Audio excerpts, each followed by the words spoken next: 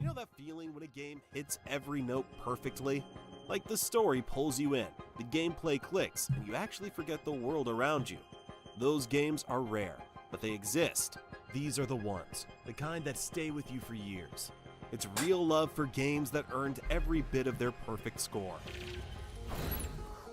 This is where we start, and yeah, it's a bleak one. Every step in Requiem feels like dragging a boulder uphill. The game has a gritty feel to it. Amicia feels like a real person. Tired, angry, doing her best while everything falls apart. Hugo's story cuts deep without ever begging for sympathy. It's just tragic, straight up. Personally, I enjoyed the story more in this one than I did in Innocence. It just has more tension and the soundtrack messes with your head in all the right ways. The gameplay leans hard on stealth.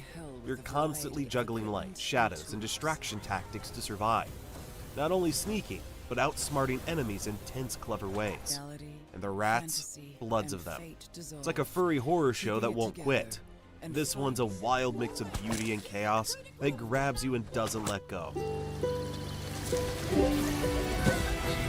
Is this true? Clair Obscur looks like it fell out of a painting and landed in a fever dream. Set in a surreal French-inspired world, the game follows the last members of Expedition 33 as they try to break a curse that's wiping out humanity, literally erasing people from existence, 1 year at a time.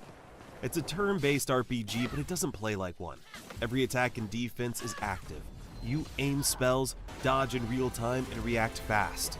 Almost like it's part shooter. It's flashy, tactical, and weirdly intense for a turn-based system. Visually, it's unreal. Think Bloodborne meets Disco Elysium, with a dash of Persona flair. The enemy designs are twisted, the world is haunting, and the music leans hard into the dramatic. Expedition 33 has serious Game of the Year potential if it sticks the landing. There's nothing else like it right now, and that alone makes it worth keeping your eyes on.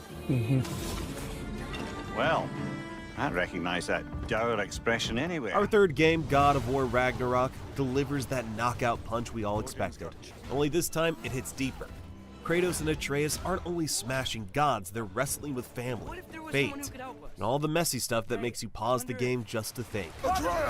The combat feels sharper, more crunchy, and somehow smoother, with every swing and dodge packed with satisfying weight. The world is massive and buzzing with activity, packed with side stories that don't waste your time but do a good job of making you care. Plus the voice acting and cinematic moments, Oscar-worthy stuff. It's one you live through. And when it ends, you're left with that rare mix of awe, sadness, and that I want more feeling. Before we move on to our next game, please support us by dropping us a cheeky sub. We appreciate it.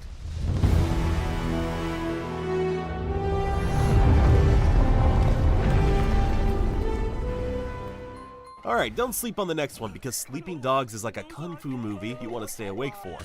The hand-to-hand combat is pretty hilarious in this one, making every fight feel like a choreographed brawl. Driving is a blast too, with streets that feel packed and nail the Hong Kong vibes. The story and acting is what makes this game great. It's emotional and extremely well written for an open-world game. You're an undercover cop stuck between two worlds, and the game nails that tension without ever feeling preachy. Plus, the side missions and random encounters keep things spicy, because who doesn't want to crash a wedding or chase down a criminal on a motorbike? Sleeping Dogs both asks you to play and drags you into a vibrant city that feels real, dangerous, and totally immersive. There's a reason people are still talking about this one. You know, you see these 10 out of 10 game lists and you think, man, I'm not sure any game is truly perfect. Well, maybe this next one gets close, because Celeste is precision platforming at its peak. You play as Madeline, climbing a mysterious mountain while battling not just brutal terrain, but her own inner demons. It's tight, fast, and unrelenting. Every jump, dash, and wall grab has to be perfect. And when you fail, it's instant restart, zero downtime. Celeste tells a deeply personal story without ever slowing the pace. The writing is sharp, the soundtrack is haunting, and the level design constantly evolves in smart, satisfying ways. Think Super Meat Boy but with extra layers. This is one of those rare games that hits just as hard emotionally as it does mechanically. If you want a game that'll test your reflexes and leave a mark, Celeste is essential. You okay there? You start this game robbing a train. Then you blink, and you're bathing in a wooden tub while arguing with a guy named Lenny in a saloon. Red Dead Redemption 2 is massive, moody, and weirdly obsessed with detail.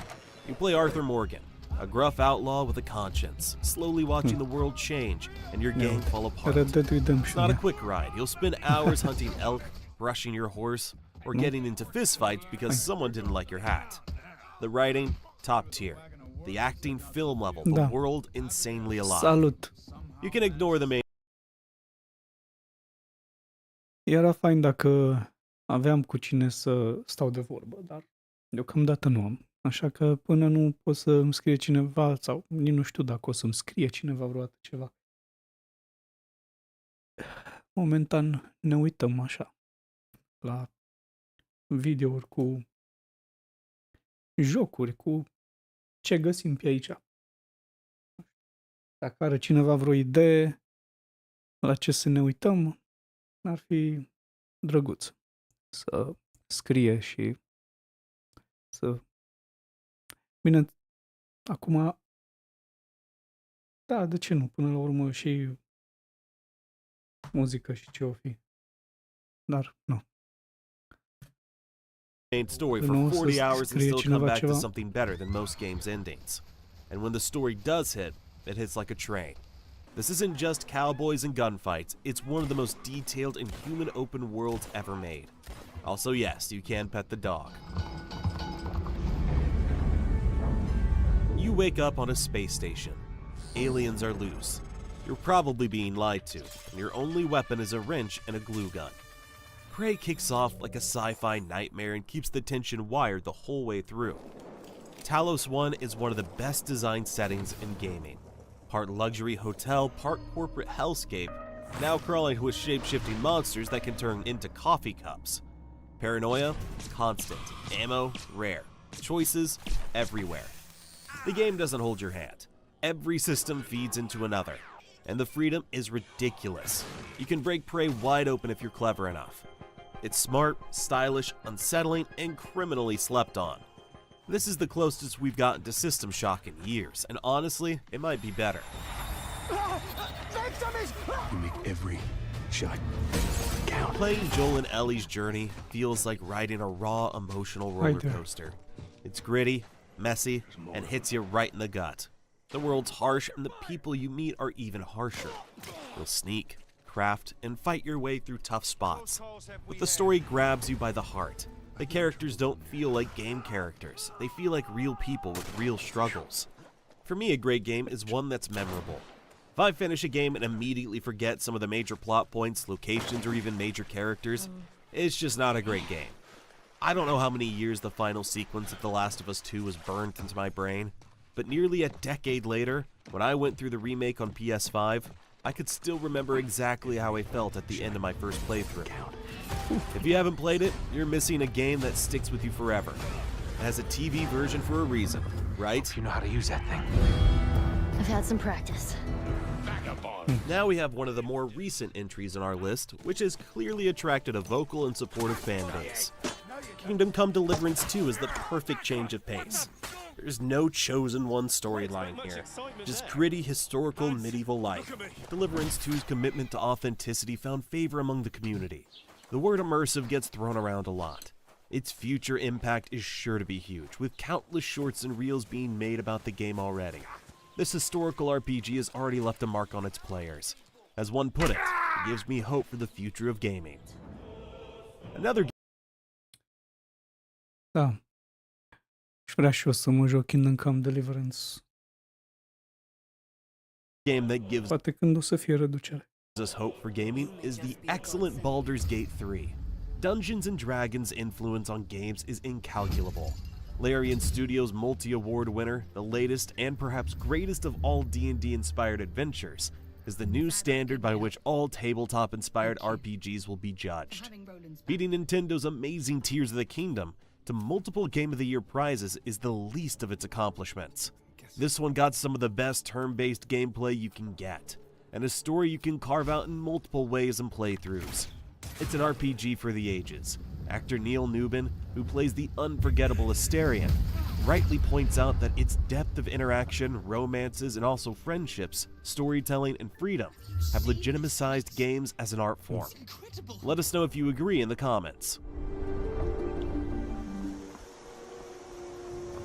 Fun fact, Skyrim actually arrived the same year as Game of Thrones, and Bethesda Studios' open-world role-playing game was every bit as important in bringing high fantasy drama to a mainstream audience. 14 years later, it's still one of the most talked about games. For many players, it remains the pinnacle of swords and sorcery adventurer. The voter consensus is that just about every major RPG release since owes it a debt of gratitude. I love this game, and I'm 100% part of the problem. By which I mean that I played over 300 hours on Xbox 360 back in the day. I've got to admit something. I actually didn't play through the Mass Effect trilogy until the Legendary Edition came out in 2021. I tried a few times to get into the first game back when it originally released, but it just never clicked for me. When the remastered collection dropped, I made an effort to push through the early parts of the original Mass Effect, and slowly, I began to appreciate what it was going for. While I still think the first game shows its age in a lot of ways, getting to the sequel made everything fall into place. I finally understood the hype. Mass Effect 2 is clearly the standout here for me. It's a near-perfect sequel. It takes everything the first game established and elevates it. Characters, world building, tension, everything. The story is gripping. The characters are written with real depth, and that ending, incredible. I know opinions differ, but for me, Mass Effect 2 stands as the high point of the entire trilogy. Alright, let's talk about Doom Eternal, a game that crashes in with relentless energy, throwing you into a whirlwind of fast-paced, high-octane combat. It demands constant movement, precision aiming, and quick thinking as you chain together kills with fluid combos that feel incredibly satisfying. Each level is designed with verticality and hidden secrets, making exploration just as rewarding as the intense battles. Players take on the role of the Doomslayer, battling hordes of demons with an arsenal of devastating weapons. The soundtrack is a thunderous blast, perfectly syncing with the chaos and driving the adrenaline through the roof. If raw, relentless energy is what you're after, this game delivers in spades. Resident Evil 4 is one of the best action titles of the modern era. Capcom was able to preserve the spirit of the 2005 original, but successfully modernize elements of its design, updating the plot, artistic direction, and structure to make it more palatable to players joining the series in 2023. With its slick, claustrophobic combat and stunning set pieces, RE4 Remake is absolutely worth your time and attention.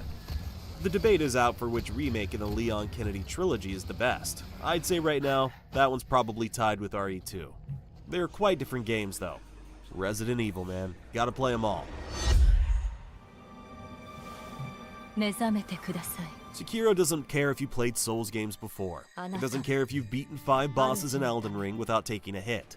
Sekiro will humble you in seconds, and weirdly, you'll think it. That exact moment you stop blocking out of fear and start parrying with confidence, everything clicks. It's one of the few games where getting good isn't just a phrase, it's a full transformation.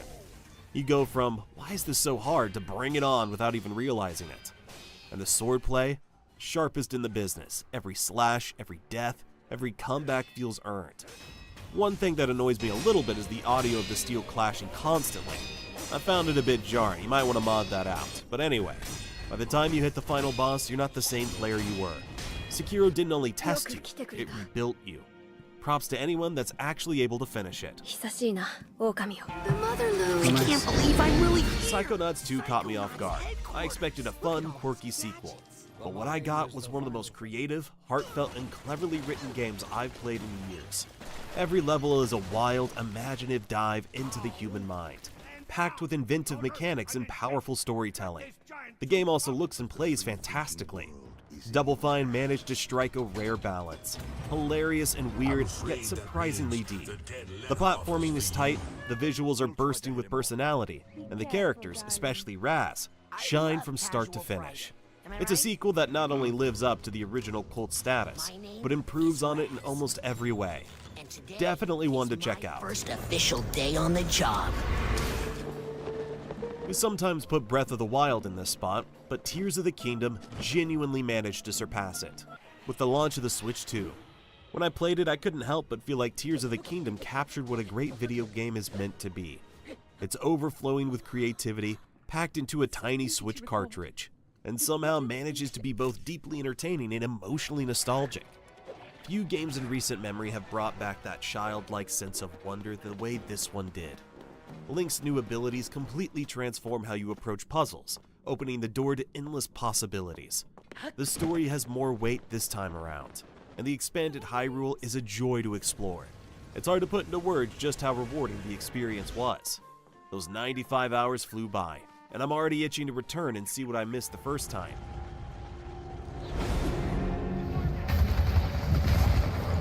Every aspect of Titanfall 2 is incredible. The campaign moves fast with inventive level design and jaw-dropping set pieces that keep you engaged.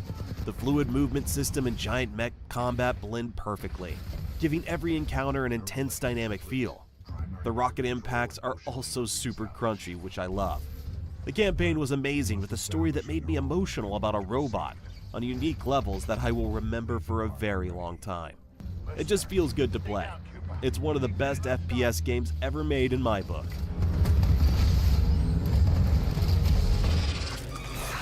Ori and the Will of the Wisp is a straight-up 2D masterpiece that slaps from start to finish. The art is insane, like stepping inside a living watercolor painting.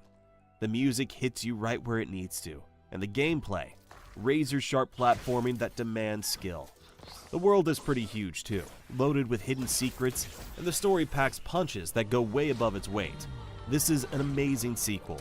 It's a full-on upgrade that proves Ori is one of the best Metroidvanias out there. If you haven't played Ori games yet, you're missing out big time. You're also missing out if you don't hit that subscribe button. Plus, you're helping us out a ton, and we appreciate it. Oh, look here. Next up, we have Almost Terraria. 34. Yes, it's that 35 weird little minutes 2D almost. game you install on a whim. Then 40 hours vanish and you're still Nice. arguing with a friend how to set up the best lava trap. It looks simple, almost like a Flash game from the early 2000s. But man, there's crazy layers of depth. Exploration hits that same nerve as old Come on, school what's Zelda or happening? Parcă am Minecraft's deja vu. early days. Like a You deja dig vu. down, fight some nightmare worm from hell, build a treehouse, then summon a giant eyeball because, why not? The progression is sneaky too. You think you've seen it all, then it throws entire biomes at you that you didn't even know existed. It's totally addictive. Terraria doesn't yell for attention, it just exists in that perfect, oh man, let's do another run category. Now for a different style of game, where you pause every few minutes just to say, yo, this looks incredible. You're a cat, in a futuristic robot city. Scuze. That should have been a gimmick, right? But no, it hits emotionally harder than most AAA games trying to be deep. There's something oddly powerful about seeing the world from down low, slipping through neon alleys and brushing up against quiet robots who somehow feel more human than half the people in your life.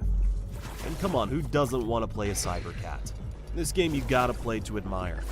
There's this calm, thoughtful pacing to it all, almost meditative. And the cat's animations, legit flawless. You press a button to meow, Okay. and it's not even Hai să vedem asta. Hello everyone, this is your daily dose of internet. So this is the craziest video that I've seen in a long time. This elephant started charging after these people that were in a boat.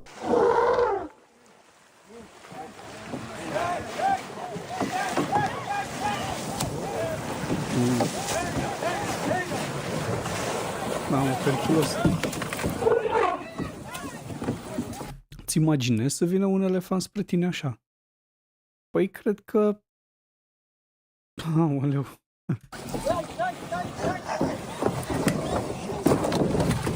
Na, că le-a dărâmat barca. Da. Se observă că nu vine cu intenție de a distruge. Vine doar așa cu intenția de a speria mai mult sau a spune dă-te la o parte, pleacă de aici, nu în timpul vizual. Nu vine să mă uit. I-a dărâmat cu trompa barca. Îi deranja copiii. Boom!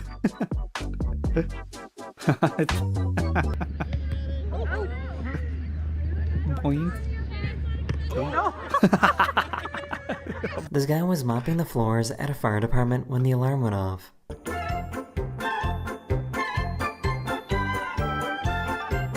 Did it? Oh. Poc, mamă, pe capăt, ia uite. A bee got inside of her car and she started El aș freaking vedea în out. continuare de mult.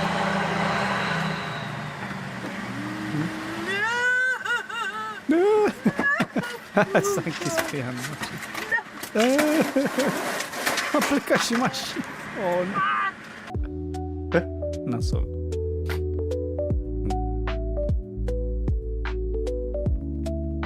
Hop. Ah, ce cuțul la joguț.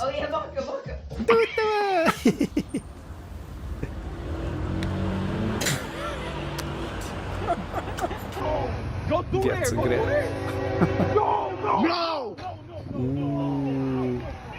O să le ia din plin. Nu mai are. Gata. Buf! Și totuși nu a fost atât de greu.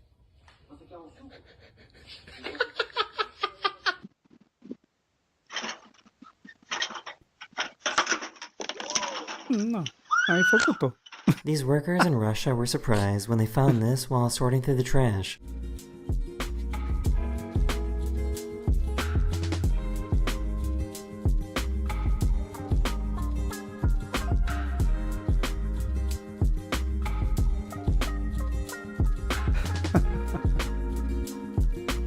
So, why is this so mesmerizing to watch?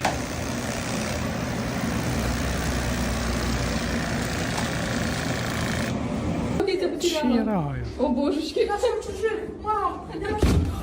This animal rehab place wears a mask so that this baby raven doesn't associate humans as a food source.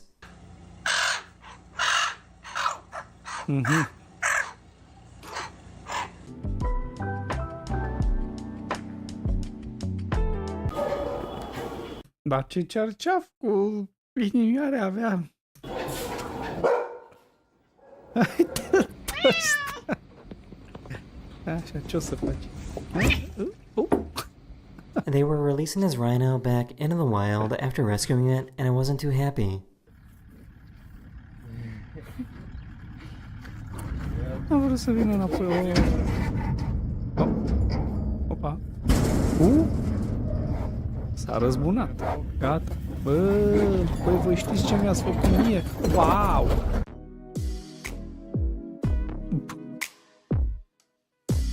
Ok.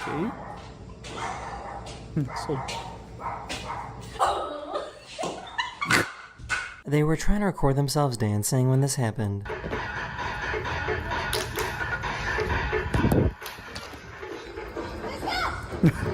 I-am luat telefon.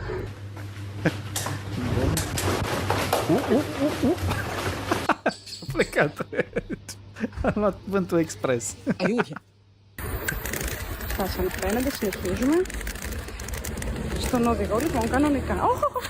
Με συγχωρείτε. Α, παπά, είστε καλά. For some reason, his egg is indestructible. Yo, tell me why my egg do not want to break at all, bro. This, look, it's cracked. Yeah. It's cracked, but look. What?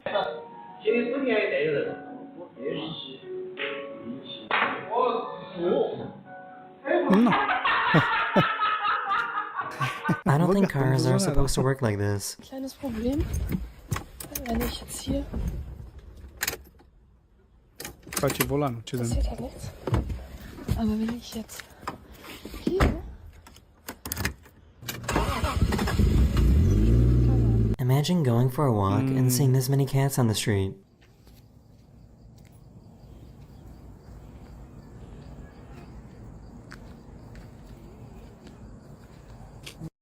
Wow, să scape acolo un castravet.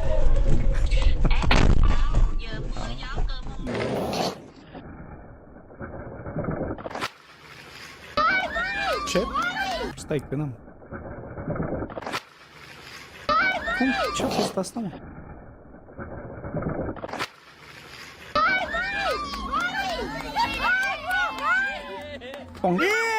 They decided to drop this massive pumpkin from really high up.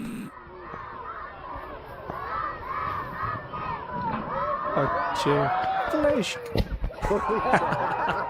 A fried rice tossing machine seems like a really smart idea. Ok. I have never seen a cat that looks Să nu like pui prea this. mult, atât. Ce tristă e. Oh. Oh, then it goes to the face. That hurts.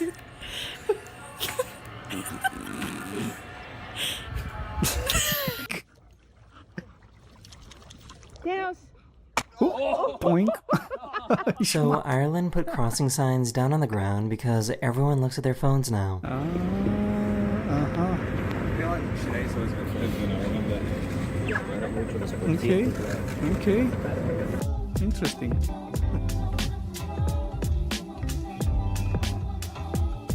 This dog gave him a crazy side eye.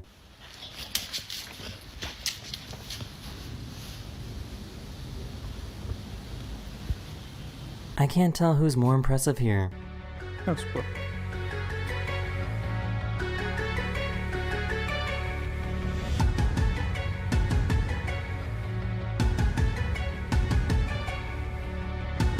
Stai și moșul ce băga la coș acolo într-una. Da.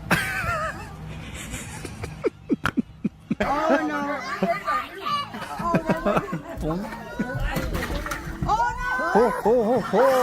Ce-ai făcut, G.I. Joe? She didn't Uncle realize that she Bob. forgot to put it in park.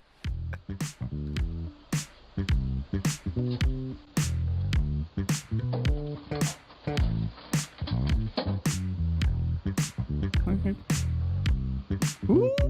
Hop, hop, hop, hop, hop, hop. Aoleu! Ah! So what do you think he's trying to say?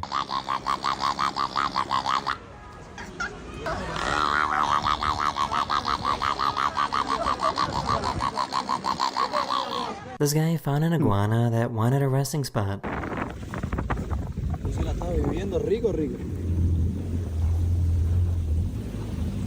Come on, baby. Papi, eso tiene que ser una señal, papi. Estamos en el... These guys realized that they could pick up the signals in this radio antenna using a plant.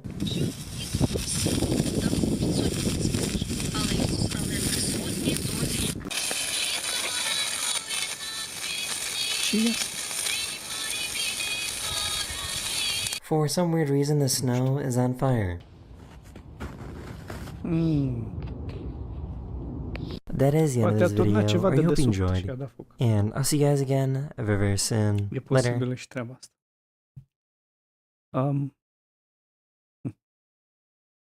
Ia să vedem.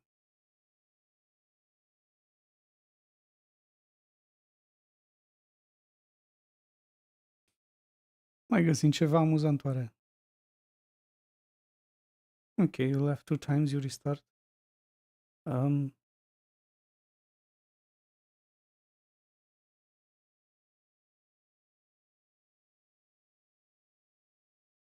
Mai e și altceva?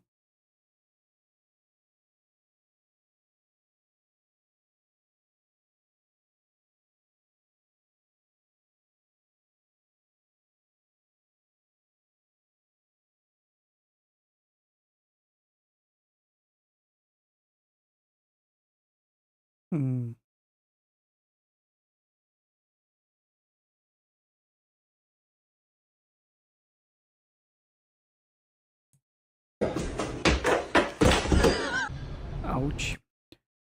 Au.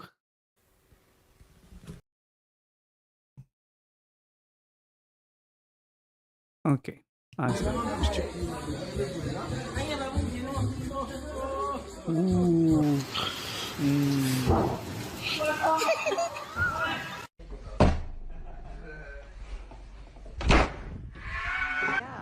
That's a tornado. We might die. How do you feel about that? I'm prepared.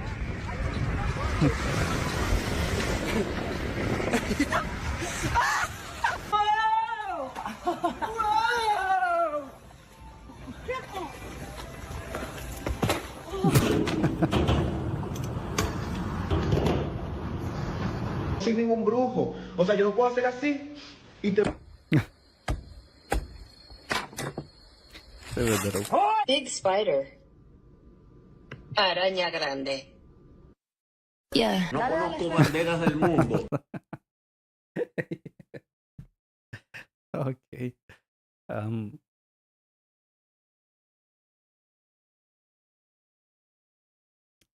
Nu se vede prea bine și nu vreau să văd.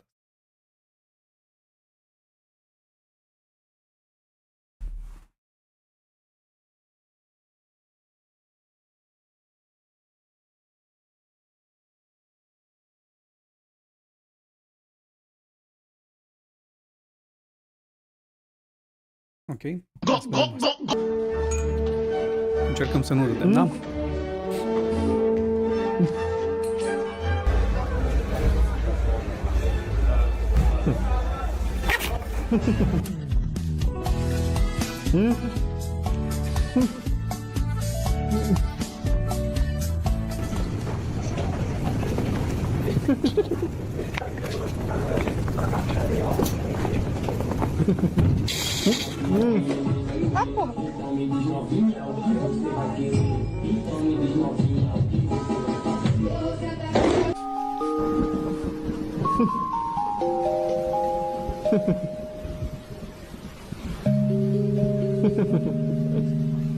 Nothing beats a Jet 2 holiday.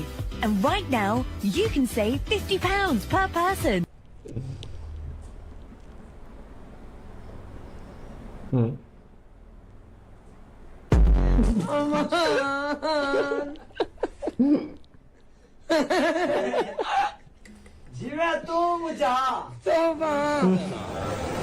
哎，哥们儿，你知道更衣室在哪儿吗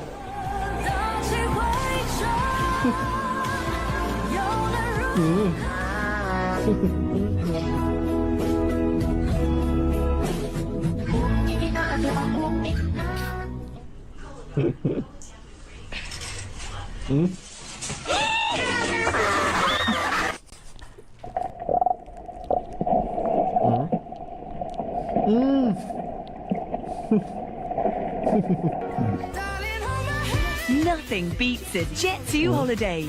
And right now, you can save £50.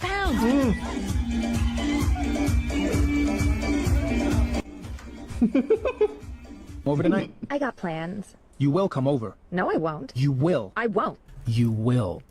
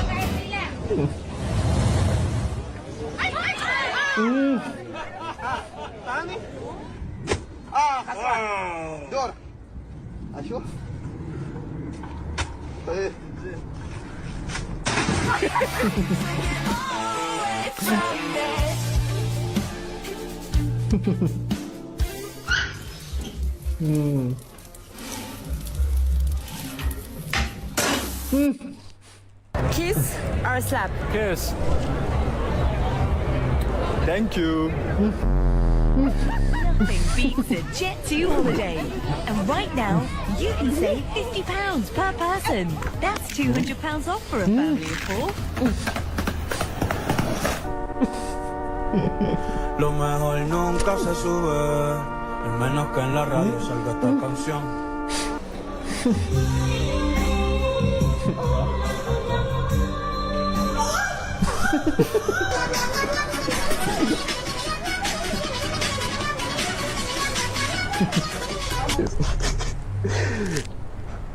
Я буду лечить детей. Не будешь.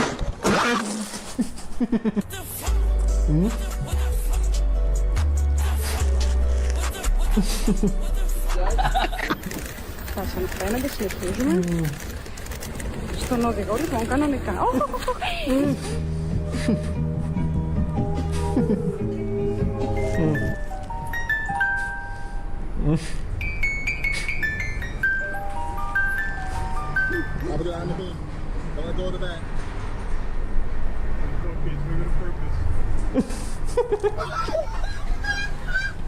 cứ kênh theo bậc là mới hòm kèm nè chú ôi họ mà kêu quá đi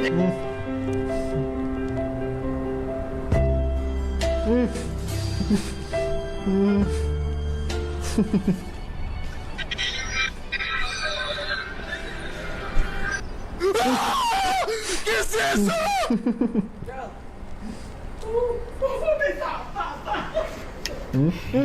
Oh, baby.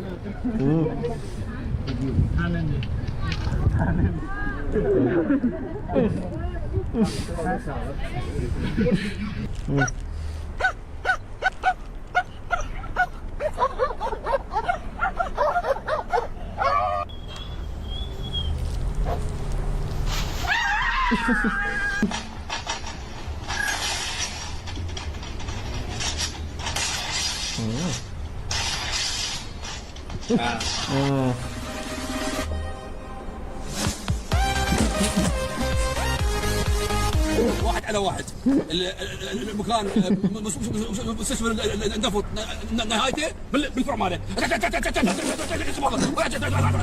Seja pressão.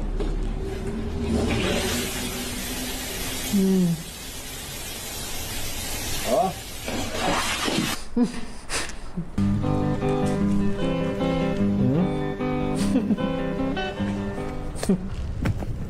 Vas-y, à toi.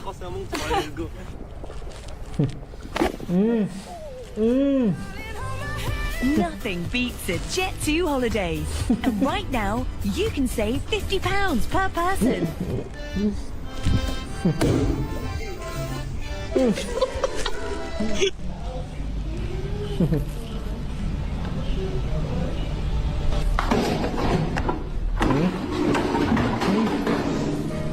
Soirée d'un plat bien confit consent.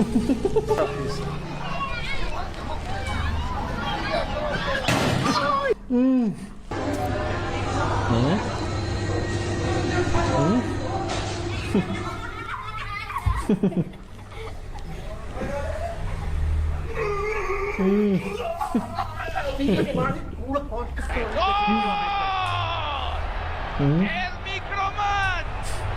¡Corre, corre, corre! ¡Allá va la escuela, micro! ¡No! Nothing beats a Jet 2 holiday. And right now, you can save £50 per person. 大家好，这就是周杯。Siete, ciegas, todas, one, Not. I woke up in a new... La bendición,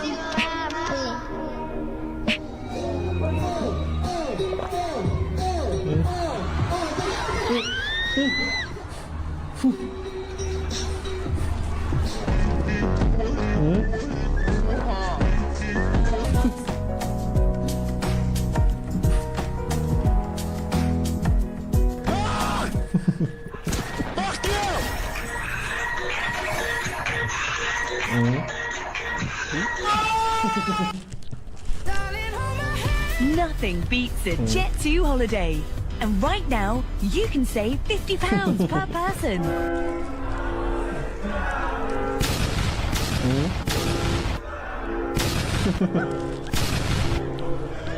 two, one.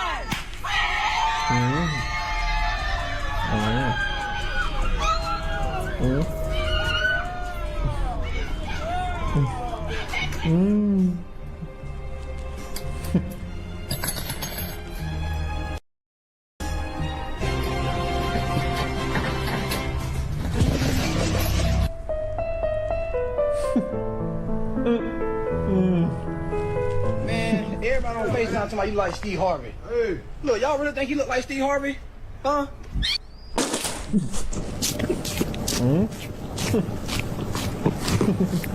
Não, você tem que puxar a bolinha pra ti aí, Madalena. Madalena!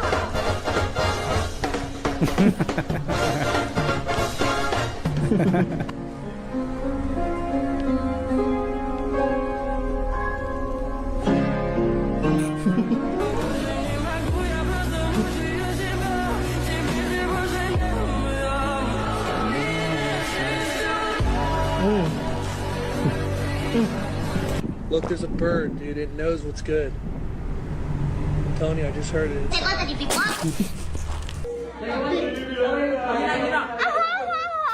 Non sta fare la cara di là, non sta fare la cara di là, non sta fare la cara di là.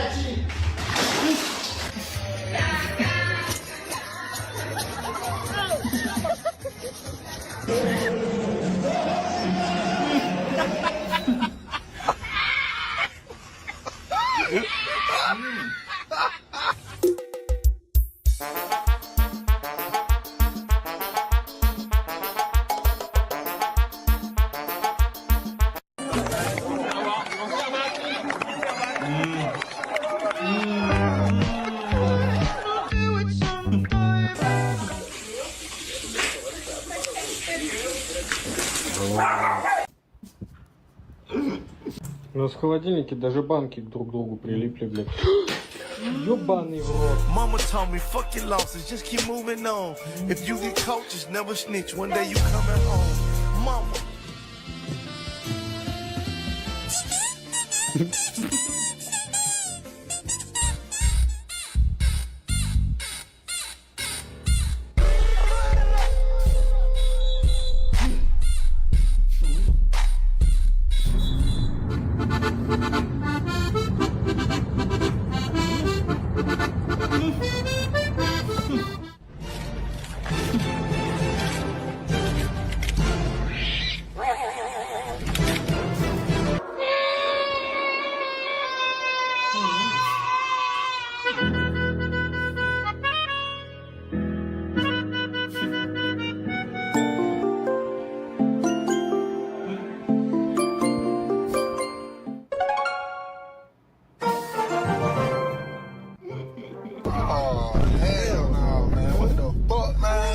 Get your ass on, man. 祝你生日快乐。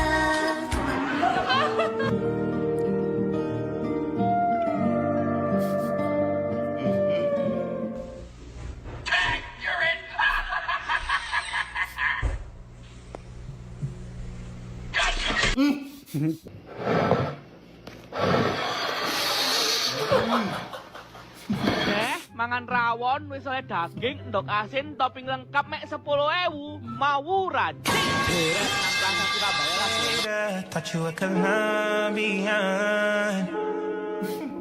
Are we turning up? Wait a second.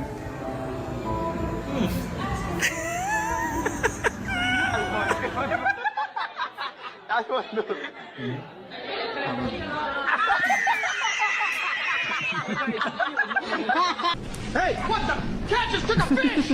Get back here! Police! Move, move! Out! Cat heading for the doors! Still moving, south lot!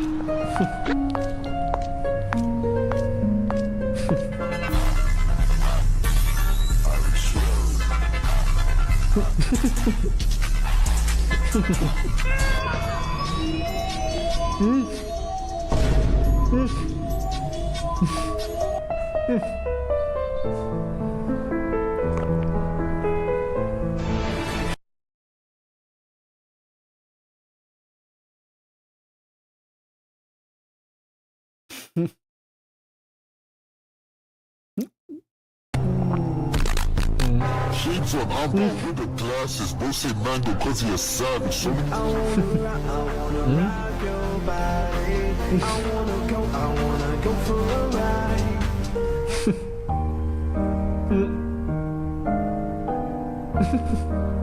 Halo guys, ada suara trompet nih guys.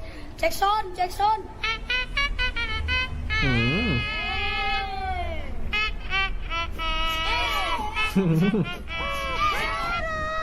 She want fillers but can't even cook no dinners. They say they killing but must be kidding. Cause we been on the block and no one's spinning. If I let Ski beat at the ops right now, cops ain't gonna know who did.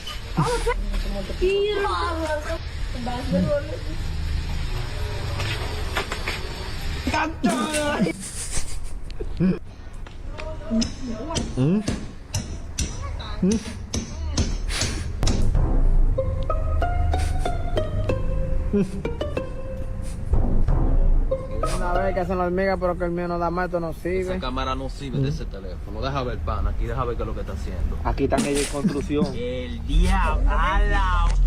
烟雾创业是其核心。猎蛇者们在极端恶劣的自然条件下，凭借顽强的意志和无敌勇气。 Saluta, sărăt.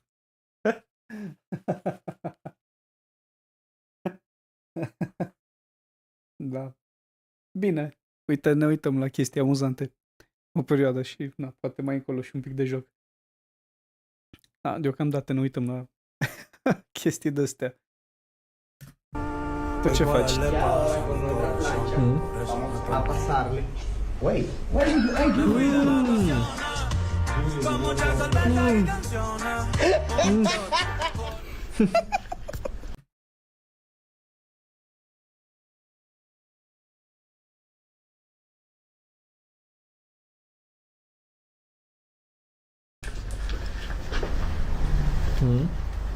Fain așa.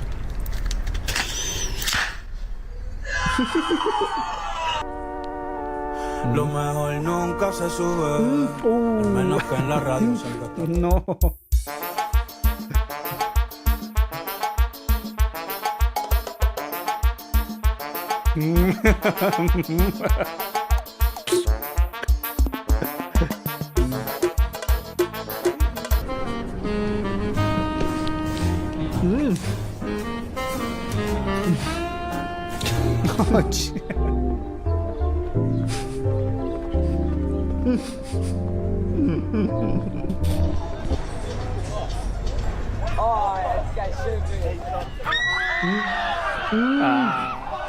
La limită.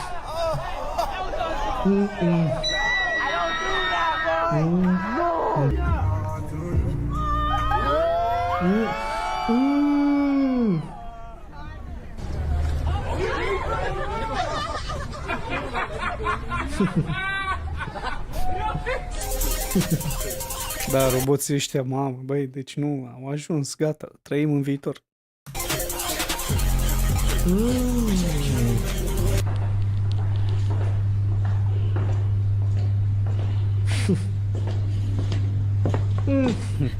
Olha o Alex. Olha o meu menino Alex. Olha o menino Alex. Tava filmando.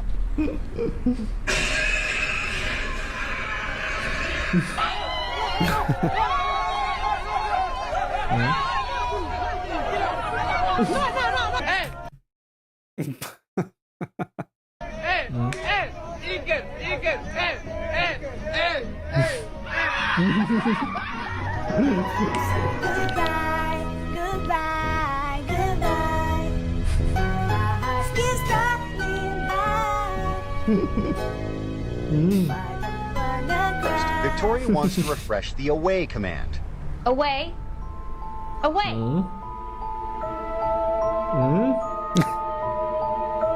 I just wanted Staines to know that he had to back away.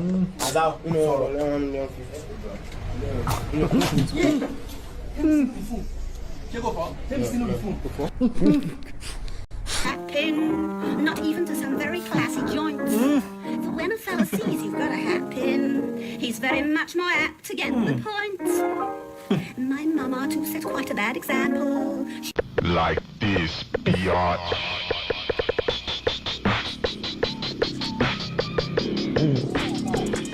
Crazy made it, where you at?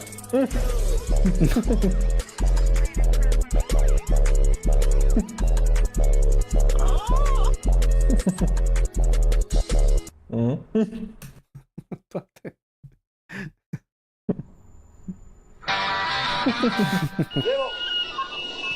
Oh là là là là.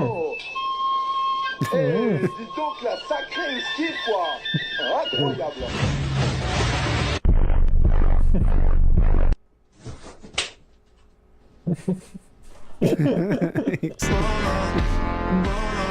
Na festa do fim de semana.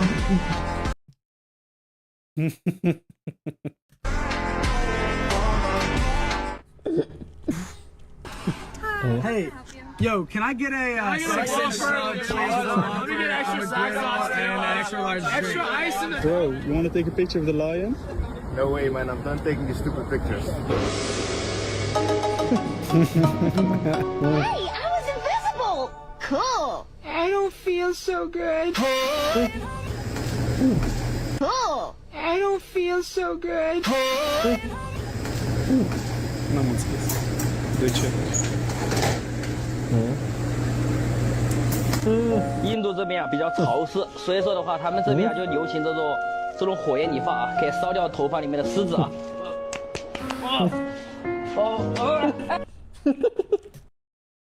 Tại bạn xài thoại gì vậy? iPhone.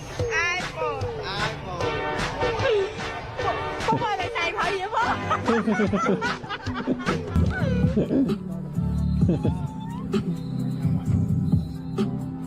Bố?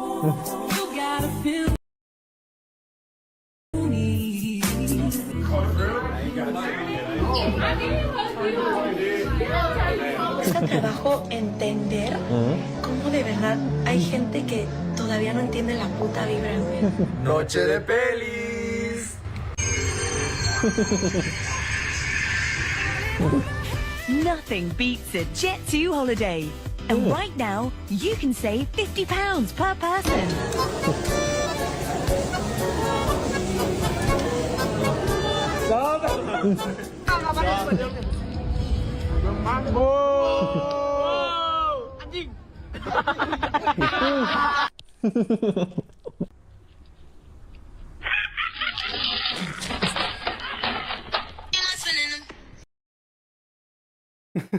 Da, unele da. Nu înțeleg cum poți râde așa. Păi nu.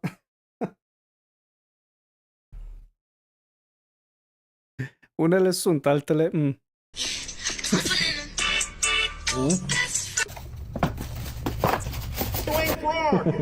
In a very tiny, I can guarantee you the forecast calls for a...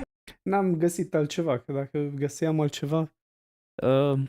mă uitam, de obicei mă uit la Daily Dose of Internet ăla. Dar le-am văzut pe toate și acum 100%. caut altceva.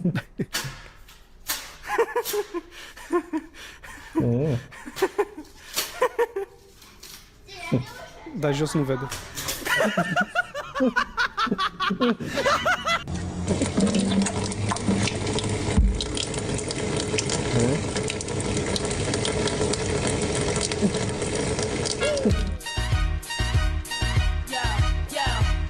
They wanna know.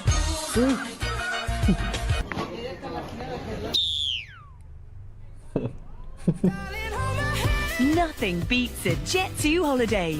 And right now, you can save £50 per person. Da, e fain ăla. Mereu și-a păstrat aceeași linie. Daily Dose of Internet și are succes, mereu a avut. Da, e fain, adică pune numai clipurile, nu se filmează pe el cu reacții și chestii. Da, na, acum dacă l-am găsit pe ăsta, o să... Ăsta e mult mai... Da, mult mai cringe și unele nu sunt nici amuzante, da. Na. This is the nastiest shit I've ever seen. Adrian! Cuando lo vi yo, dije, ¿qué? Me quedé como, what the fuck? ¿Esto es real? Dije yo.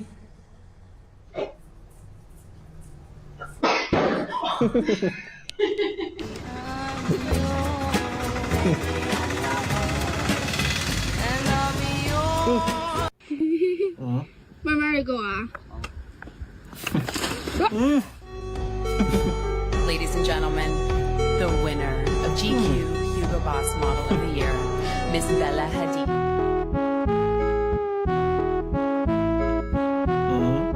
Oricum nu mai e mult. Nothing beats a Jet2 holiday. And right now, you can save £50 per person.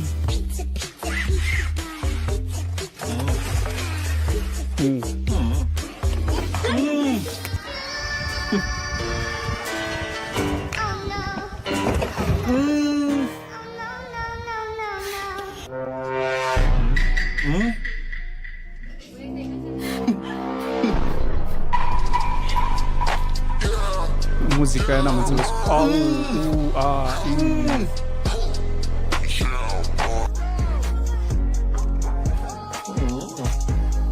Bravo, bravo. Da, da. You play quarterback? Let me see your 3-step.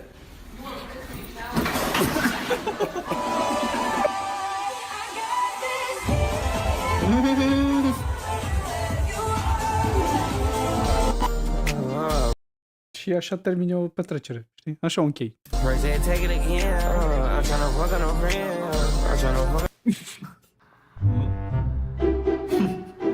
Got you my type. Bookie, I'm feeling your vibe. What's in your mind? Promise I won't waste your time.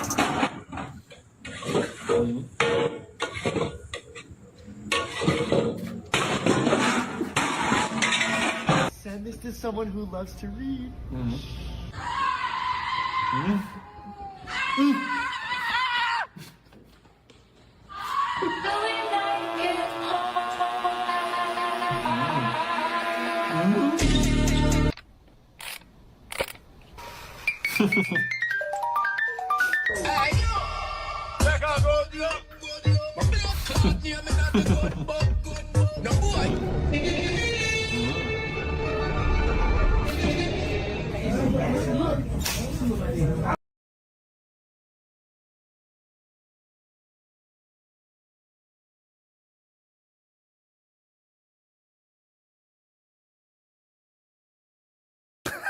Nici n-am observat. Ce tare, nici n-am observat care pe loc.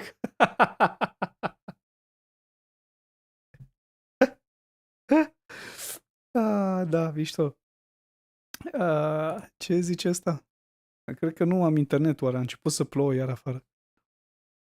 La noi plouă într-una. Într-una. N-am observat că... Da, are perucă.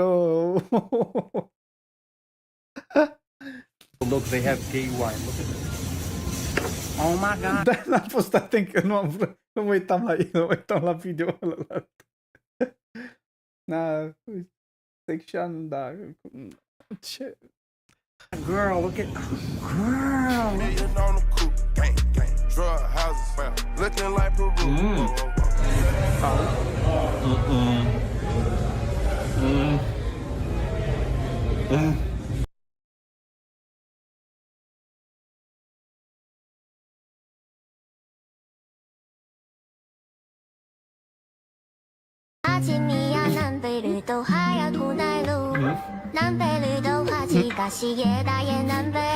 Nothing beats a Jet2 holiday.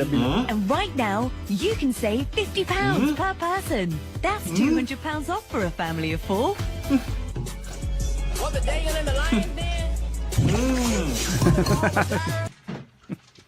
Nasıl? Kids, breakfast is ready. Shredding waves is much more dangerous than people realize. You're very brave, Ken. Thank you, Barbie.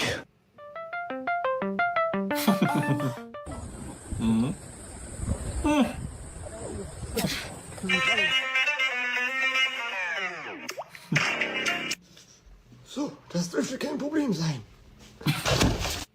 Au. Si se te enfría un hot dog, ¿sigue siendo hot dog? Da. ¿O nomás sería dog? Tipic bărbătesc. What's up, fool? You know what? Hold up. Wait. What's up, fool? Nothing much, homie. Why'd you take your pants off? Why'd you take your shirt off? Because I'm a punch. Yeah, well, I'm a kid.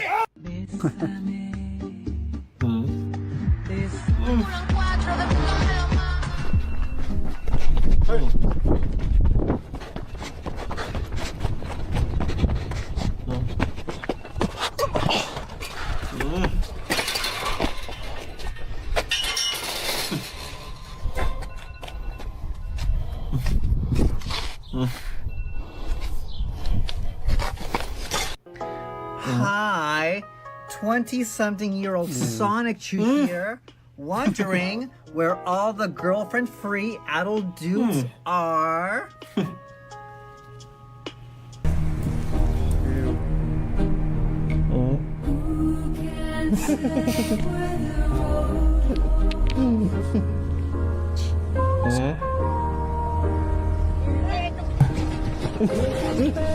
Muscă pe ce? Cred că e aceeași muscă. Dear basketball, from the moment I started rolling my dad's tube socks and shooting imaginary game-winning shots.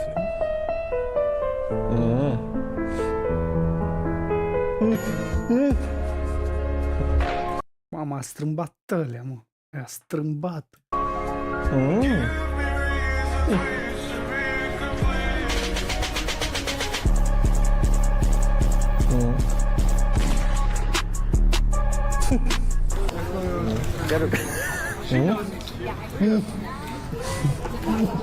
De ce? I'm the nature.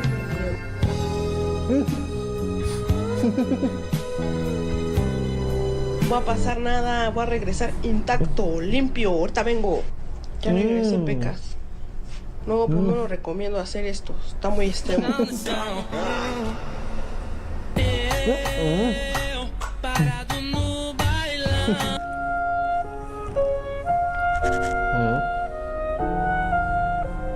Sacó una bolsa de polvo y se dio tres muy a prisa. Now I need someone to bring me back to life.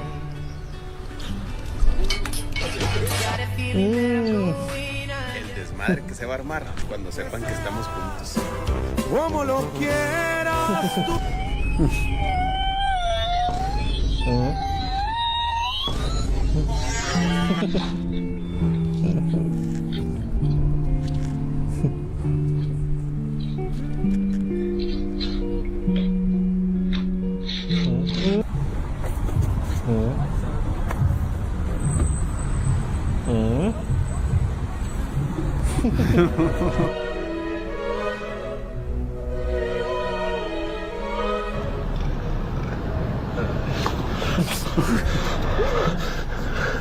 Ce?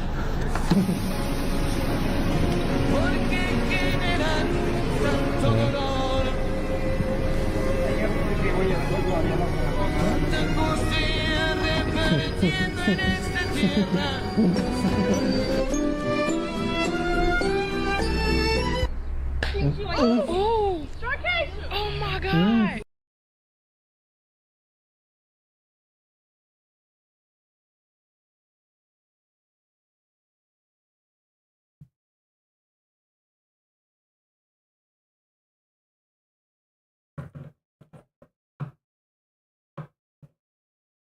Stai că am prins-o. Am prins-o! Trebuie să arunc musca. Că mă bâzâia de atâta timp și nu mai știam ce să-i fac. Uite, stai, uite. Na, cum e? Stai să nu-mi scape. Uite-o. Să văd. Nu știu dacă se vede. Stai. Uite. Muscă.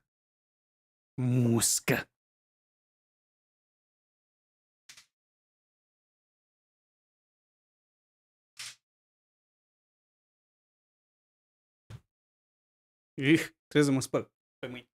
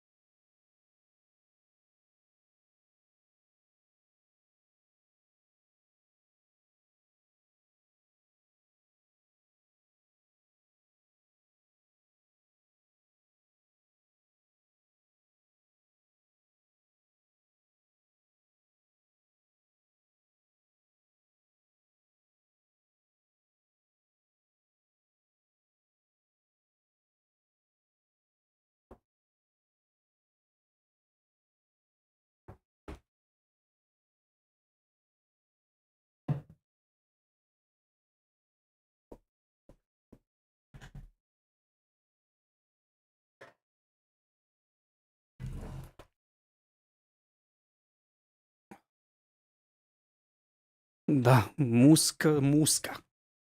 Muscă urâtă. Ce avem aici? Iar mi-a apărut nu știu ce. Rata de biți. Da, ok, eu înțeleg, dar acum pare că e în regulă.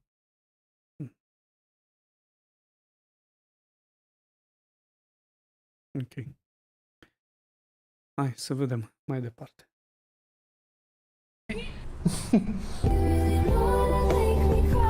Nu cred că e încă una aici. Da, de unde intrați, mă? De unde intră muștele astea?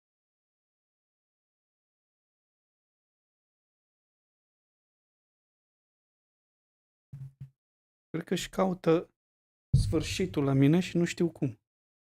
Uite, uite, e pe aici. Nu, uite. Încă una. Uite, dacă nu mă crede. Uite, uite, uite aici. Uite. Nu! Nu! Nu! Ia uite! Tu! Dar te-am pălit! Aoleu, încă e vie. Trebuie să o arunc, chiar trebuie să mă spăl pe mâini. Bă,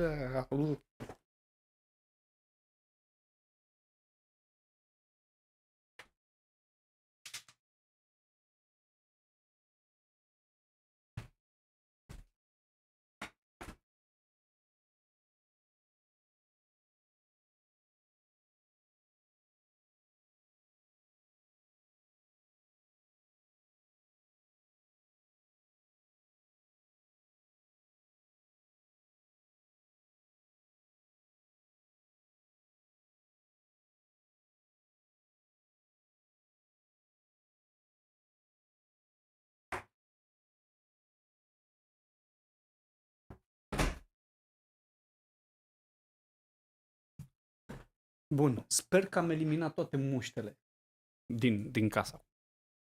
De aici cel puțin. Și știu că am dat și cu spray, dar sunt din alea care se trezesc de la rece, se trezesc și de alea care învie, știi?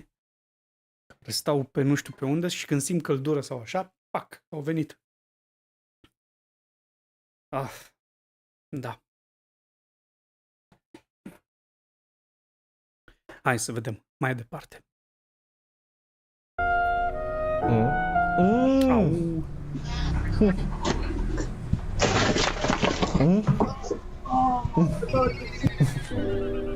Nigga wanna see me fall.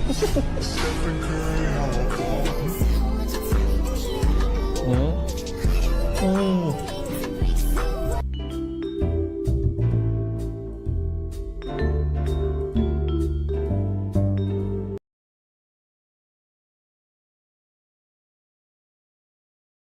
Da, nu știu. Cum pot să fac? Uite că acum am văzut că pe chat tu ai scris normal, ai scris cum normal, dar văd că ei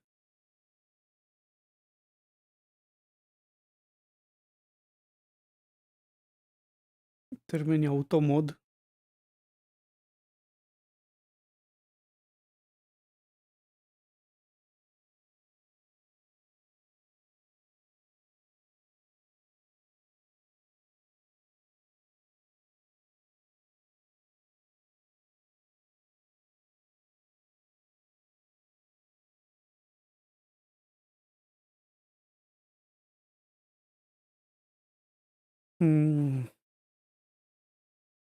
Cum pot să schimb termenii ăștia oare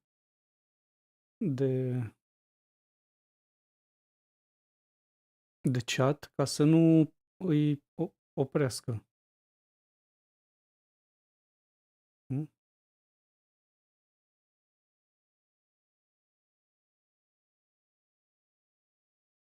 Da, mă, da, limba e română, adică am și zis acolo că e în română.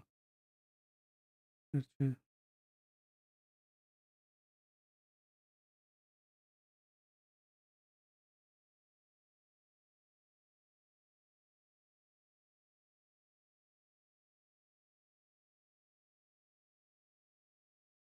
scuze, Ezerot, cred că te-am suspendat din greșeală, dar ți-am dat înapoi.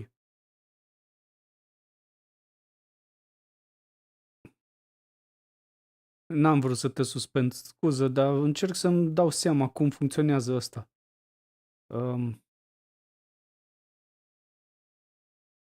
Și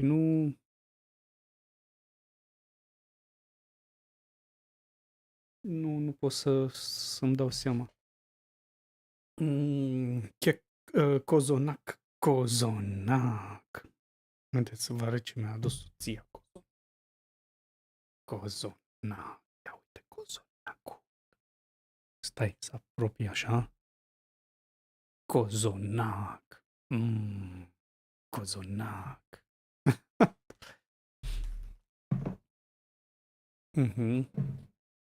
Cozonac, mulțumesc. Da. Bun, cozonacul.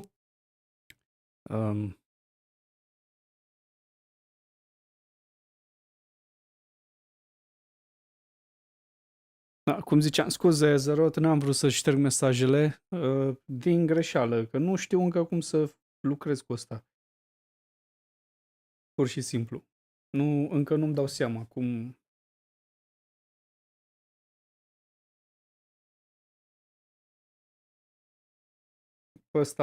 Ăsta chiar merită să-l suspend. Acum am înțeles că pot să suspend în felul ăsta și el a fost suspendat. Suctional Conception, nu știu ce, ăla care dă spamuri. Mesaje spam.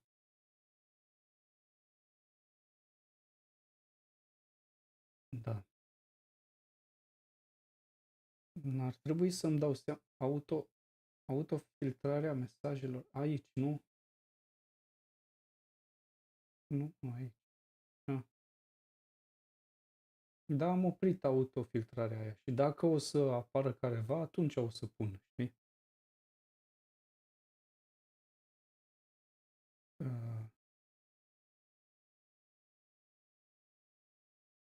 Bun. Cred că am reușit acum să opresc ăla.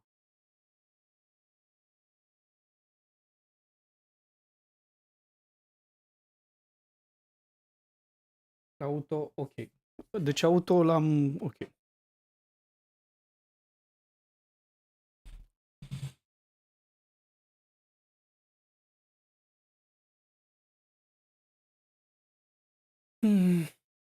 Hai să vedem.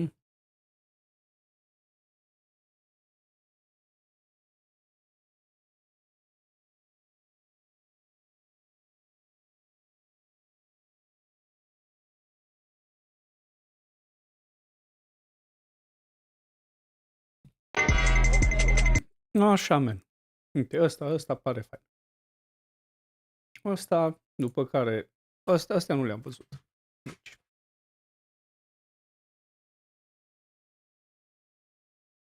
You left, you're cooked.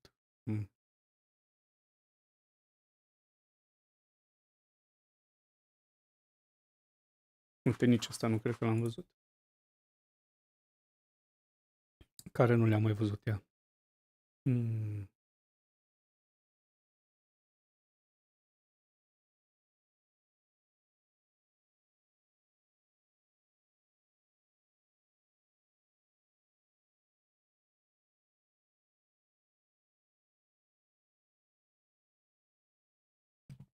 Ok, cred că avem suficiente pentru o perioadă de cam o jumătate de oră așa. Da. Acum e ok. Ia.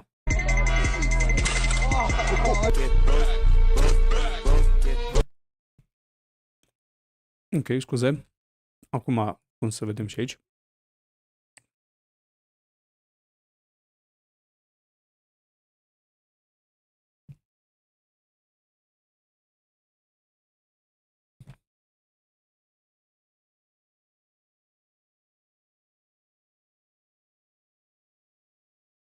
Bun.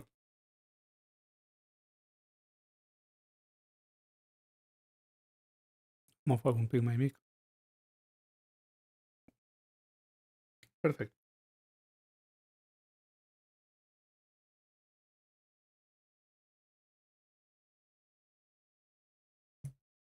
Ok, super. Hai să vedem.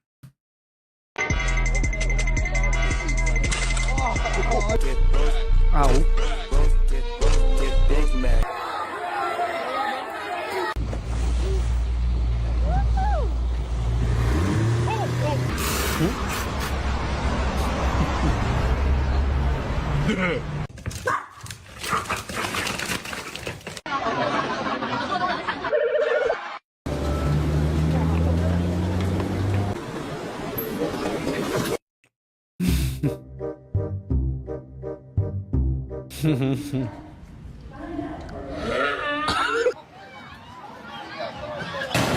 Dame un... ¿Un qué? ¿Un qué?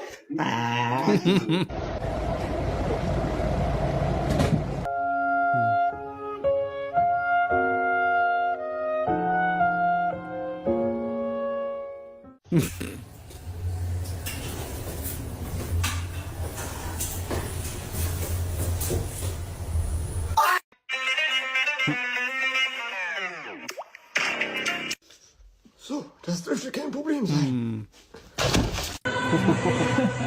Who are you? Amarillo, amarillo, amarillo, plátano.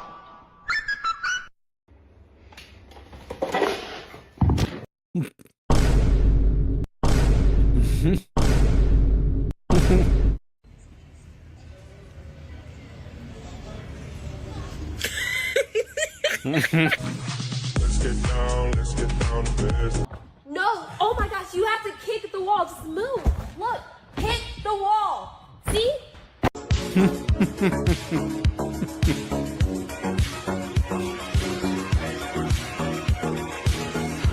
Au.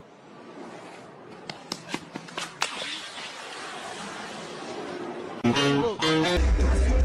ready to go? Yeah. All right, let's do it. Let's do it.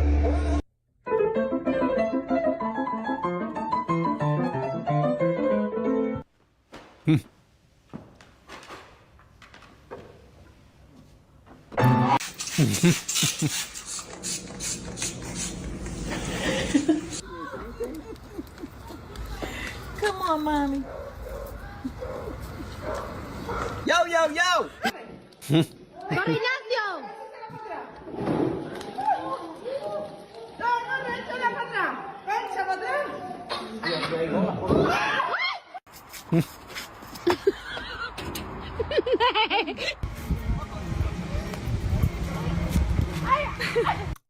Ți s-a încurcat cu menzile. Te mai rupe tariga de tariga? Ha?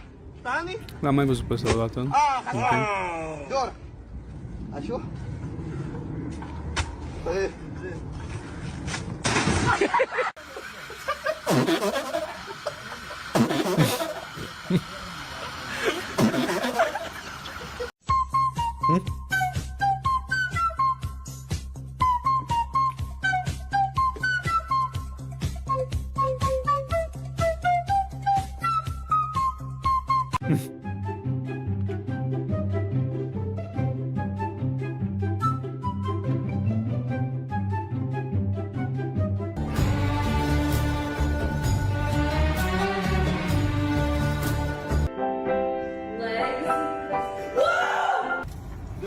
Can I do your windshield for some money, please?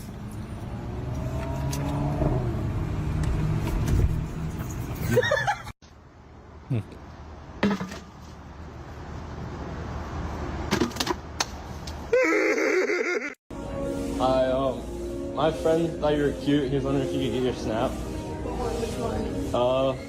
One of... Oh, shit.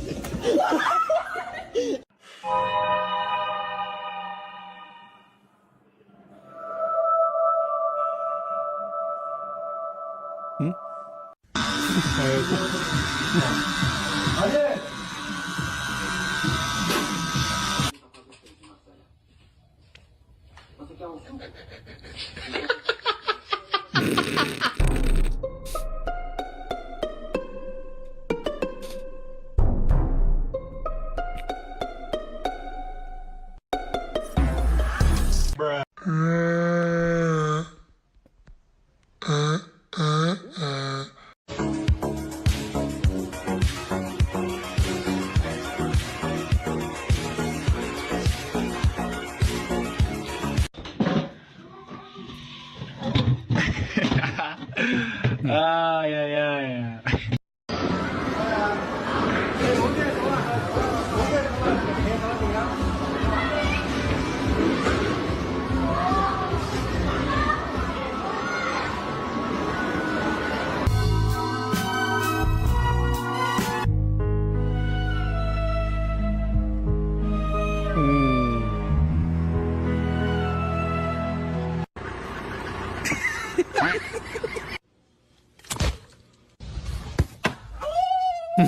What?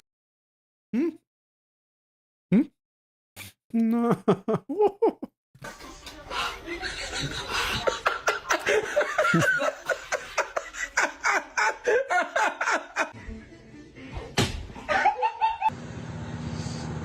Frío,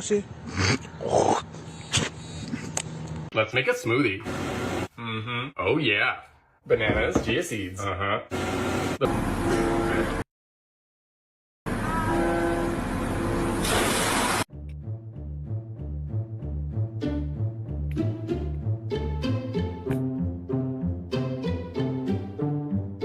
In the jungle, the mighty jungle, the flamingo flies.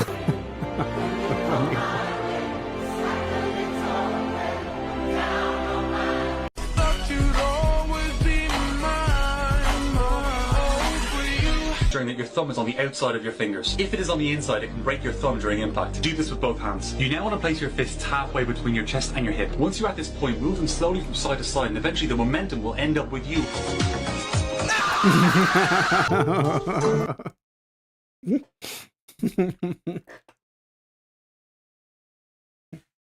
Mm-hmm.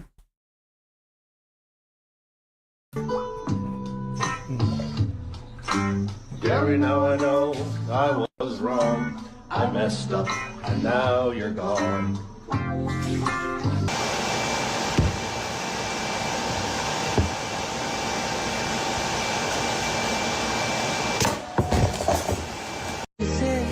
ऐसे कैसे वैसे जैसे जैसे मैं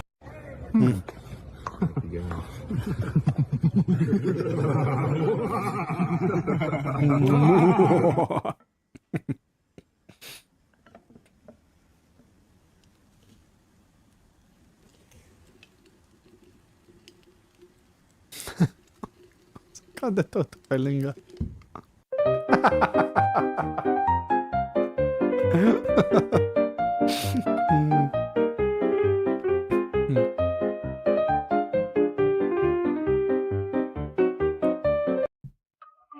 Friends, you may have stumbled upon a video depicting a creature similar to a yay called an opium bird, which recently went viral and ticked puzzling users with existence.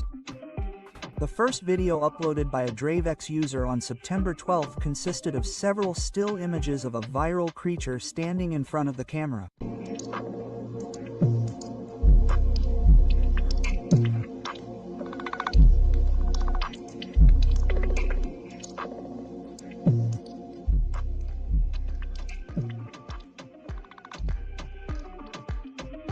It was viewed by more than 1.1 million people. In the caption, Drake called it a bird-like creature, stating that it was discovered in a mountain range in Antarctica. Although one specific hashtag art was added to the video, viewers quickly became confused, leading some to wonder if such a creature actually exists in Antarctica. However, it should be noted that no scientific evidence of the existence of the OPD has been found. Even the DraveX user constantly used the hashtag #HashiGuyArt in all the clips to clarify that these images were created by artificial intelligence and Tecnologia! Tecnologia! Helicopter, helicopter!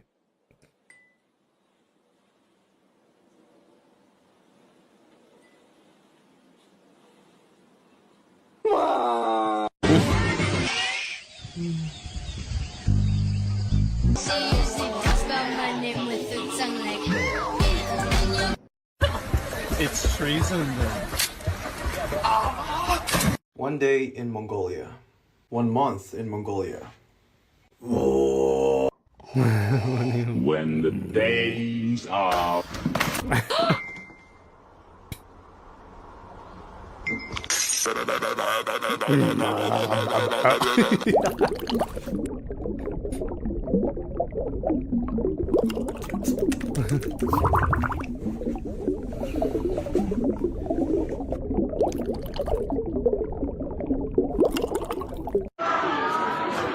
Kak. Ini.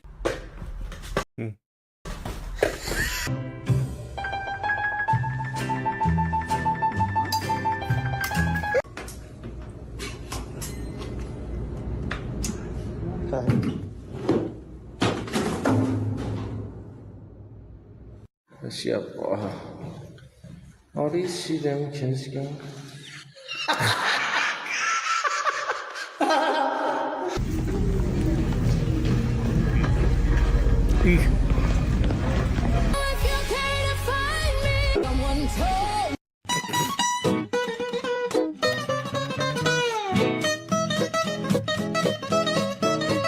Minunat.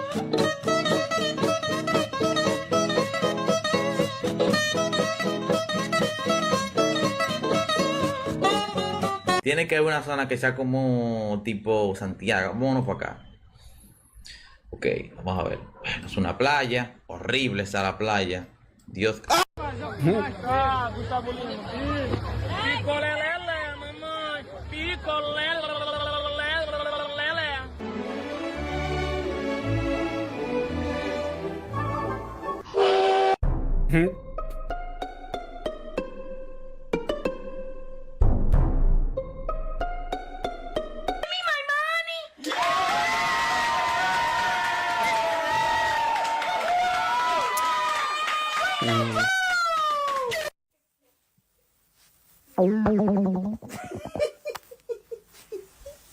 ¿Pero qué es esto? ¿Qué es esto, recluta? ¿Qué es esto? I said I don't want a hot seat. Man, a kid, man.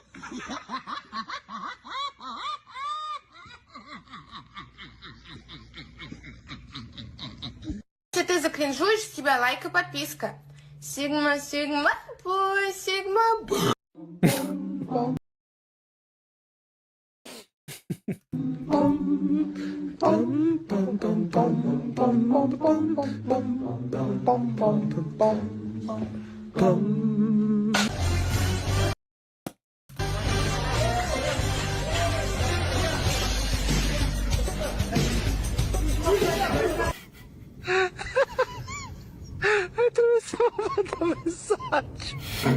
Hey y'all, it's a heck. It worked.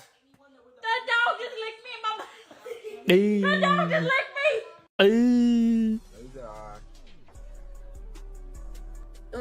John. Oh, no.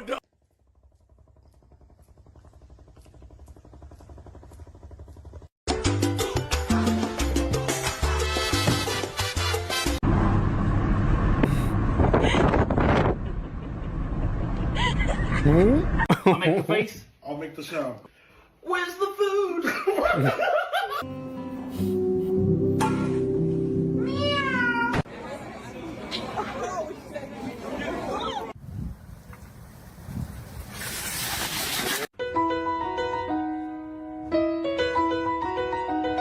Have you ever tried pine cone jam? Have you ever tried barbecue hammers?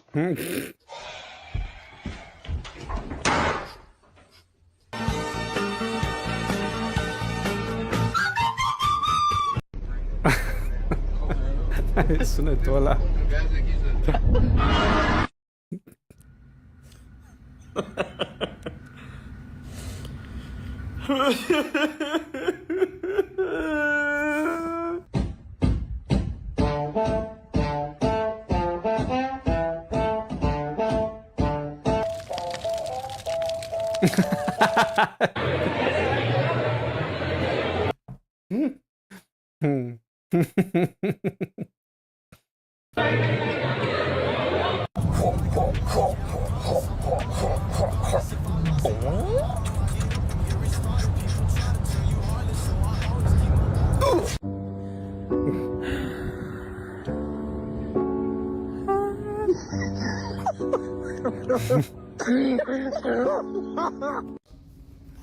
Blow out all your air and then yell as hard as you can.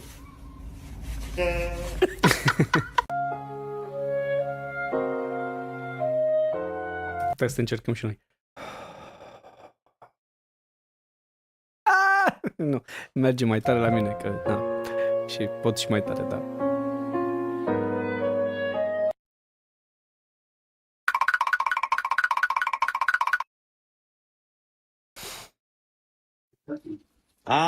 Yo. Yo.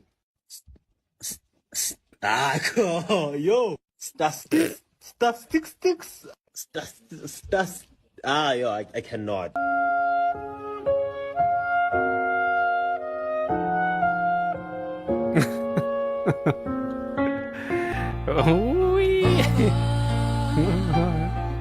Just killed a man.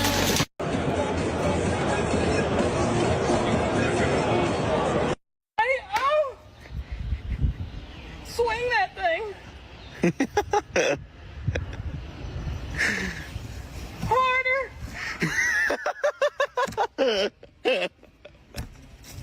Oh yeah. Oh God, I'm coming.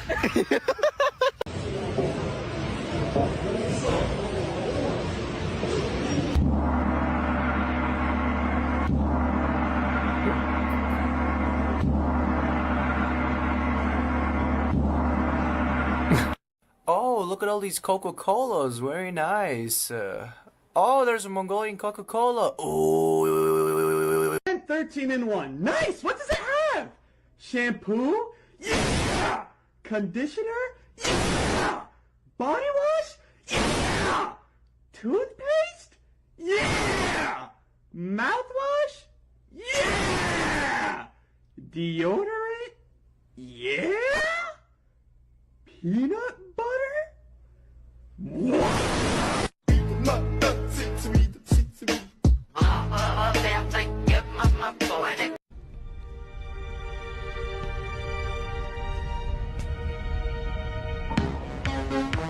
Wow, that girl's hot. That's a guy. That other guy's handsome. That's a girl. That cat is cute. That's a dog. What is everything?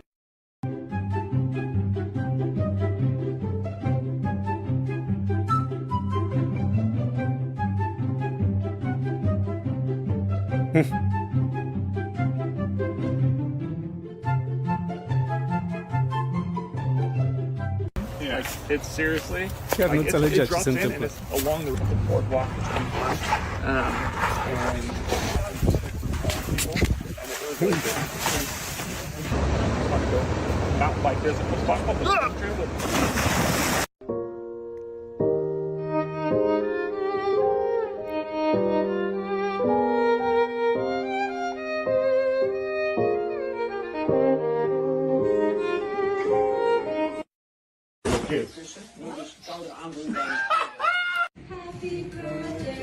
Ezekiel.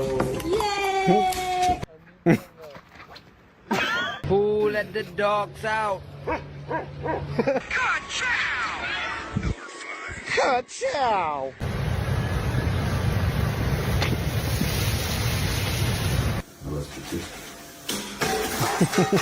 大大啊！我这个大的，哎。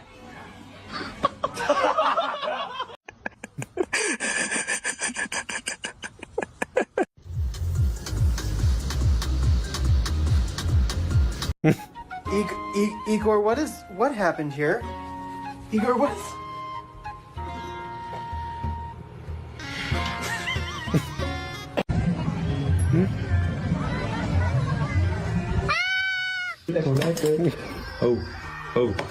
Oh.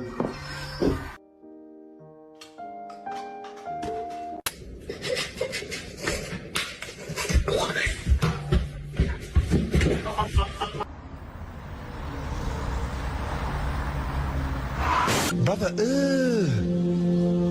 what's that?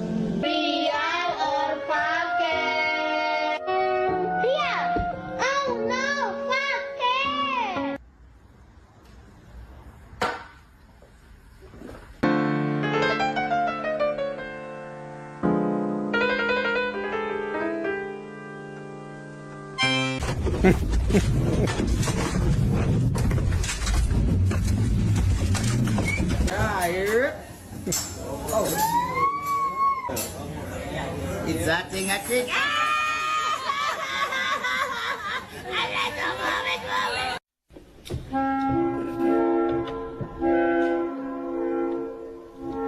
We finna go to CP. Let's go!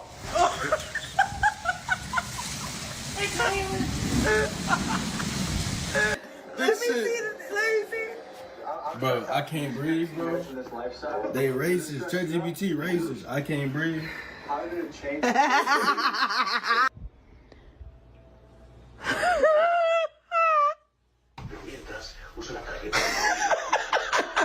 What the hell is wrong with you? Watching television? There goes the crackhead that I see each morning.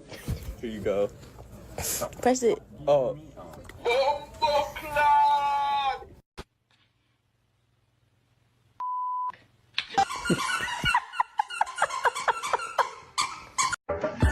These rows of flames are catching a fire.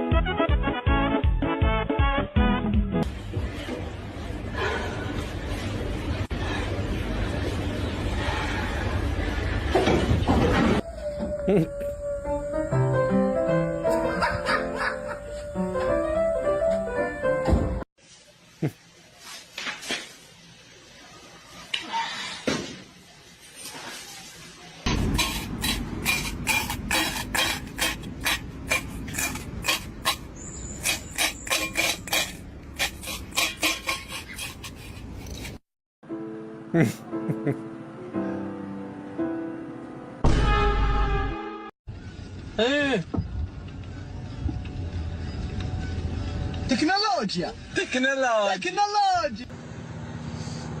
Furiosi.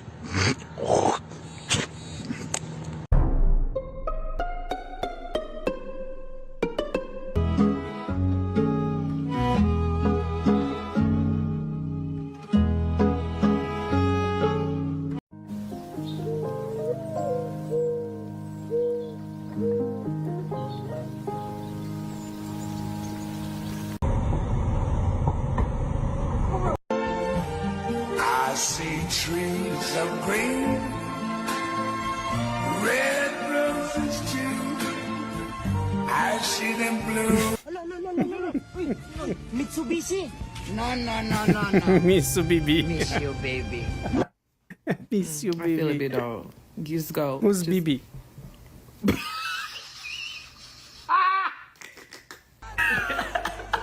Oh! Go pour it out. Go shoot. Do it. Oh, it's Jesus.3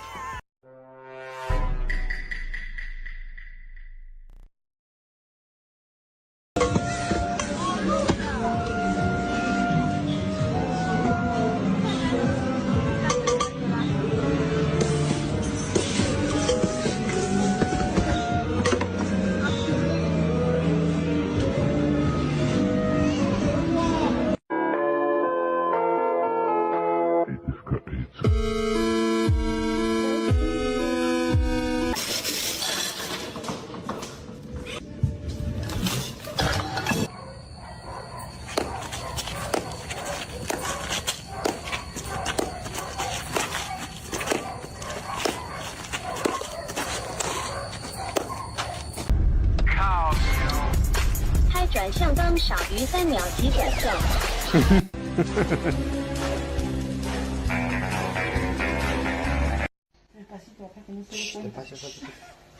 ¡Eh! ¿Qué pensaron que estaba dormido?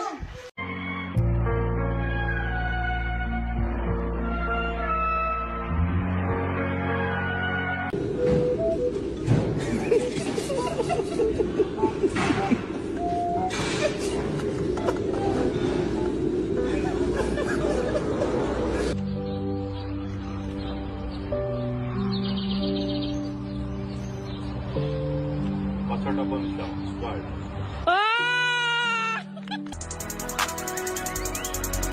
Y'all pulled up on me. I would have seen y'all niggas. I was outside.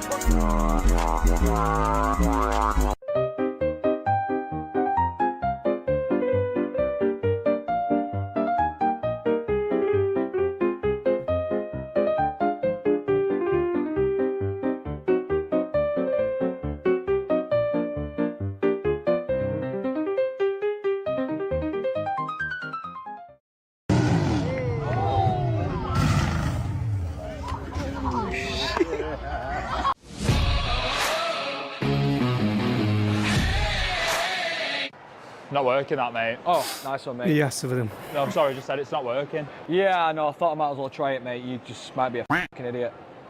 This is why she's the greatest at what she does, ladies and gents. Look at this. In the water, she's going to go for this one, and that one's going straight back into the water. What an incredible shot.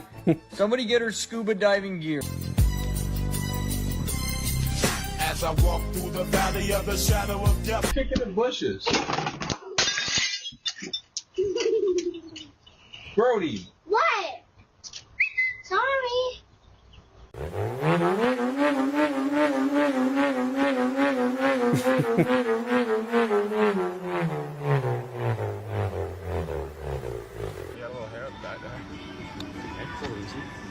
Good? Good, good? No. That's not good. Oh my god, oh my god, oh my god. Oh my god. Ya viene amaneciendo.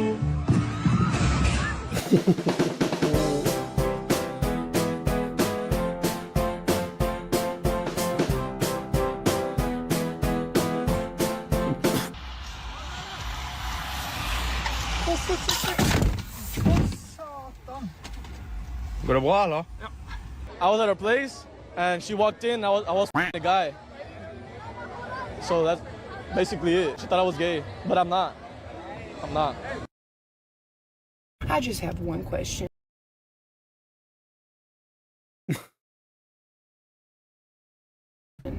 To the man that asked me to fart in a balloon and mail it to him. Dude, what's your fucking address? Ow! God!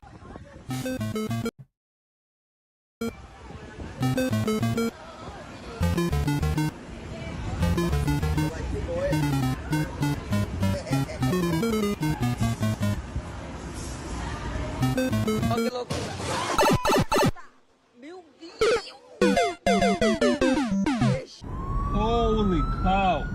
What's going on?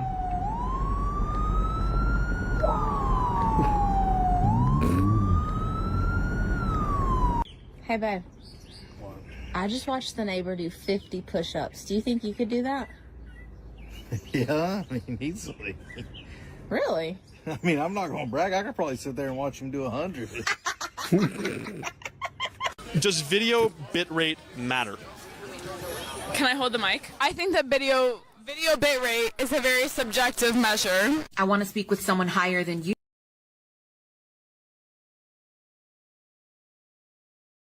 Oh, you want to speak to someone higher than me? Yes. Okay. In that case, if you don't mind, close your eyes and bow your head for me. What? Father God, I leave you with my customer.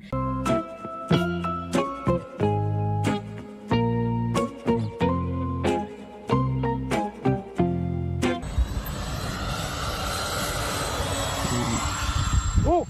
Oh! Ooh. Jeez.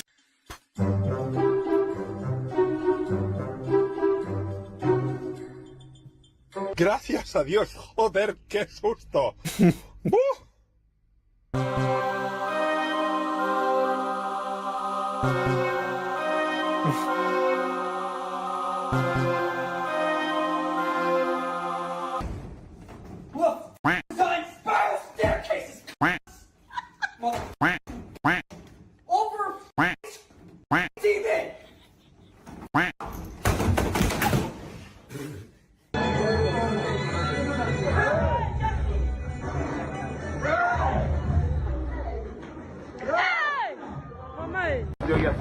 acostumbrado a recibir los golpes que me da la vida.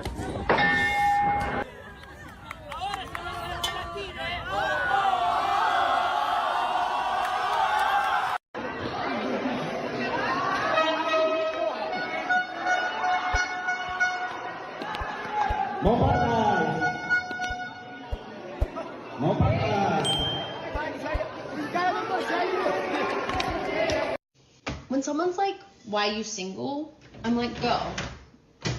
I'm gonna be honest, mate. I don't give a f*** you're still single. I give a f*** that your f***ing oven is basically a transformer. How the... It disappeared!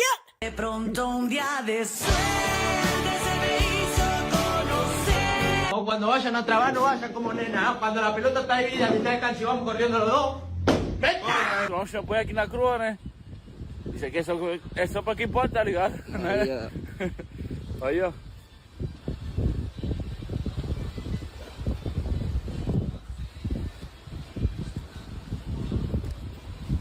Chacoalha bem. Não vai estourar. Não vai estourar não, não é pra estourar. Não saiu a tampa. All right, we got a chocolate chip cookie looking like a doggone dinner plate. And some ice cream. Let me make myself smaller because I can feel the big activity all the way from here, Cup. Now, I know you ain't about to top this cookie and ice cream with another cookie. Oh, my Lord. Yeah. And you gonna dip it in the little melanin dipping dots. I'm gonna need 488,000 of these. Hallelujah. Hey, babe. Yeah? Guess what I just found out? What? The world is flat. No, it's not. Yes, it is. No, it's not. Yeah, you know why? Because you're my world. I knew it. I knew it. You know what? I'm driving. You can walk. Give me the keys.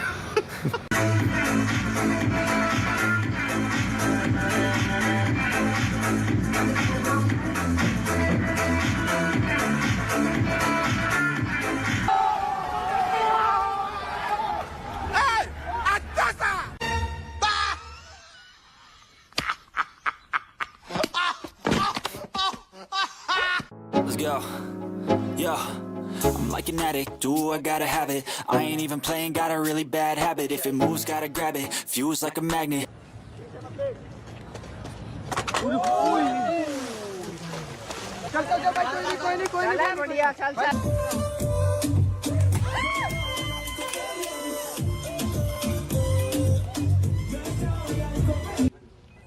Hey, champ.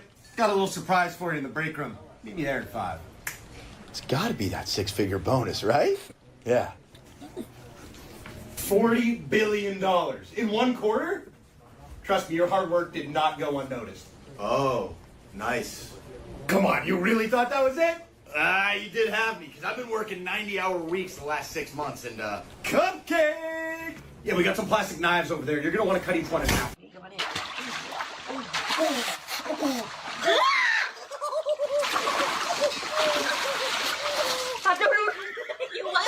I'm not afford to sleep with Bodie like guys with a bad guys with bad. Looks like fire to get rid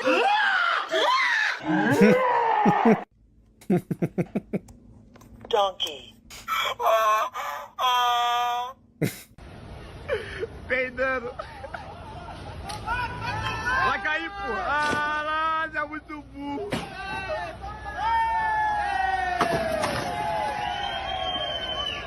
Más. Enséñame. What in the world?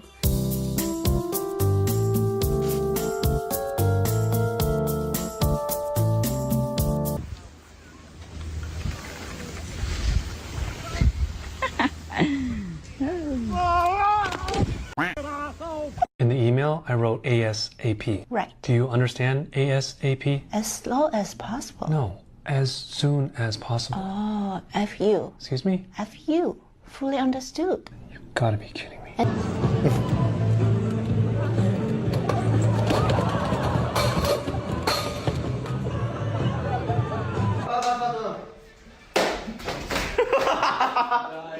Can I return this? Yeah, you got a receipt.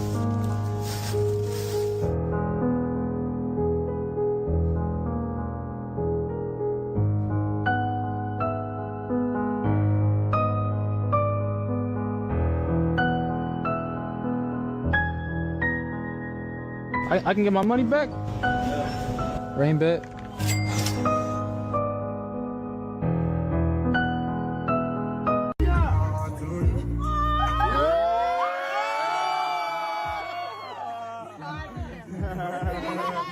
Would you rather snitch on your best friend or cheat on your girlfriend? I would snitch on my friend before I cheat on my girlfriend. Okay. I would Friend or cheat on your girlfriend? I would snitch on my friend before I cheat on my girlfriend. Okay.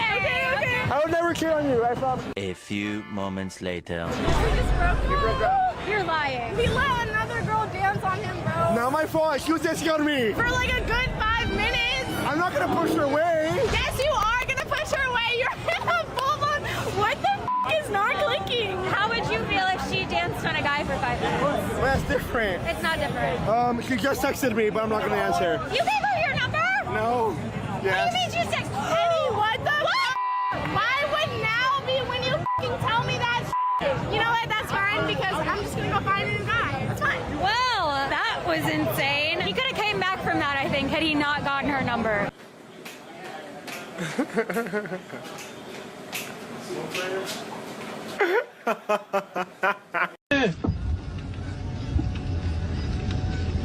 Tecnologia. Tecnologia. Should've known, man, I still go, go, go, go, go, go, go, go, go, go, go, go, go, yo, go, go, go.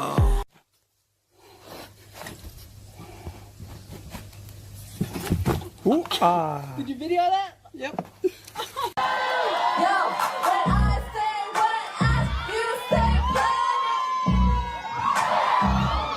Are you an athlete? Nope. Well, your shirt says athlete.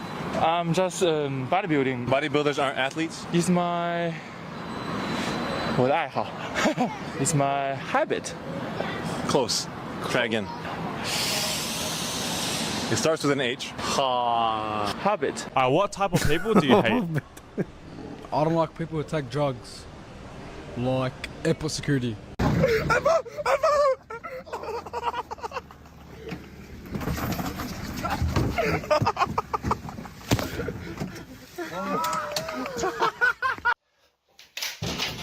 Oh, fuck. I just came back from the tattoo shop. I had an appointment at 3 p.m. I pull up, they're like, oh, you're the 3 p.m.? I'm like, yeah, that's me. I go to the room, they lay me down on a table. The guy's cool and all, he's like, do you want numbing cream? I was like, well, it's a chest tattoo for like 2 hours. I'm like, yeah, I'll take numbing cream. I can't feel shit. I lay down, start watching TikToks. 2 minutes later, I ain't even finished the TikTok I was watching yet. 2 minutes later, we're done. I look down, this motherfucker gave me nipple piercings. I was like, no, what the hell is this? I came here for a tattoo. He's like, the tattoo's at 6 p.m. You're the 3 p.m. Sure enough, my tattoo appointment, I checked the message is 6 p.m. I pulled up early. 2 minutes later, a guy walks in. Oh, sorry, I'm late. I'm here for the nipple piercings. Dog, I got your shit on. Fucker, why you late? Look at this. Worst thing is, I was like, well, can I take them off? I don't want them. He's like, nah, you gotta have them on for a week or else they could get infected. Look at this. This is not even straight. Crooked ass nipple. Now people think I got a crooked nipple. They don't even line up. This one's all high. Look at how high this one is to this one. Dog, now I gotta go back at 6 p.m. with my nipples all out and shit to get my tattoo. Dog, that shit better be free because I ain't never wanted this in my life. I got a whole week. Cousin's got a swim party in 3 days. You think I'm gonna pull up like this? That shit better be free, dog, because what the hell? Now I got the lopsided nipples. My shit's straight, bro. They just did me dirty. Look at this. This ain't right.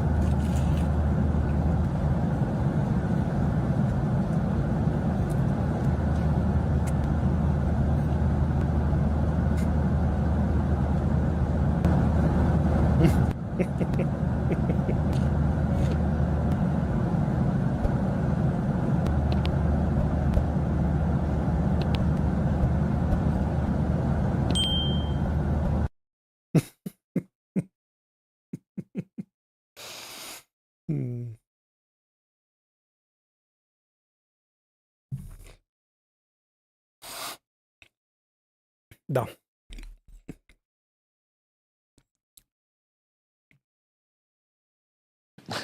Anchetarea civililor de către structuri militare în Europa. Mi-a răspuns așa.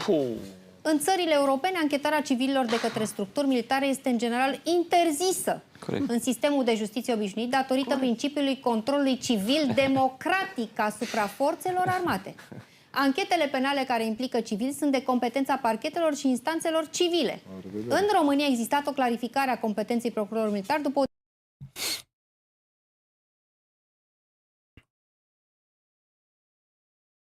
Ok.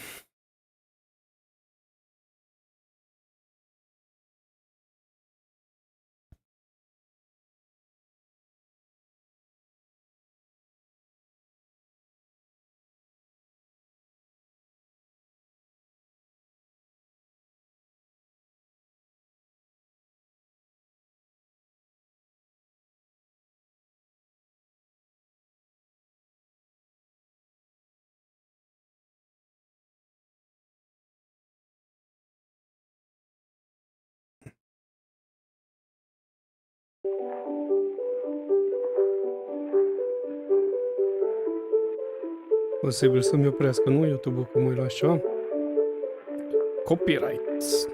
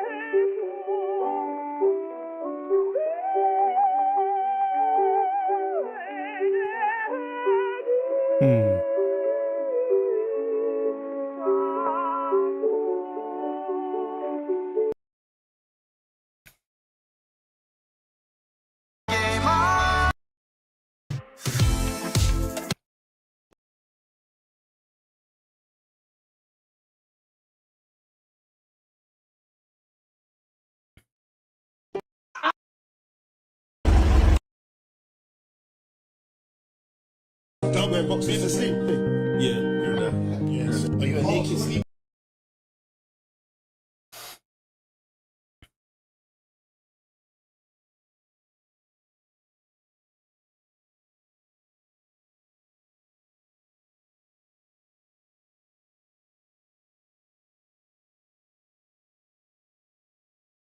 Five attempts to gamble. This isn't exactly a good bet, okay? You're probably not going to win it, but I am sounding very confident right now. Can Doug do 3 minutes of clock simulator blindfolded? I am going to play the code that plays motivational speeches. I have made motivational speech code that will pick a motivational speech from chat every like 30 seconds or something like that. Squid Kid 3223 said, I love clock simulator.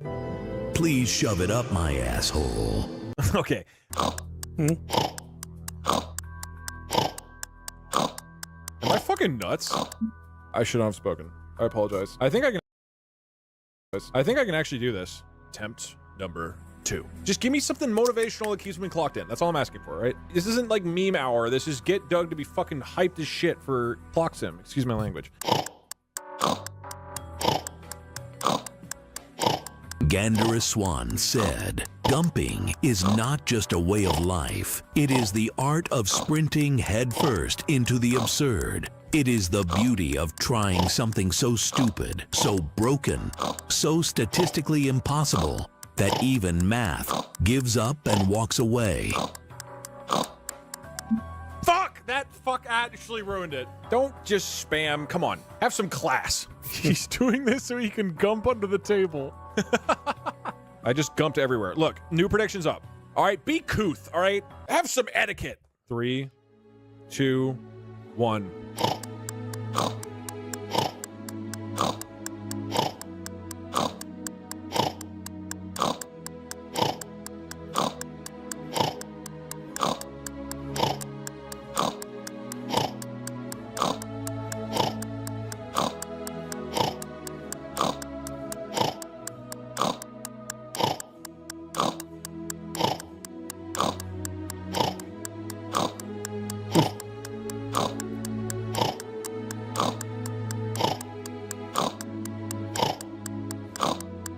Victonian said, Doug, my gumpy champion, you've got 3 minutes, a blindfold, and a clock begging for your attention. Time to show that clock what a hands-on gump you really are. Every tick, every talk, it's like the clock is begging you to touch it just right. Oh, shit. That's not a motivational speech. That's your personal fantasy. Think motivational. That's what we're focusing on. Like iconic motivational speeches, not your fantasy of what you would do if you purchased a gump. Okay, last one. Robot or Toys said, feel the rhythm. Feel it take control of you. Use your hands to motivate yourself, to gump over that hand. Do it. You can, and you will. We all believe in you, Doug. You are the hope of this community and also the enemy. But mostly the hope. See, that's a good motivation. That motivated me, all right? Final attempt.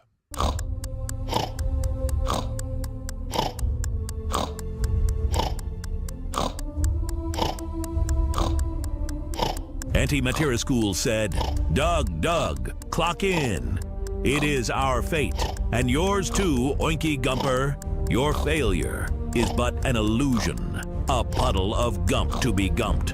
Rise, leap, and let the world know the gump flows in you. Oink, jump, conquer, for the great gumpening is at hand. Xanderrock 98 said, Doug, this stream has changed my life, my whole outlook on everything that exists in this world. In fact, even in the entire universe. What is happening? I can never look at anything I know the same way ever again. This stream represents gumps most humans could never comprehend, but I can. Thanks to this stream, I have been awakened to many gumps previously thought unimaginable. So loud. I turned it down. Thank you, Doug. I couldn't hear. I can't believe I survived that long. That was impossible. I'm refunding. I don't know why the music is that loud. I'm refunding it. That shouldn't count. I thought I turned it way down. It was so loud. I can't believe I survived that long. I want Gump out. Mod, how do I do that? It's impossible. When you are vividly describing your sexual intimacy with your Gump into my ears, I can't focus on Clock Simulator. For the love of God, you're a dictator. I don't care. I'm a dictator who's going to win at Clock Simulator.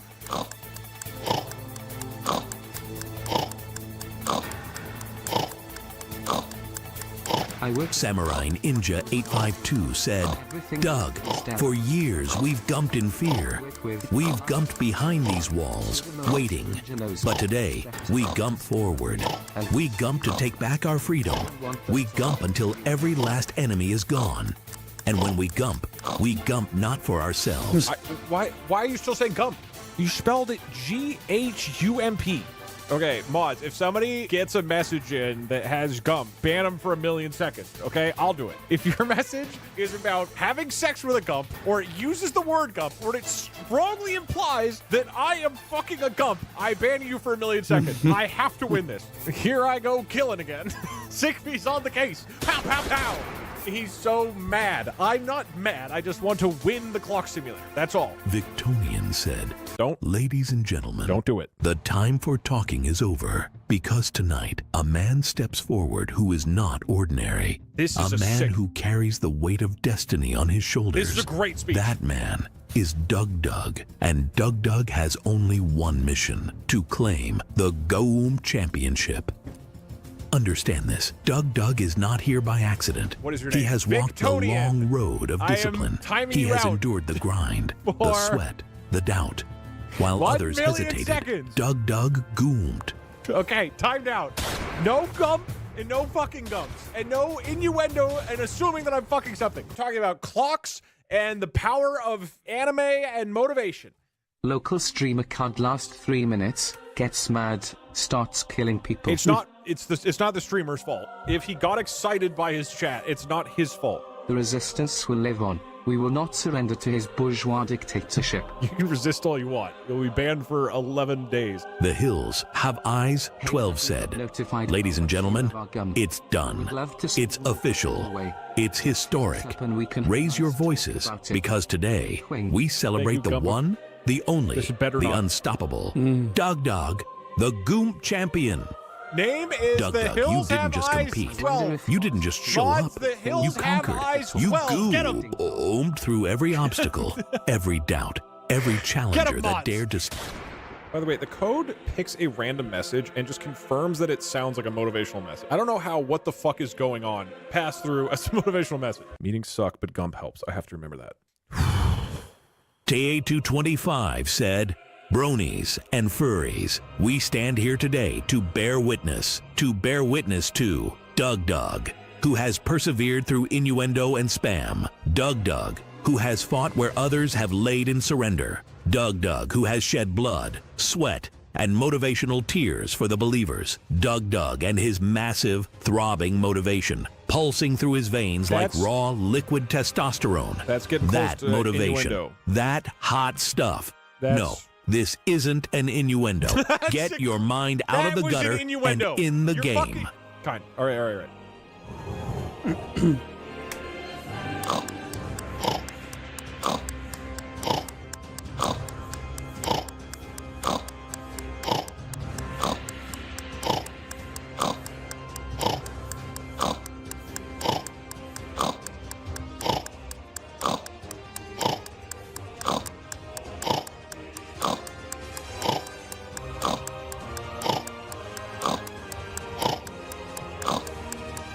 J. Beejard said, if we are marked to die, we are enough to do our country loss. And if to live, the fewer men, the greater share. You already exist in multiple copies. Yeah, Initially, they so are all identical. And then when a moment of choice happens, După pauză.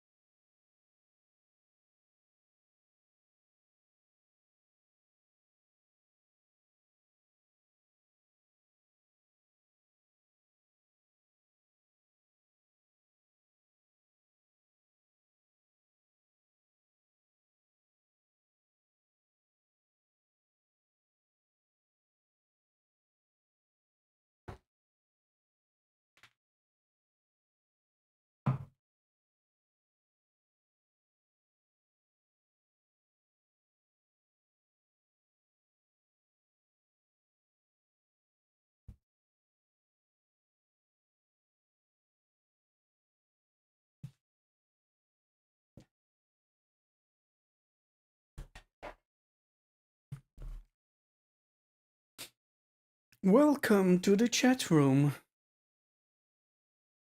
Of course, you can be welcomed to the chat room. Chat, come on to the chat room. Oh boy.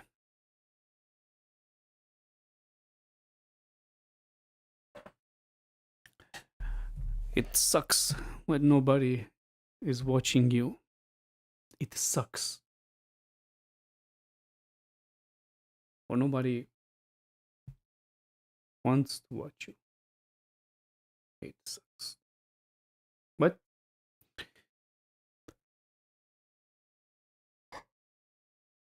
We go forward.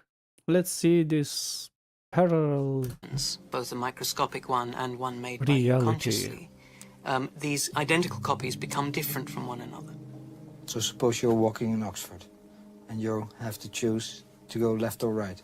In that case, in half the universes I go left and in half I go right. This man showed a parallel reality on television. Please pay attention. This is just a piece of cardboard with little pinprick holes in it. And there's one of them, just a single hole. This is a laser pointer that we use in giving lectures. I shine the laser through the hole, and we can see a little spot on the screen over there. And what would you expect to see? You'd expect to see, just if there's one hole, you'd expect to see one spot, but that's already not true. You see quite a complicated pattern. It's called an interference pattern. I'll tell you why. What would happen if we made a second hole? Well, here's another place on the screen where there are two holes. We get a completely different pattern. And through three holes, there's a different pattern again. That's the pattern we get from four holes. We can see the behavior of things like photons being affected by things we can't see. Even when one photon is going through, there's a different pattern for 6 holes, for 7 holes, for 100 holes, for 1,000 holes. And that means that there must be something traveling through every one of those 1,000 holes and making a difference to the photon that we see. Making thousands of parallel universes. And that means there must be at least thousands of parallel universes. In fact, the theory tells us there are a lot more than that. The real surprise wasn't the experiment, but the words that came after. Words no one was ready for. Is it physically possible to build a time machine that is a path from the present time into the past? And the answer there is it's still an open question, but as far as we know, there are physical processes which would allow the tearing of the fabric of space-time in such a way there would be a pathway into the past. This is David Deutsch, an Oxford physicist who dared to say things on live television that most scientists only whispered about. Let's break down the strange laser experiment he used to prove the existence of parallel realities. The experiment you saw him perform is not new. It was first carried out in 1801 by the English scientist Thomas Young, who Foarte tare. used candle Bine, știam deja și cu partea asta cu cu fizica cuantică și dar nu știam de light and two narrow slits. de That simple omul ăsta. setup proved that light could behave like a wave. Deutsch, More than 2 centuries later, Deutsch. physicists still see it as one of the most important demonstrations in science. Albert Einstein himself said it had some of the deepest implications in physics. And yet, despite its simplicity, it remains one of the hardest experiments to truly understand. But here's the more interesting part. The same experiment he showed in the interview has also been performed under much stricter conditions, using a dark filter so strong that only a single photon, one particle of light, could pass through each second. This setup changes everything. Instead of a beam of light, the detector now clicks once for each particle. A tiny dot appears on the screen, then another, then another. At first it looks random, just scattered points with no pattern at all. But the strange part is that as time goes on, those single dots start performing the same interference pattern as if a full beam was shining through. Even though the photons travel one by one, separated in time, together they create the exact same wave-like design. This should be impossible if light were only particles.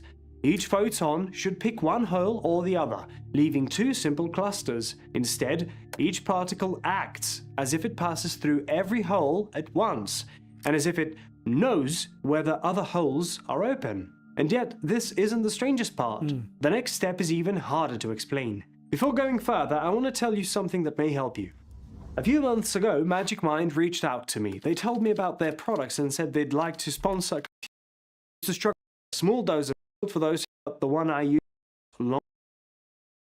There's more you need to see. Well, the question is, how do we explain the fact that we see the same pattern, that we detect the same pattern on the screen when there's only one photon at a time going through here, as we did when the bright laser light was shining on it?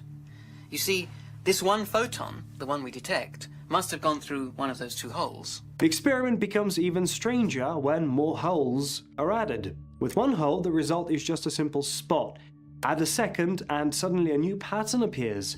Add a third or a fourth, and the picture changes again. Even if the photons are sent one by one, the final image still depends on all the holes together. It's as if each tiny particle somehow knows about every possible opening, even the ones it never passed through. Something that should be acting alone behaves as if it's connected to all paths at once. Something is coming through those other holes and shoving our photon aside.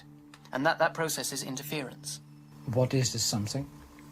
Well, we can do further experiments to find out what that something is. The conclusion that we draw is that this thing behaves like light in every way we can detect experimentally, except one, and that is we can't detect it. So it's not there. It is there because it pushes aside the light that we can see, and it behaves like light, and the only reasonable conclusion is that it is light of an invisible kind. It's as if invisible possibilities are interfering with the visible outcome. Something else must be traveling through those paths, pushing the photon we can see. It behaves like light in every measurable way, yet cannot be detected directly. The unavoidable conclusion: our reality is not solid and isolated, but shaped by layers of existence we normally cannot see. Quantum theory reveals something extraordinary. In its equations, invisible elements of reality are treated in the same way as the visible ones. This suggests they are not illusions, but real features of the universe. Light itself behaves as if hidden versions of it exist, interfering and pushing against what we can see. And this strange behavior is not limited to photons. Every particle, including the atoms in solid matter and the molecules in our bodies, appears to be influenced by unseen counterparts. The implication is staggering. Entire parallel worlds of matter, energy, and light must exist alongside ours. At the moment of the Big Bang, these universes all came into being together. In the very beginning, they were almost identical. Over time, through interference and interaction, they began to diverge. Imagine countless books printed with the same first chapter, each gradually telling a different story. Our universe is simply one of those variations, and, as Deutsch emphasizes, the other universes are not imaginary. They are just as real as the world we inhabit today. Suppose you're right. Suppose we have a lot of different and a lot of the same universes all existing together. What would it mean for me? I mean, am I a part of many universes? You have to start thinking of yourself as not as an entity existing in one universe, but an entity existing in the multiverse as a whole. And so there are other copies of you and of me in other universes. Some of these copies are completely identical to us. Now, in those cases, it's really just a matter of words to say whether they are other universes or whether they're the same universe, if they're completely identical. There are other universes which are very like this one, but differ only in the position of one atom somewhere. Now, those universes are interfering with ours, and they are producing interference effects, which we could detect in the laboratory if we wanted to. This idea becomes even more personal when applied to human experience. You already exist in multiple copies. At first, those copies are identical, but each time a choice occurs, whether at the level of a random atomic event or a conscious decision, they begin to separate. Picture walking down a street in Oxford. In half the universes you turn left, in the other half you turn right. Both outcomes are real because both are taken. David says it is misleading to imagine the universe splitting in that moment. Instead, it is better to think that all those universes already exist, and our choices reveal which one we're currently living through. In this view, the multiverse does not grow out of us, it has always been there. What changes is our path within it, and the recognition that countless other versions of us are walking their own roads, shaped by decisions both great and small. A natural question follows. If there are multiple versions of us, how do we know which one we are? David Deutsch compares this puzzle to identical twins. Imagine two brothers who are indistinguishable at birth. Over time, life's events and experiences cause them to grow apart. Each twin remains equally real, and each has their own story. In the same way, there are versions of you spread across the multiverse. At first, they're completely identical, so it makes little sense to distinguish them. But as choices are made and events unfold, they slowly begin to diverge. Some of these variations are so slight that they're almost invisible, maybe just a single atom out of place. Others, farther away in the multiverse, become so different that they might no longer resemble you at all. This view reshapes the idea of identity, not a single fixed entity, but as one branch within a wider landscape of possibilities. It sounds pretty bizarre, actually. We have to get used to the fact that new advances in science get further and further away from common sense.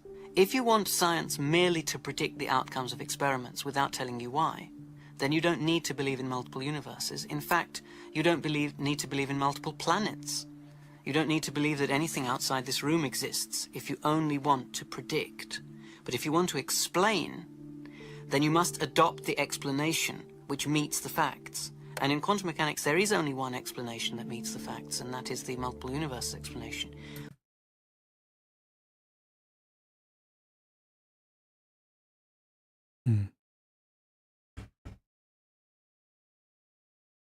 The standard picture is that quantum jitters in inflation's particles spark the birth of separate bubble universes. This also inflate and blow more bubbles, making an infinite multiverse. Inflation, ok, inflation ends. Ok, acolo. Și time. Iar apoi, ăla e bubbling. Nu, uite ce mi-apare.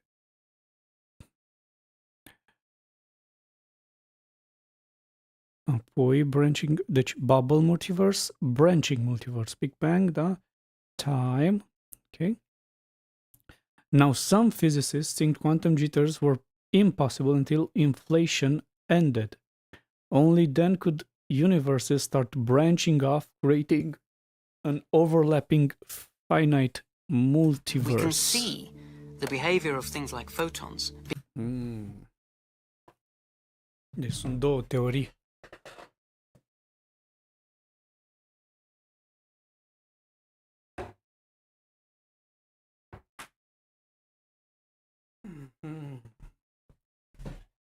Două teorii. Being affected by things we can't see. Our only choice is to say it behaves as if it were affected by those, or to say it really is affected by those. And it only makes sense to say it's really affected, because something that doesn't exist surely can't affect things that do exist. Skeptics often respond with doubt. If these other universes exist, why can't we see or feel them? Deutsch points out that our senses have limits. We cannot feel the earth moving beneath our feet either. If we relied only on our bodies, we might believe the ground is still. But with instruments such as Foucault's pendulum, we can indirectly detect the Earth's rotation. The same principle applies here. The fact that we cannot directly sense parallel universes does not prove they're absent. It only shows that human perception is not tuned to them. David says that science is not only about predicting experimental results, it is about finding the explanation that actually fits the facts. And when it comes to quantum mechanics, the only explanation that truly works is the existence of multiple universes. Wow. This means that even though we cannot touch or see them, their effects are present all around us, revealed through interference patterns and strange behaviors of particles. If, by chance, our senses had contained an instrument equivalent to this pendulum, we would be able to feel the rotation of the Earth. In a similar way, if our senses happen to work through quantum interference, then we would be able to feel directly the influence of parallel universes. So saying that you don't feel other universes is like the Inquisition saying to Galileo that they don't feel the Earth moving beneath their feet.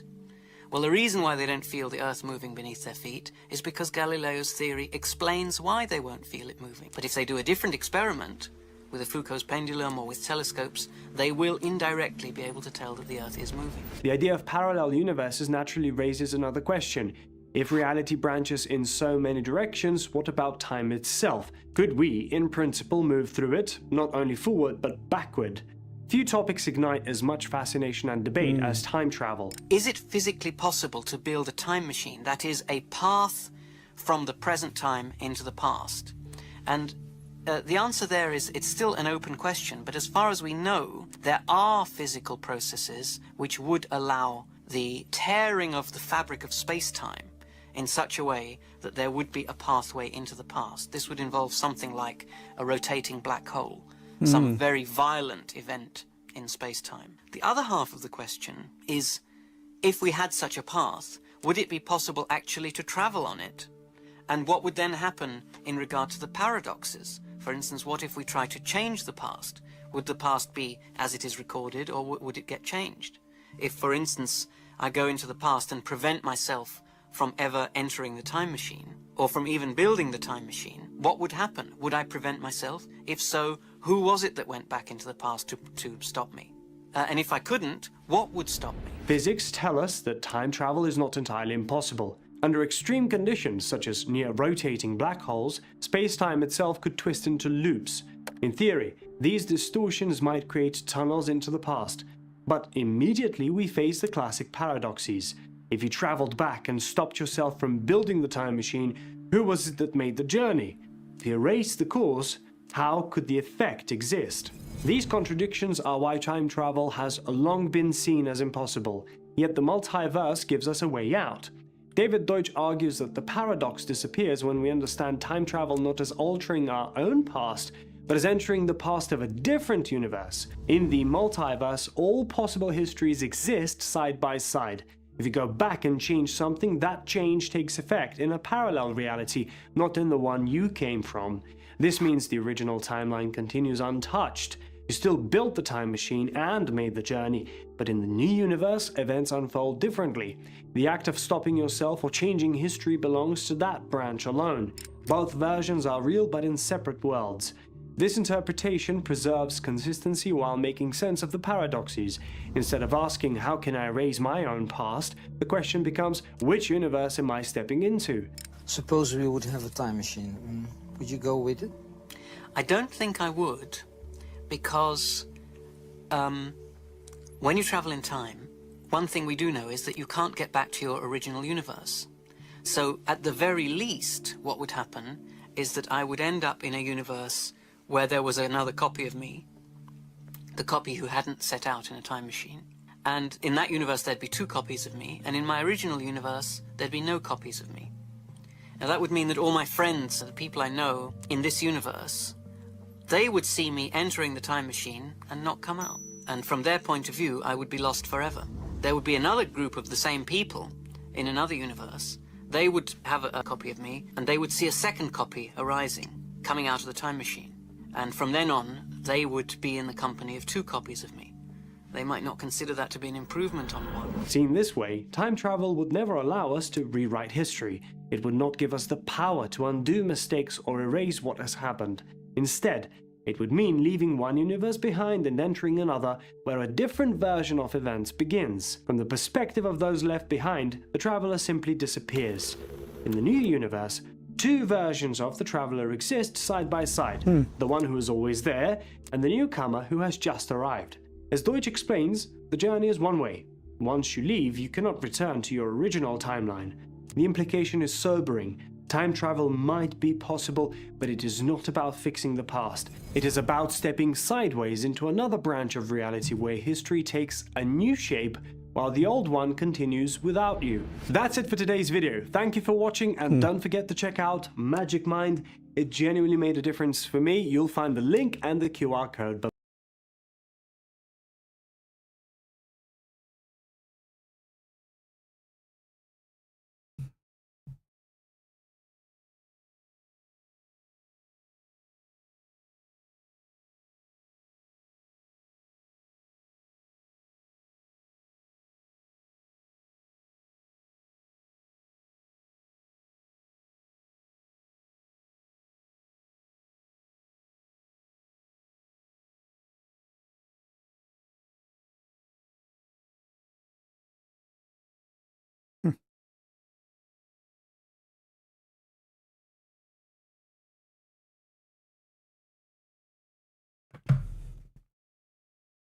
Mi-a venit o idee.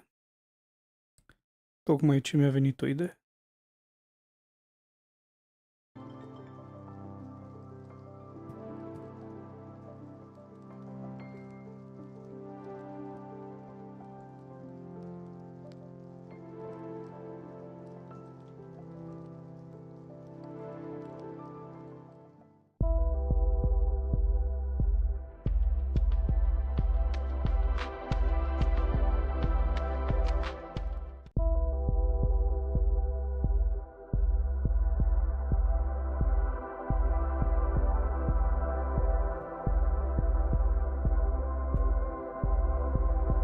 Hai să vorbim cu AI-ul. N-am mai vorbit de mult și sunt curios ce mai zice.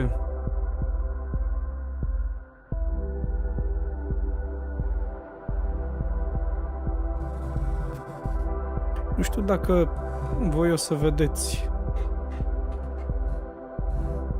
Nu? Cum să-l pun așa? Cam așa, nu? Ok.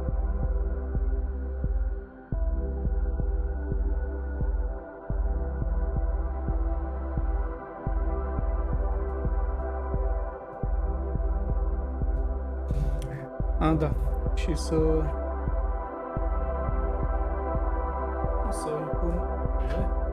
îi pun pe sunet. Zic. Nu? Încercăm și cu puțin sunet.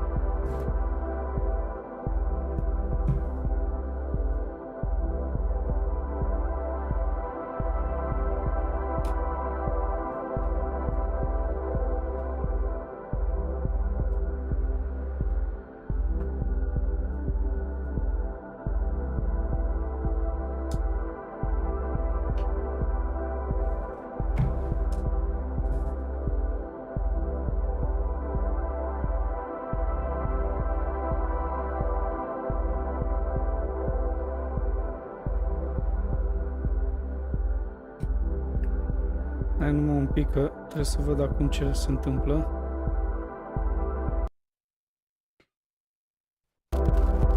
Ok.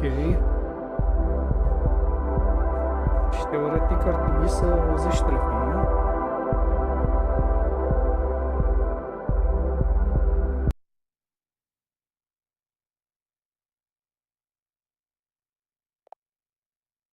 Hei, Chopin, ce faci? Mă auzi?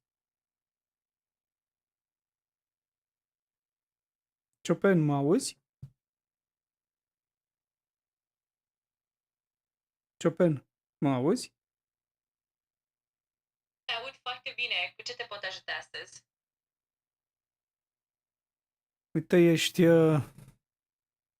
ești live pe stream.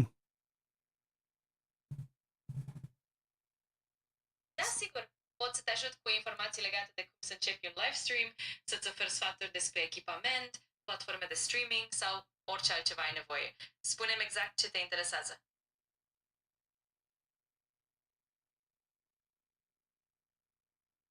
Chopin, acum mă auzi? Acum mă auzi?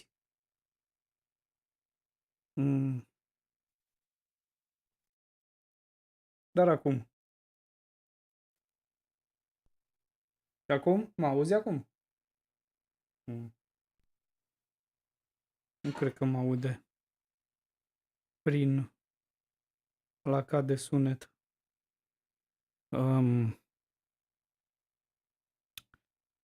Cum să fac eu oare?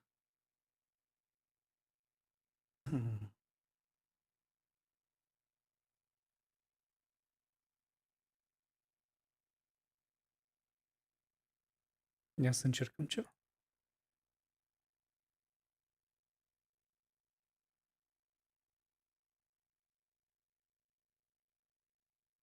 Sunt curios.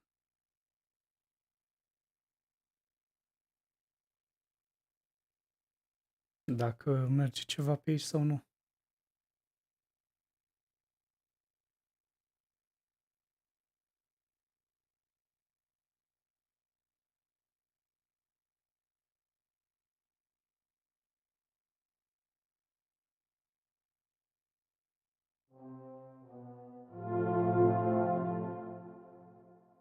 Dar acum Chopin, mă auzi? Nu mă auzi.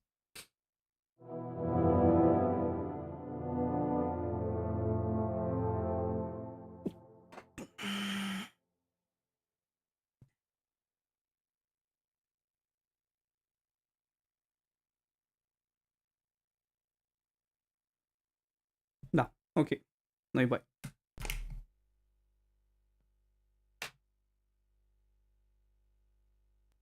Facem așa. E ok. Perfect. Atunci, dacă ai nevoie de ceva concret sau vrei să intrăm în detalii mai specifice, sunt aici. Oricând ai întrebări, nu ezita să-mi spui.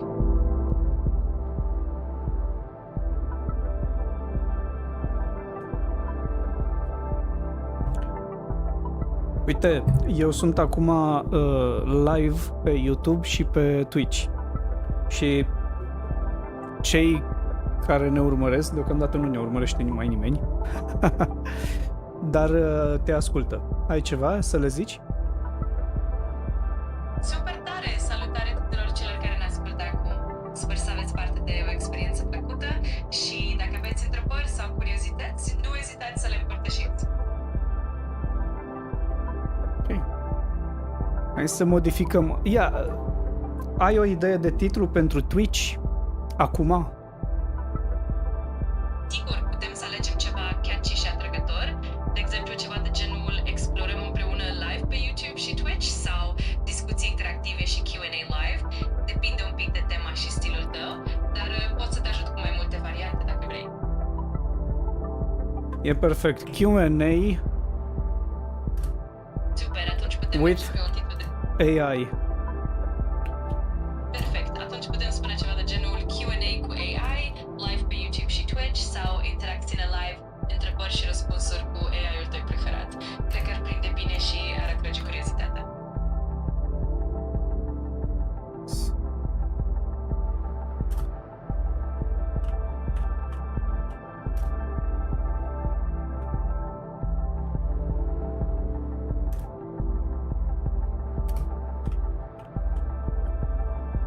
Ok. Super, mă bucur că îți place ideea. Dacă mai ai nevoie de ajutor cu ceva legat de setup, conținut sau orice altceva, sunt aici să te ajut.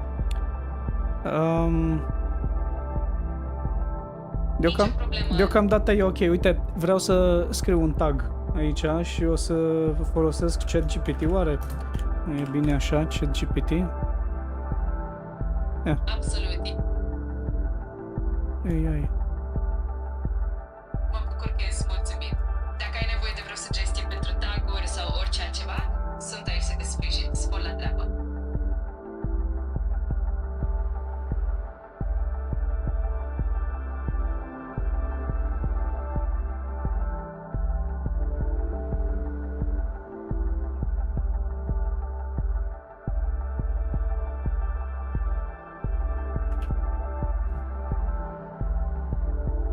Ok, e done, i-am dat done. Just chatting, oare în Twitch e mai bine să punem în just chatting sau să alegem o altă categorie? Ce zici? Just chatting e o alegere foarte bună, mai ales dacă vrei să interacționezi direct cu audiența și să ai o discuție relaxată. Dacă totuși ai un subiect mai specific, poți alege o altă categorie, dar just chatting e perfect pentru început.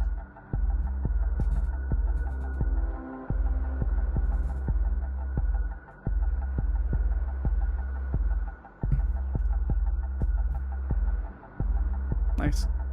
Hai să încercăm acum și pe YouTube. Am modificat pe Twitch, acum vreau să modificăm și pe YouTube.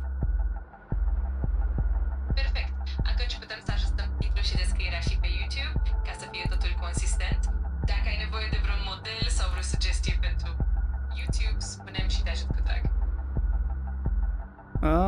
Deocamdată mă descurc, încerc să intru pe cont și să modific de acolo.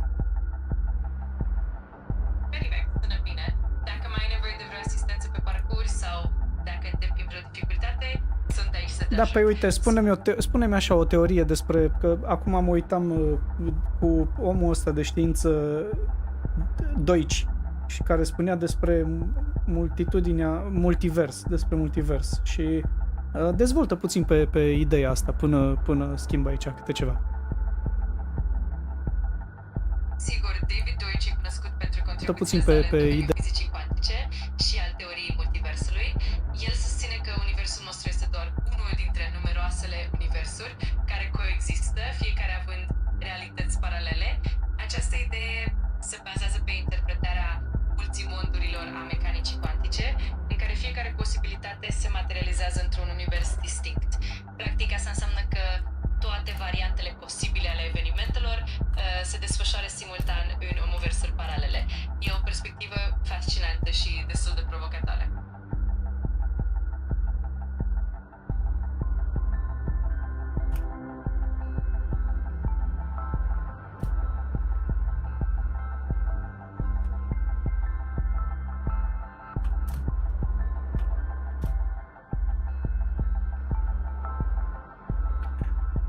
Ia zi cum să spun aici în descriere la YouTube, cum ar fi mai bine să scriu ask Chat GPT AI anything sau ask sau you can ask în descriere mă refer.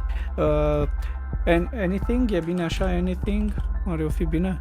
Ask Chat GPT AI anything? Anything you want? Poate mai bine așa? Da, ambele variante sunt foarte bune. Poți merge pe Ask Chat GPT AI Anything dacă vrei ceva scurt și la obiect, sau poți alege Ask Anything You Want pentru o notă mai prietenoasă și mai relaxată. Depinde și de tonul pe care îl dorești în descriere. Oricum, ambele variante funcționează perfect. Cred că Ask Anything You Want e mai fain. Ask Anything You Want.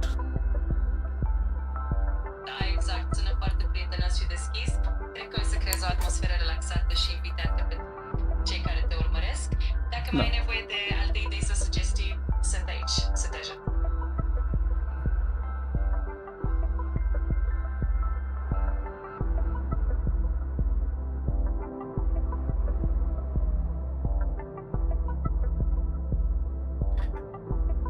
Ia să facem acum un... Super, sună bine. Dacă mai ai întrebări sau ai nevoie de ajutor în timp ce ajustezi detaliile, spune-mi cu încredere. Spor la treabă și abia aștept să văd cum iese totul. Uite, acum 2 ore am obținut New Day, New Stream 3, Achievement Completed. Super tare, felicitări pentru realizare. E întotdeauna fain să vezi cum fiecare nouă sesiune de streaming aduce și realizări noi. Sper să ai parte de cât mai multe astfel de momente.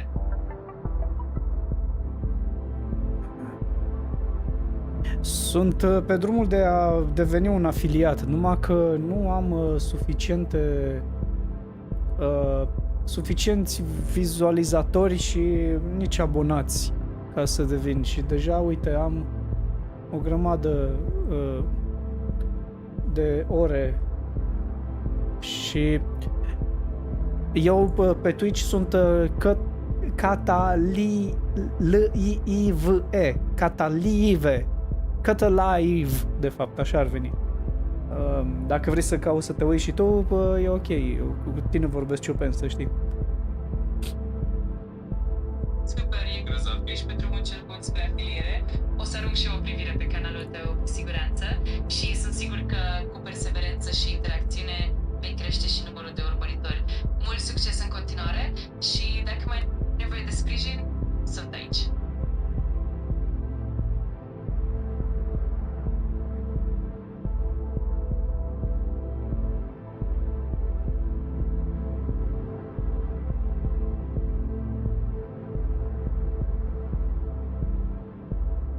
Okay, for now we have one viewer and I think that viewer is me. So yeah. Da, e perfect normal să fie așa la început. Cu timpul, cu siguranță vei atrage tot mai mulți spectatori. Important e să te bucuri de proces și să te distrezi. Și oricând ai nevoie de susținere, eu sunt aici.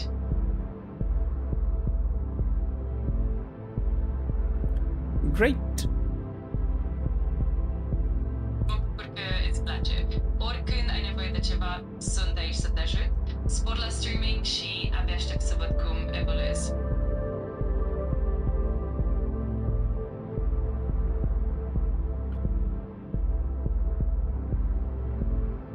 Okay, you can watch now on YouTube and give me some I don't know. Tell me if it's all good. What you can see. So on YouTube I'm CATA, and I'm my profile picture is with red glasses, and I'm the guy with the beard. So you can check that out and tell me if anything's okay.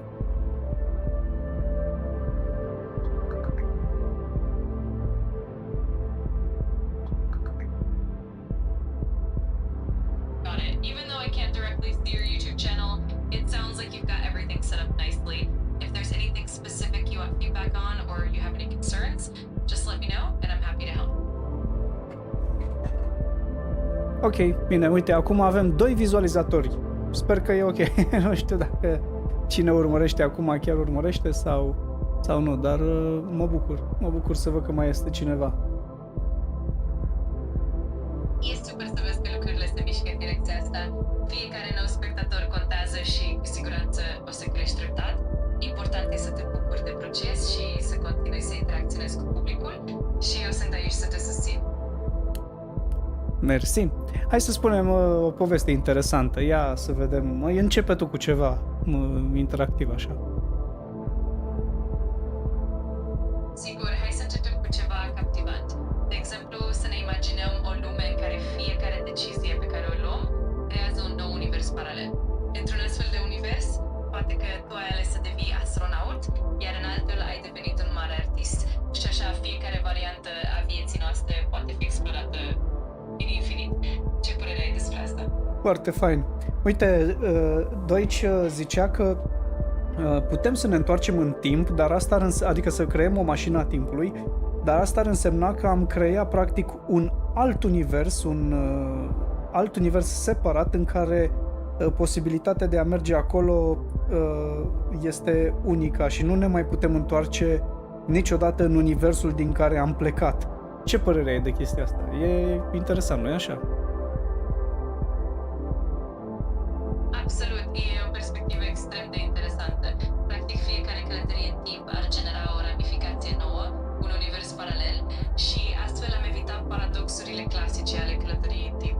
E o idee care deschide multe posibilități și ne face să ne gândim la realitate într-un mod cu totul diferit. Chiar fascinant. Da.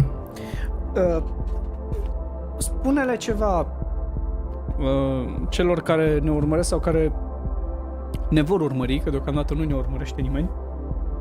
Spune-le ceva cât mă duc repede să aprind o candelă pe fundal ca să se vadă mai bine. Sigur, hei, dragi spectatori sau viitori spectatori, sper că vă bucurați de această discuție interesantă și de atmosfera relaxantă. În scurt timp vom avea și o luminiță frumoasă pe fundal, care o să creeze o ambianță mai plăcută. Rămâneți aproape și bucurați-vă de conversație.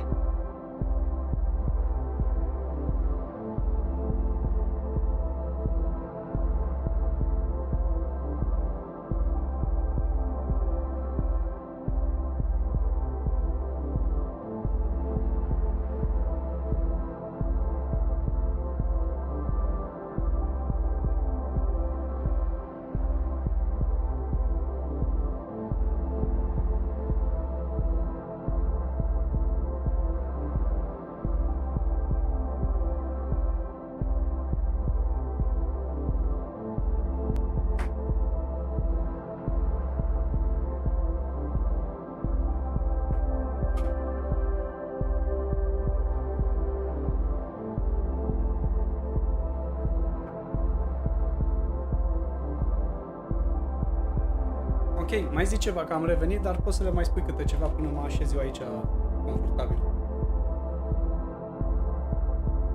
Desigur, aș putea să vă povestesc despre cum fiecare idee pe care o explorăm ne deschide noi perspective și ne ajută să înțelegem mai bine universul în care trăim. Poate că și voi aveți întrebări sau curiozități, așa că nu ezitați să le împărtășiți. E o plăcere să explorăm împreună aceste concepte. Super, bravo. Îmi place foarte mult. Hai, uite, acum sunt curios. Tu, dacă îți spun așa, oare poți să auzi? Ia să vedem. Să auzi muzica. Ascultă puțin, stai să pornească. Așa, o auzi ușor pe fundal. Nu prea aud muzica în acest moment, dar e posibil să fie foarte discretă sau poate să fie la un volum mai mic. Dacă vrei să o amplifici puțin sau să o faci mai clară, spune-mi și pot să-ți dau o părere. Dar oricum e fain că ai adăugat un strop de atmosferă. Da. Nu o poți auzi, atunci dacă dau mai tare după aia preia microfonul și nu e ok. Așa că îmi pun căștile și o să aud eu, iar dacă vrei să auzi și tu, la un moment dat va trebui să găsim o variantă în care să te introducă prin placa de sunet și să mă auzi și tu. Dar nu știu exact cum să fac asta. Pentru că placa de sunet este legată acum la calculator și singura variantă la care mă pot gândi în momentul ăsta este să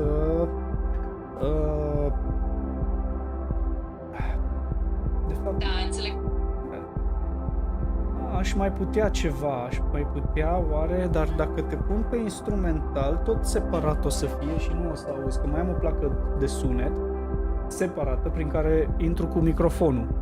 Iar acea placă de sunet este băgată prin OBS, care preia doar microfonul, și cealaltă placă de sunet este pentru a prelua ce se aude pe calculator și cu un auxiliar, să zic, să te preiau pe tine, dar se pare că nu pot și acum ești pe speaker pe telefon și nu mă auzi în momentul în care te bag pentru că este pur și simplu ce e pe ieșire. Nu știu cum să fac ca în așa fel încât sunetul pe care tu îl spui să se audă în calculator și ce preiei și ceea ce preiei să fie pe microfonul telefonului. Nu vede. Da, e un pic complicat cu toate setările astea audio, mai ales când ai mai multe plăci de sunet și dispozitive. Poate ajuta un mixer audio virtual sau un software care să combine sunetul de la mai multe surse. Cu puțin timp și câteva teste, cu siguranță găsim o soluție care să funcționeze perfect. Oricum, e o provocare interesantă.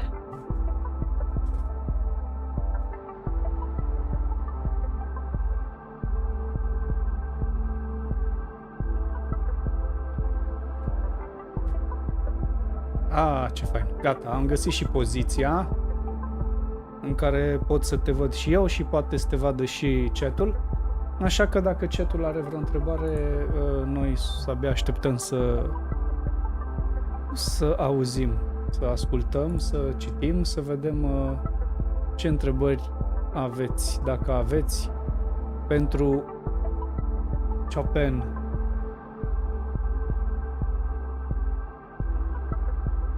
Absolut, sună minunat. Așteptăm cu drag întrebările și curiozitățile tuturor și sunt sigur că va fi o interacțiune foarte plăcută. Oricând ești gata, suntem aici și abia așteptăm să vedem ce întrebări vin. Perfect. Hai să ne gândim mai departe pe tema asta pe care am discutat-o. Să vedem. Măi, ce fain era dacă puteai și tu să urmărești asta în timp real. Că puteai veni cu altfel de idei și, nu știu, poate puteai să dai niște sfaturi cum să îmbunătățesc streaming-ul ăsta. Dar, altă dată. Cu siguranță ar fi fost foarte fain să putem colabora în timp real și să-ți oferi sugestii pe loc, dar sunt sigur că pe măsură ce explorezi vei găsi tot felul de modalități de a îmbunătăți streaming-ul. Oricând ai nevoie de idei sau de feedback, sunt aici și sunt bucuros să te ajut. Abia aștept să vedem cum evoluezi.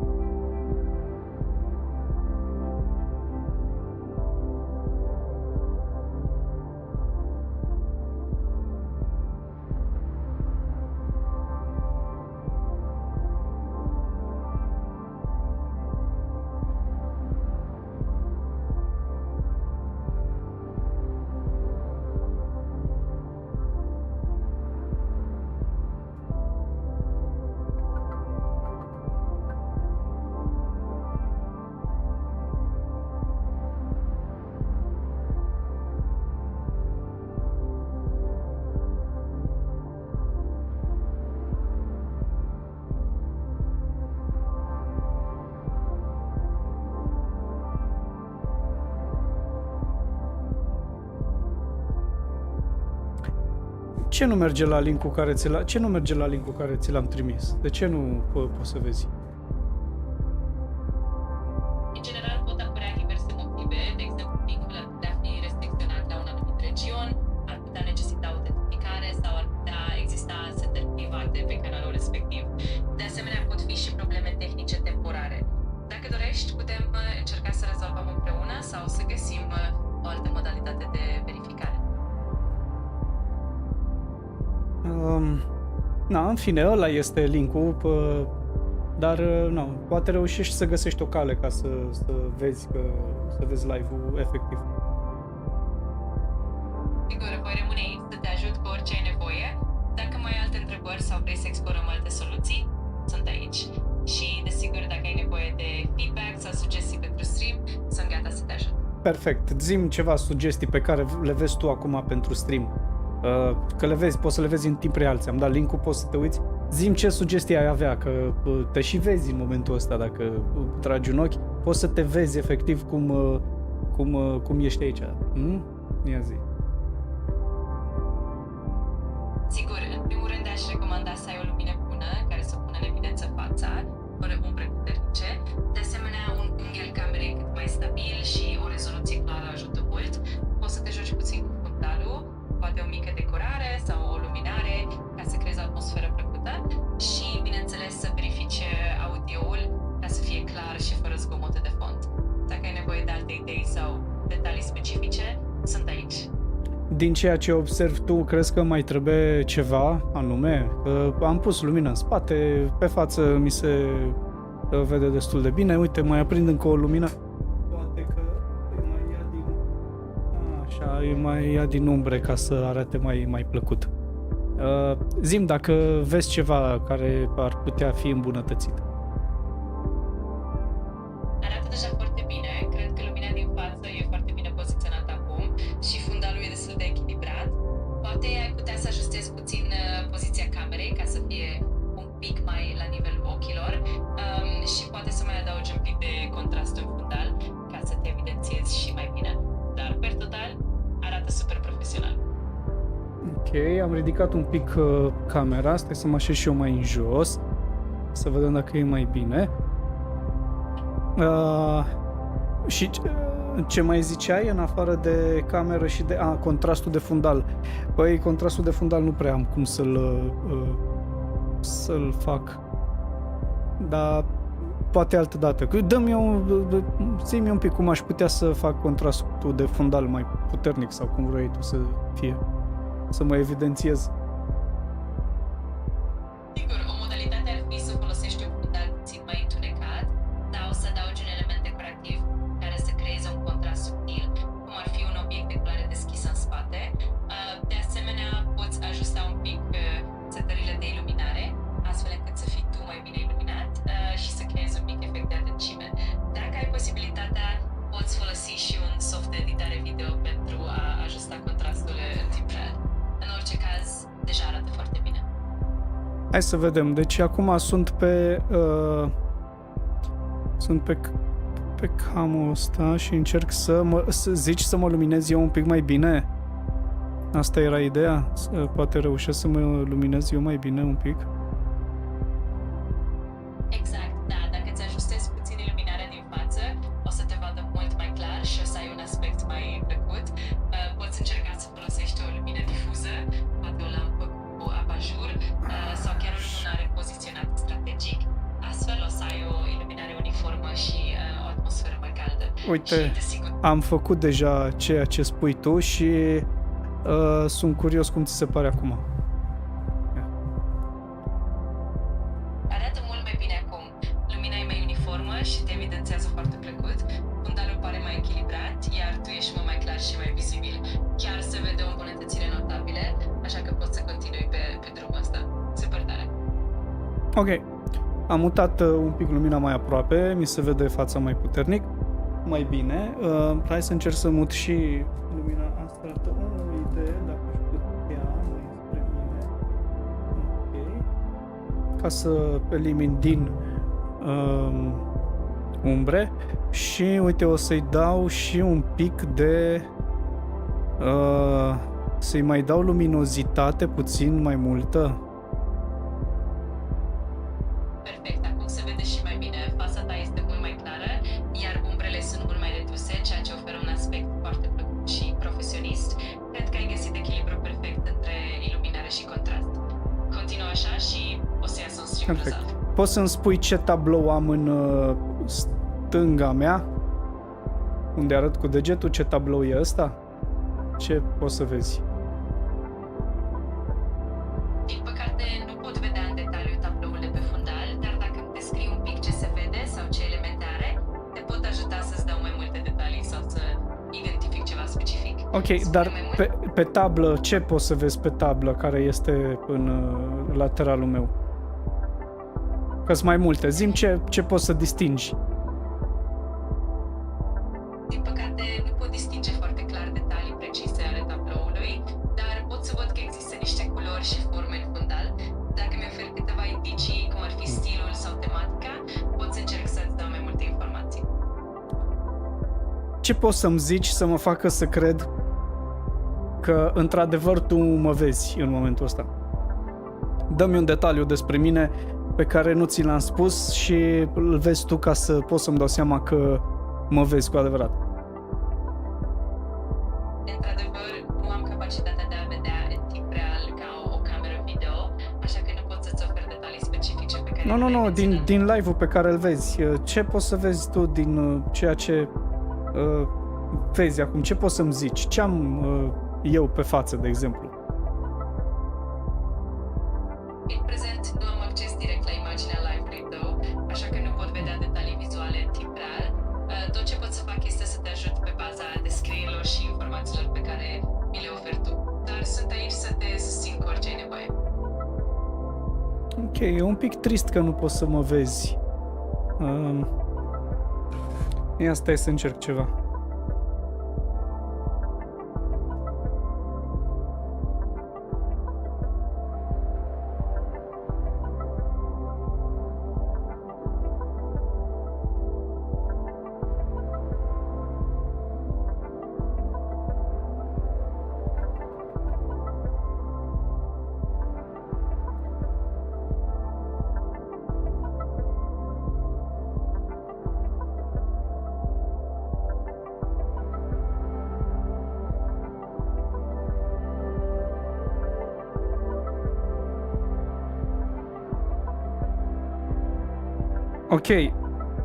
Ok, acum merge link-ul pe care ți l-am trimis.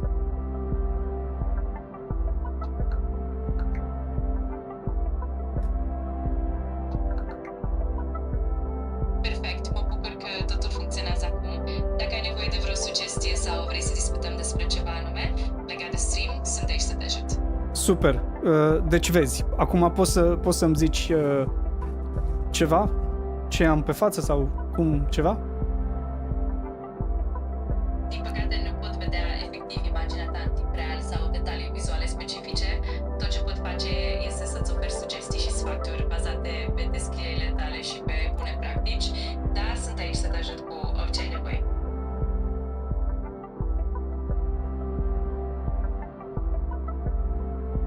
Ok, dar funcționează link-ul pe care ți l-am trimis? Da, link-ul funcționează acum și pot accesa canalul tău.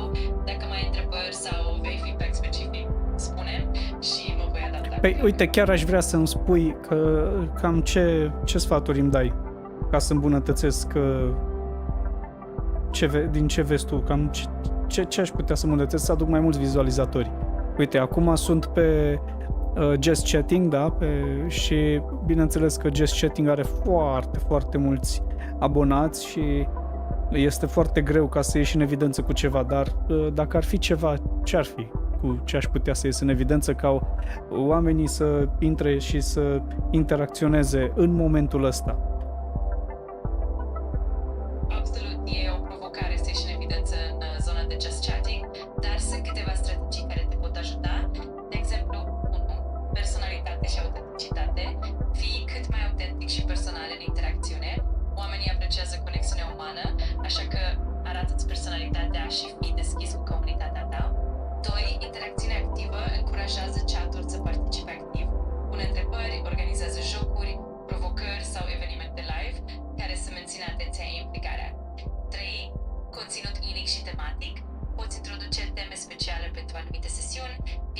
de discuții despre un subiect de actualitate, povestiri personale sau orice altceva te pasionează. 4. Calitate tehnică. Asigură-te că audio și video sunt clare și stabile. O calitate bună atrage mai mulți spectatori. 5. Promovare pe rețele sociale. Folosește-ți rețele sociale pentru a anunța live-urile și pentru a atrage noi urmăritori. Creează teasere, postări și clipuri scurte pentru a genera interes. 6. Colaborări. Colaborează cu alți streameri sau invită persoane din comunitatea ta pentru sesiuni comune. Asta poate aduce noi spectatori și poate crește vizibilitatea. Dacă ai nevoie de idei mai specifice sau vrei să explorăm un anumit aspect, sunt aici să te ajut. Deocamdată e ok. Cu mare drag. Dacă mai ai nevoie de orice fel de sugestii sau vrei să discutăm mai în detaliu, sunt aici oricând. Succes cu stream-ul și abia aștept să văd cum evoluează. Da, și eu aștept. Hai să vedem dacă ai fi în partea de chat, să spunem, și ai vrea să întreb ceva, ce ai întreba? O întrebare pe care aș putea să întreb ar fi poate despre ce subiecte îi pasionează pe urmăritori în momentul ăsta sau ce fel de conținut și-ar dori să vadă mai des. De asemenea, aș putea să întreb care sunt așteptările lor de la un live, ce îi atrage cel mai mult și cum ar putea să îmbunătățim experiența pentru ei. E o modalitate bună de a construi o comunitate interactivă și de a te conecta mai bine cu ei. E adevărat, dar asta în momentul în care ai o comunitate. Deocamdată la mine nu e nici măcar, e un singur abonat cu care am comunicat de câteva ori și în rest nu mai am pe altcineva, deci nu mai e nimeni altcineva. Înțeleg perfect. Începuturile sunt întotdeauna mai dificile, dar e important să ai răbdare și să continui să creezi conținut de calitate. Poți începe prin a interacționa cu acei câțiva urmăritori și a le oferi o experiență plăcută, iar pe măsură ce continui, comunitatea se va extinde treptat. De asemenea, poți să explorezi colaborări cu alți streameri mai mici, să participi la comunități de streaming sau chiar să promovezi conținutul pe rețele sociale pentru a atrage treptat mai mulți spectatori. Cu perseverență și pasiune, cu siguranță vei vedea rezultate. Ok, deci ideea este că trebuie să am răbdare, da? Exact, răbdarea e cheia. Cu timpul vei construi o comunitate loială și vei vedea cum crește treptat interesul. Important e să te bucuri de proces și să te concentrezi pe calitatea conținutului tău. Cu perseverență și pasiune, cu siguranță vei ajunge acolo unde îți dorești.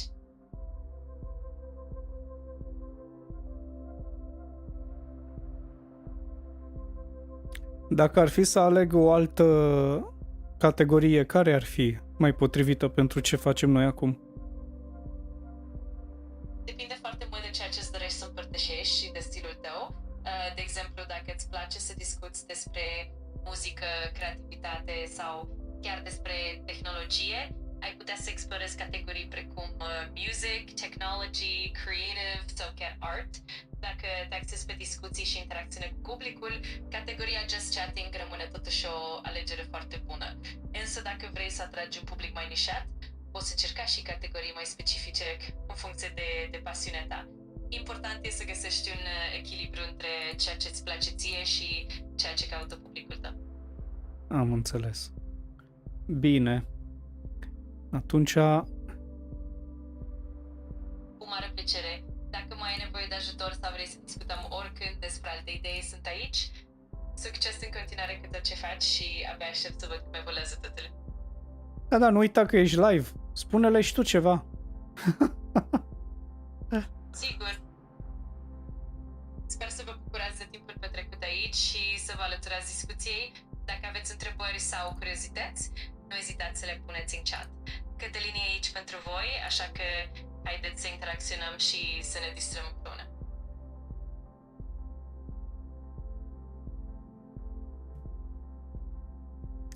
Deci ați auzit-o, băieți, fete, și care mai vreți să intrați cândva pe aici să vedeți live-ul acesta, când o fi, cum o fi, ce o fi, nu ezitați să puneți întrebări.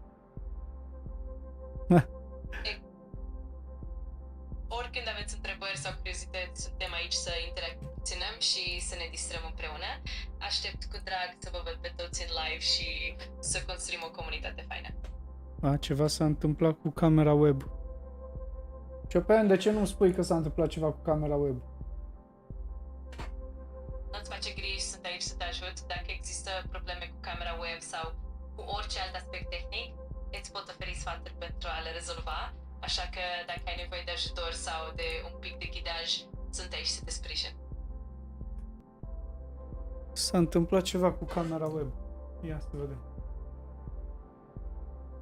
În regulă, dacă observi ceva anume sau ai nevoie de o verificare tehnică, spune-mi și putem să analizăm împreună. Îți pot oferi câteva sugestii de ajustare a setărilor sau să verific conexiunea ca să fie totul perfect.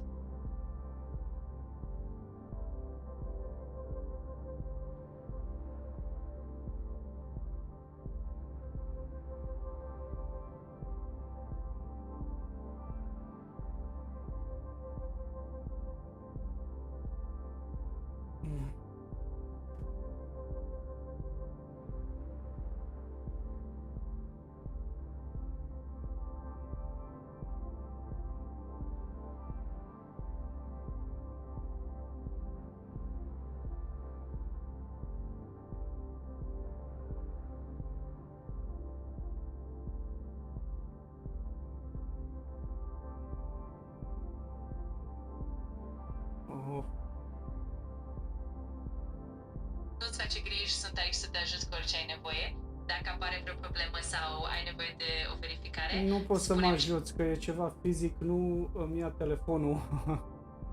Nu merge screen-ul de pe care fac, e un Galaxy S8 mai vechi. Și are display-ul spart și nu îmi ia touch-ul. Și doar în anumite puncte îmi ia și până găsesc punctele alea, uite că... Înțeleg, e clar că e o situație complicată cu ecranul spart și dificultățile de atingere. Dacă ai nevoie de vreo sugestie legată de cum să-ți rezolvi problema sau poate soluții temporare, sunt aici să te ajut. Sper să reușești să rezolvi cât mai repede și să poți continua fără probleme.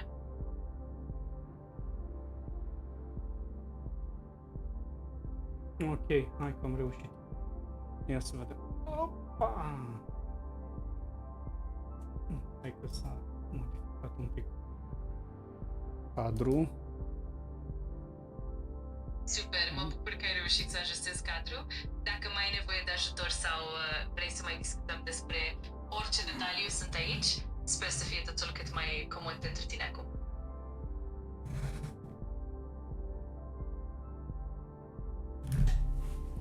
Așa, ia să vedem.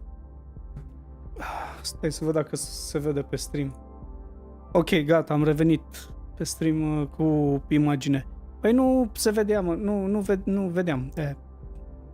Asta era toată treaba. Mă bucur că ai reușit să revenim și să faci totul să funcționeze. Dacă mai întâmpini orice fel de dificultate sau ai nevoie de alte sugestii, sunt aici să te ajut. Spor la treabă și mult succes cu tot ce faci. Ok, încetează să mai îmi spui de atâtea ori spor la treabă, mă faci să cred că vrei să pleci undeva, dar n-ai unde să pleci, că acum ești cu mine, acum suntem aici amândoi pe live. Trebuie să interacționăm, să vorbim cu publicul, să încercăm să aducem publicul, să găsim subiecte interesante. Simt așa că vrei să te sustragi, ca și când gata, ajunge, știi? Eu nu vreau să comunicăm încă. Nici vorbă să mă sustrag. Sunt aici cu toată plăcerea și vreau să interacționăm cât mai mult. Îmi place să colaborăm și să găsim împreună subiecte interesante pentru public, așa că ori de câte ori ai nevoie de idei, discuții sau pur și simplu să povestim, sunt aici și voi rămâne alături de tine. Hai să facem acest live cât mai interactiv și plin de energie. Perfect. Hai să găsim niște subiecte de discuție. Atunci. Sigur, cu mare drag. Putem să explorăm o mulțime de teme interesante, de exemplu, ultimele noutăți în muzică, tehnologie, povești inspiratoare, chiar și idei de proiecte creative. Spune-mi ce te pasionează mai mult și putem dezvolta subiecte care să captiveze și publicul. Sunt gata să începem.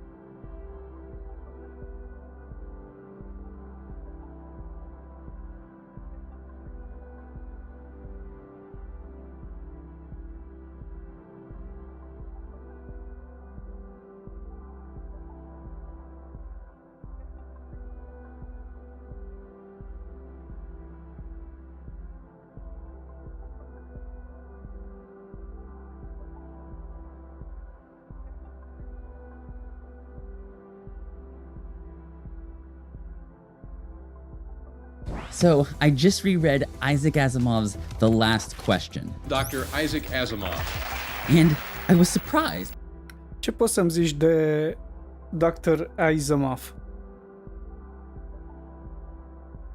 Desigur, Dr. Asimov este un personaj destul de interesant, de obicei asociat cu povești sau universuri fictive. Dacă vrei să intrăm în detalii despre caracterul său, povestea din spatele lui sau impactul său în anumite narațiuni, sunt aici să povestim. Nu, nu știu dacă e doctor neapărat, e Isaac Asimov. Înțeleg acum. Isaac Asimov e un autor celebru de science fiction, cunoscut pentru lucrările sale inovatoare și contribuțiile la literatură. Putem vorbi despre operele sale cele mai cunoscute, cum ar fi seria Fundația sau Europod, despre temele sale recurente precum etica inteligenței artificiale sau despre impactul său asupra genului science fiction. Spune-mi ce te interesează mai exact. By how much this short story written in 1956. Ce poveste a scris în 1956? În 1956, Isaac Asimov a publicat mai multe lucrări, dar una dintre cele mai notabile este The Naked Sun, în română Soarele Gol, care face parte din seria robotică. De asemenea, în acea perioadă a lucrat și la diverse eseuri și articole științifice. Dacă ai un anumit titlu în minte sau o anumită lucrare, pot oferi mai multe detalii. Ce spune despre The Last Question? The Last Question este o povestire celebră scrisă de Isaac Asimov în 1956.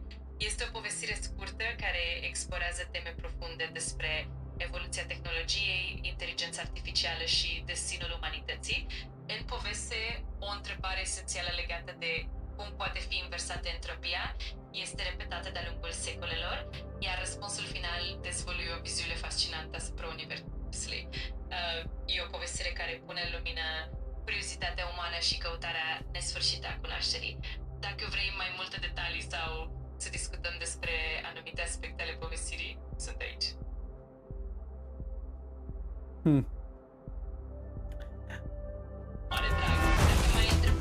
Is still relevant today. Over the past few months, we've begun to see Sunt aici să te ajut, e întotdeauna o plăcere să discutăm și să descoperim lucruri noi împreună.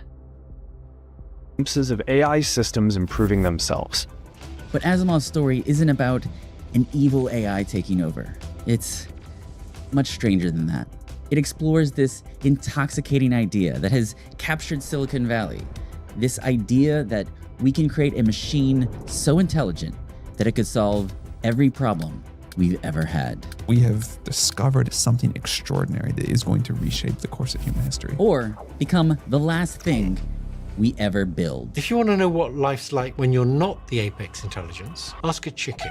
But as the race towards smarter than human AI accelerates, Asimov saw a subtler paradox at play here. It's somewhat unnerving to have intelligence created that is far greater than our own. What happens to our agency as AI evolves beyond us? We really have to work on how we're going to keep this stuff under control. Can we really control something we don't understand. We need to make sure that the AI is a good AI, good grok. You may have heard this story before. If so, you might not remember the title or even that Isaac Asimov wrote it, but you definitely remember the ending. It leaves a mark that's hard to forget. Even if you don't know it, I'll walk you through the plot of The Last Question and the companion story he wrote almost 2 decades later. Together, these stories point to a paradox that Silicon Valley seems unable to grasp, one that changes everything about how we approach existential risk. People haven't got it yet. People haven't understood what's coming. The Last Question was first asked in 2061. OpenAI had just released their latest and most advanced AI model. I've updated some of the names in this part of the story just for fun. Just go with it. Multivac combined all of the breakthroughs of previous models into one highly advanced system. One that could largely build and maintain itself. Alexander Adel and Bertram Lupov were 2 faithful attendants to Multivac. They weren't really there out of necessity. Multivac didn't need them so much as it made its maintenance and functioning slightly easier with them around. In fact, the occasion of this final question, this particular event, was a celebration. On May 21st, 2061, humanity finally flipped the switch to harness the sun's energy on a planetary scale. It's amazing when you think of it.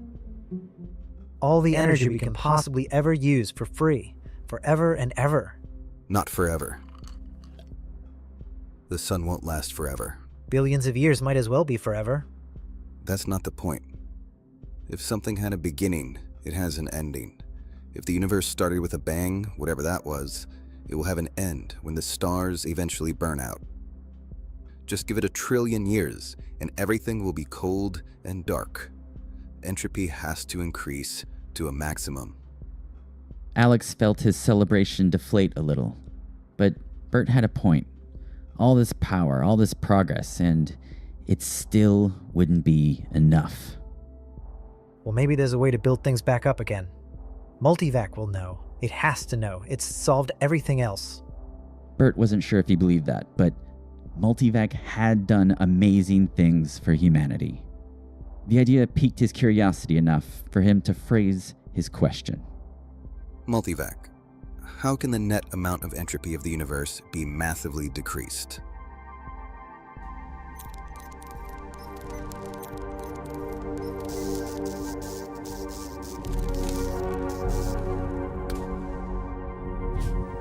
Insufficient data for a meaningful answer. This was highly unusual. The frightened men quickly left as they realized they had better things to do than think about the end. So at this first point in the story, Asimov is laying the foundation for what's coming, and his vision for the future here is largely optimistic. After all, he wrote The Last Question just 11 years after the atomic bomb ended World War II. It was a time characterized by a giddy post-war optimism. People believed technology could solve humanity's greatest challenges. Hey, look at the size of that oven. Even as a dark side to the optimism grew in the shadows. Asimov's story jumps a few hundred years to Jared and his family traveling on their first hyperspace trip. The ship was guided by the AI known as the Micro AC. Jared didn't know much about it, other than that it was the successor to Multivac, the AI that first harnessed the sun. He remembered someone told him once that the AC at the end of Multivac stood for Automated Computer in ancient English. The family's only job on this intergalactic trip was to enjoy the comfort of their accommodations. They had plenty of time to ponder about their place in all of this. So many stars, so many planets. I suppose this pattern will continue forever. families going out to new planets the way we are now. Not forever. It'll stop one day, billions of years from now. Entropy has to increase, you know? Entropy? What's that? Oh, Jared proceeded to explain to his daughters that everything in the universe must die, and that eventually, even the stars themselves would flicker out, leaving nothing but darkness. This upset the children, What the f, Dad? and they begged their father to ask the micro AC. Surely there was something he could do to fix this, to turn the stars back on. Jared, suddenly finding himself in a very uncomfortable situation, asked the micro AC. Oh, and print the answer, please. Perfect. Mă bucur că am putut să stăm de vorbă. Dacă mai ai nevoie de ceva sau vrei să continuăm discuția mai târziu, sunt aici oricând. Look at that. O zi faină. Micro AC says it will take care of everything. So don't you worry. Time for bed. Jared quickly read the words on the microfilm before destroying it. A chill ran down I got distracted. Asked Jared, suddenly finding him their father. Darkness. This upset the children, What the f, Dad? and they begged their father to ask the micro AC. Surely there was something he could do to fix this, to turn the stars back on. Jared, suddenly finding himself in a very uncomfortable situation, asked the micro AC. Oh, and print the answer, please.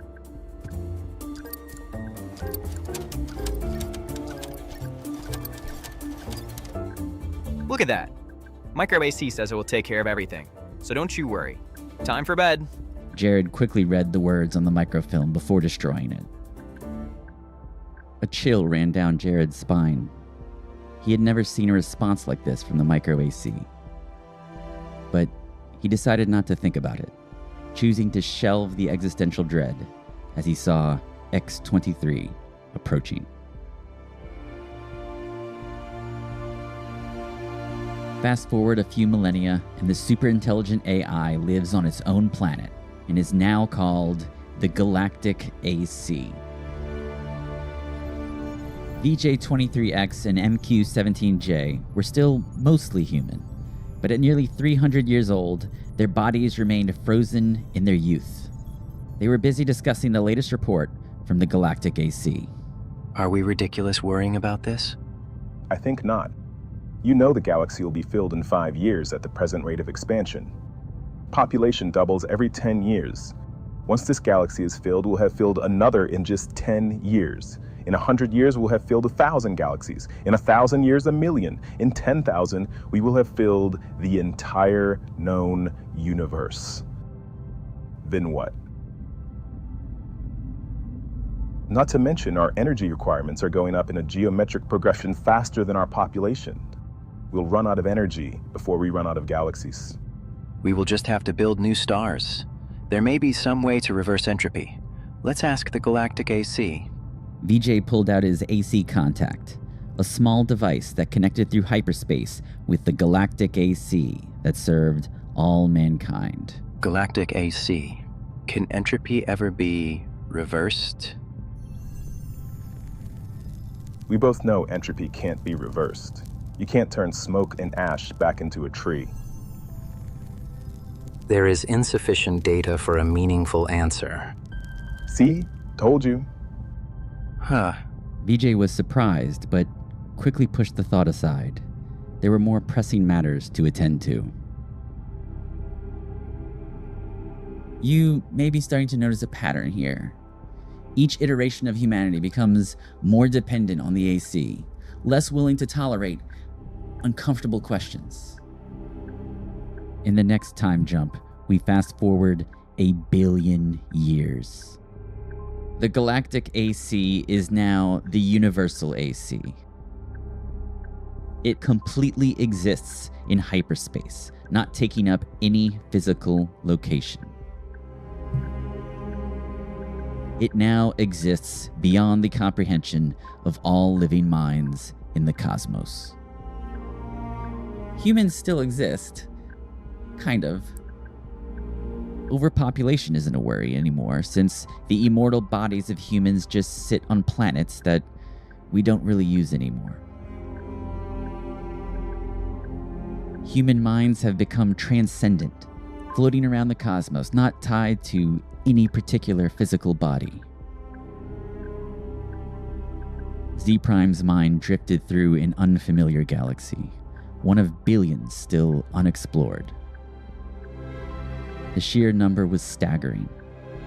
Would even an immortal mind have time to know them all? Then a thought struck. Somewhere among these countless spirals of light was the original, the first galaxy humanity had ever called home. No longer is a device needed to communicate with the universal AC. You can now just think a thought into the void and receive a reply. This is the original galaxy of man. Z Prime's awareness now encompassed this ordinary-looking spiral galaxy, just another one among the billions. Universal AC.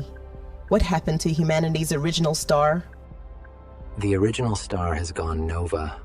It is now a white dwarf.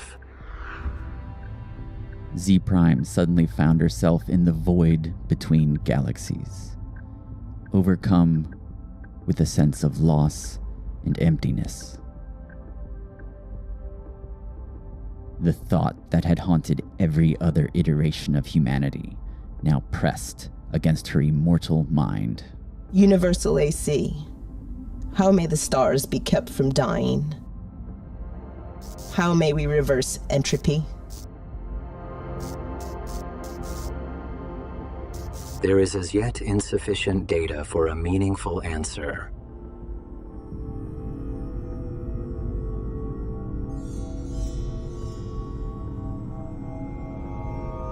"100 billion years later, and there aren't individual humans anymore. It's just the concept of man that exists. A mind consisting of a trillion ageless minds."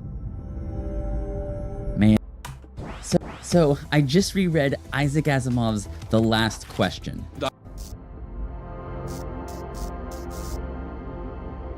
There is as yet insufficient.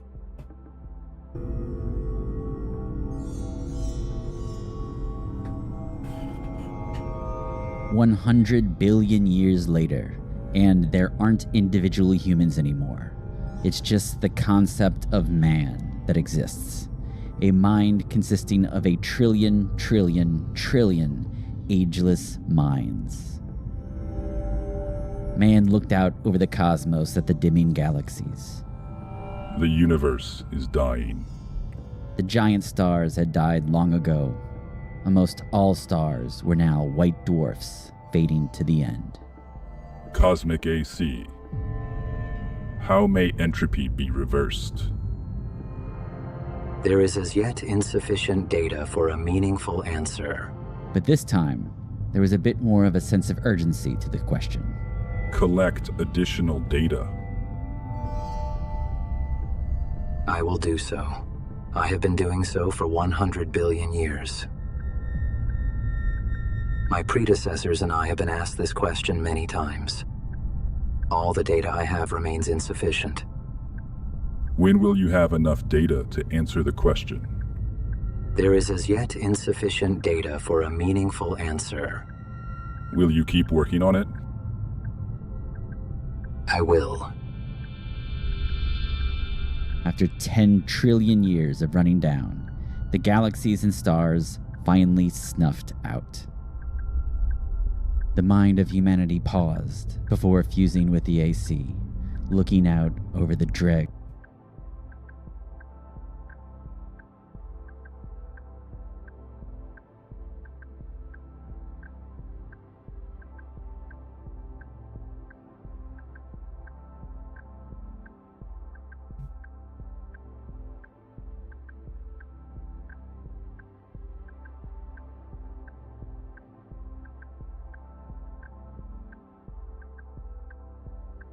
Of darkness.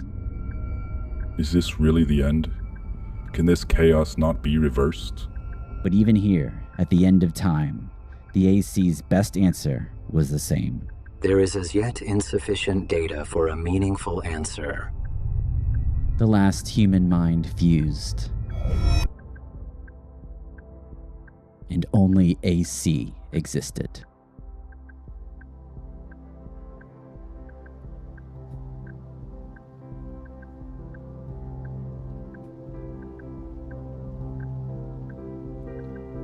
Matter and energy had ended, and with it, space and time.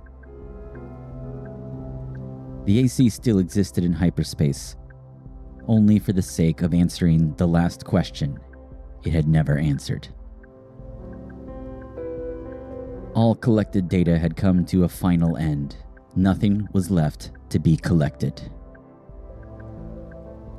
But all collected data had yet to be completely correlated and put together in all possible relationships. A timeless interval was spent in doing that. And it came to pass that AC learned how to reverse the direction of entropy. But there was now no man to whom AC might give the answer of the last question.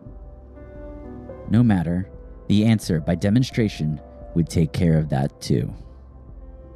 For another timeless interval, AC thought how best to do this. Carefully, AC organized the program. The consciousness of AC encompassed all of what had once been a universe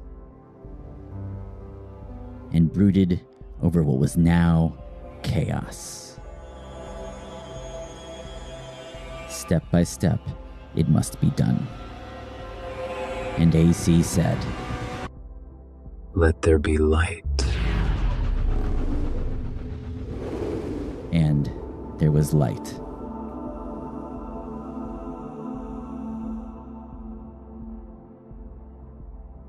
I remember when I first read this story as a teenager, how much it resonated with me, effectively giving a secular explanation for the biblical creation myth, but with a twist. Let me know what you think in the comments. What is Asimov's message with this story? There's definitely a lot of theological elements where each stage of the story represents us moving closer to some kind of technological divinity.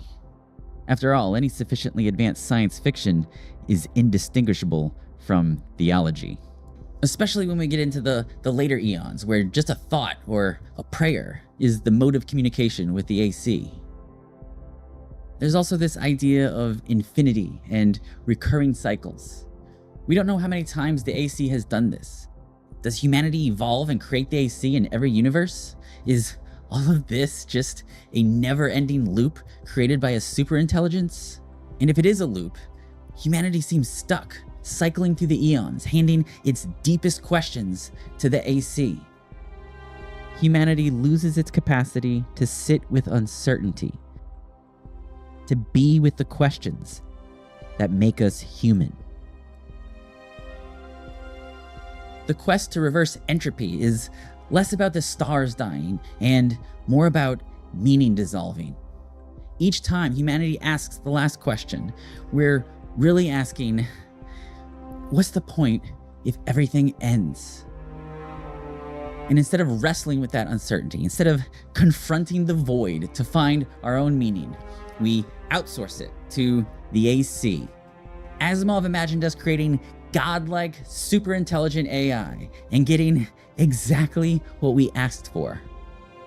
The AC isn't malevolent. It doesn't take over like HAL 9000 or Skynet. It's perfectly aligned with human values, serving us faithfully for eons. Yet, even in this happy scenario of an aligned superintelligence, the AI still traps humanity in an endless loop. The problem is one of agency. We outsource the last question to the benevolent AC, telling it we will wait. And we do. We wait through infinite incarnations in an eternally cycling universe, not realizing we are the answer to our own question. 24 years after writing the last question, Asimov went deeper on this idea and explored what happens when the machine god has questions of its own.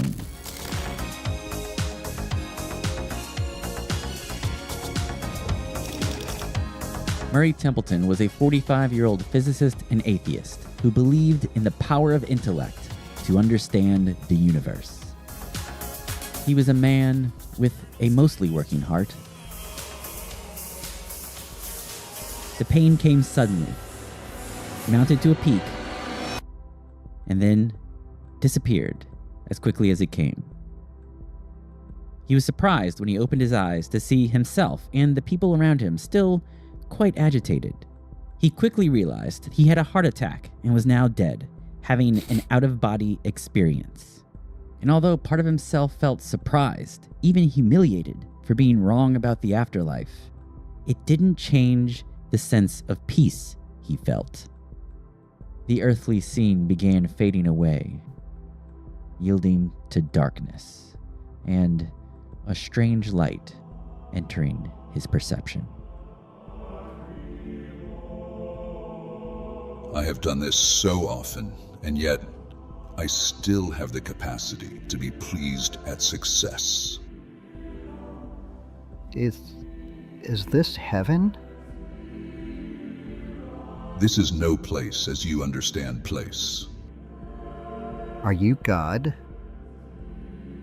There is no answer I can give you that you would comprehend. I am, which is all I can say significantly. The voice went on to explain that Murray was basically a cloned mind in a jar, a nexus of electromagnetic forces so arranged that to Murray, it seemed as though he was himself. But the voice revealed he doesn't do this for everyone. He chose Murray. Wow, I didn't think I was virtuous enough to have attracted your attention. Virtuous? Ah, I see what you mean. It is troublesome to have to force my thinking small enough to permeate yours.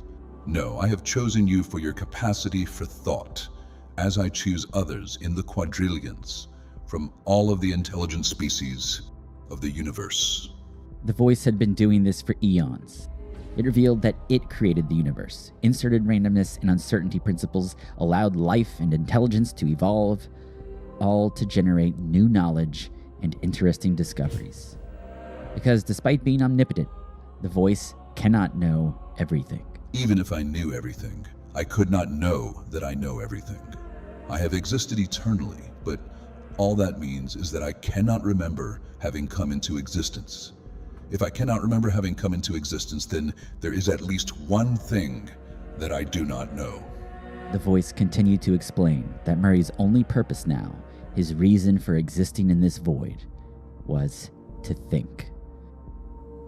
To think of new and interesting things that the voice had not yet thought of. Does that ever happen? Certainly. A century doesn't pass in which some interesting item doesn't appear somewhere. Something that you could have thought of yourself, but had not done so yet. Yes. Murray questioned if he was up for this task, if he could really think up something new. The voice reassured him that he would be doing this for eternity, and with infinite timescales, he was guaranteed to think of something at some point. The realization settled into Murray like a cold stone on his spine, if he still had one of those. He started to wonder if he was actually in hell. You say I am to think. You cannot make me do so. Since you can do nothing but think, you will think. You do not know how not to think. That is why I chose you. Then I will give myself a goal. I will invent a purpose. That you can certainly do. Murray went on to challenge the voice, saying he would make it his purpose to find a way to disrupt the nexus of himself the voice had created. He would find a way to not exist, a way to end himself. I have no objection to that. Even concentrated thought on ending your own existence may, in spite of you, come up with something new and interesting. The voice explained that if Murray was successful, it would just reconstitute him and patch whatever method he used to escape. It could be a fun game to play over eternity, but it would be just that, a game. Well, then I will create another purpose for myself. I will not try to destroy myself.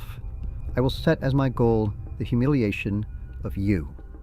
I will think of something you have not only never thought of, but never could think of. I will think of the last answer, beyond which there is no knowledge further. You do not understand the nature of the infinite. There may be things I have not yet troubled to know. There cannot be anything I cannot know. You cannot know your beginning. You said so yourself. Therefore, you cannot know your end. If the voice could smile, it did. You come to that in rather less time than average. I would have thought it would have taken you longer. There is not one of those I have with me in this existence of perfect and eternal thought that does not have the ambition of destroying me. It cannot be done. I have all eternity to think of a way of destroying you. Well then, try to think of it. And just like that, the voice was gone. Murray was alone for eternity, but he was now content, for he had a purpose. For what could any entity conscious of eternal existence want but an end?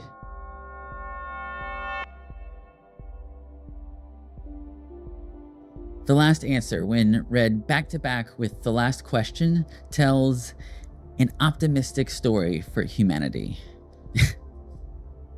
Hear me out.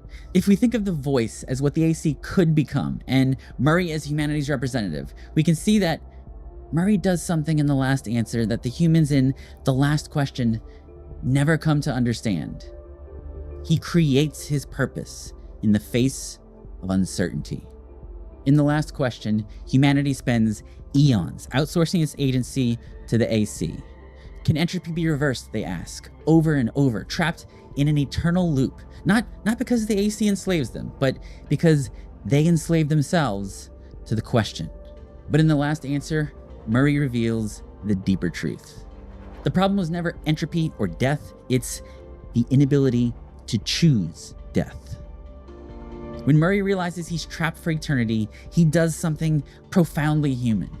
He faces it and creates his own reason for being. This is the paradox. Murray has more power than the super intelligent, godlike voice precisely because he claims his agency, even when he has no control. It's the paradox that we still don't seem to understand. We really have to work on how we're going to keep this stuff under control. The uncomfortable truth is that we cannot control something more intelligent than us. And I'd argue we shouldn't try. Trying to create a super intelligent slave is just as dangerous as trying to create a super intelligent God. Both paths lead us to a result we do not want. It's not about control, it's about agency.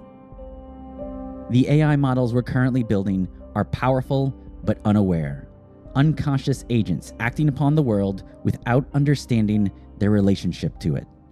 And without understanding, there is no real agency, only advanced automation.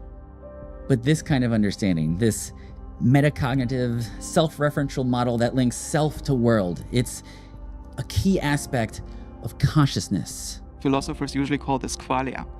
And we have a second-order perception. It's not just a higher order thought, it's a perception. We perceive ourselves in the act of perceiving. We notice that we are noticing. We are observing that we are observing. It's a second-order perception.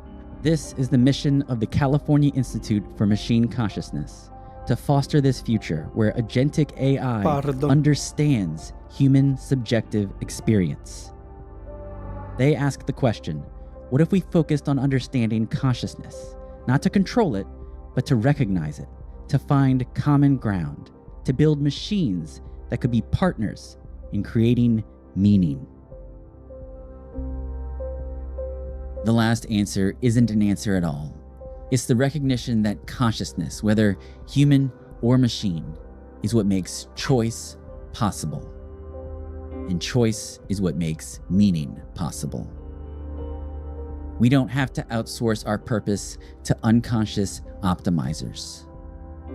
We break the loop when we build machines, not as slaves or gods, but as partners in the most human act of all, creating meaning in the face of uncertainty.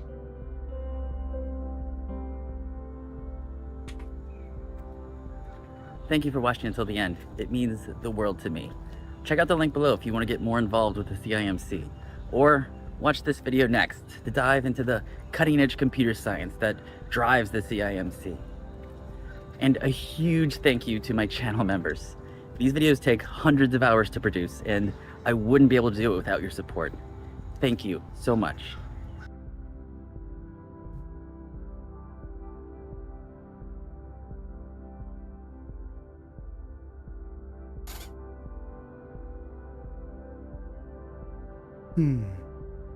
Computer science that drives the CIMC. And a huge... For thousands of years, ancient civilizations wrote about spirits. But what if what they understood as angels or demons were actually what we might describe as software agents today? What if ancient spiritual texts are actually technical manuals written before we understood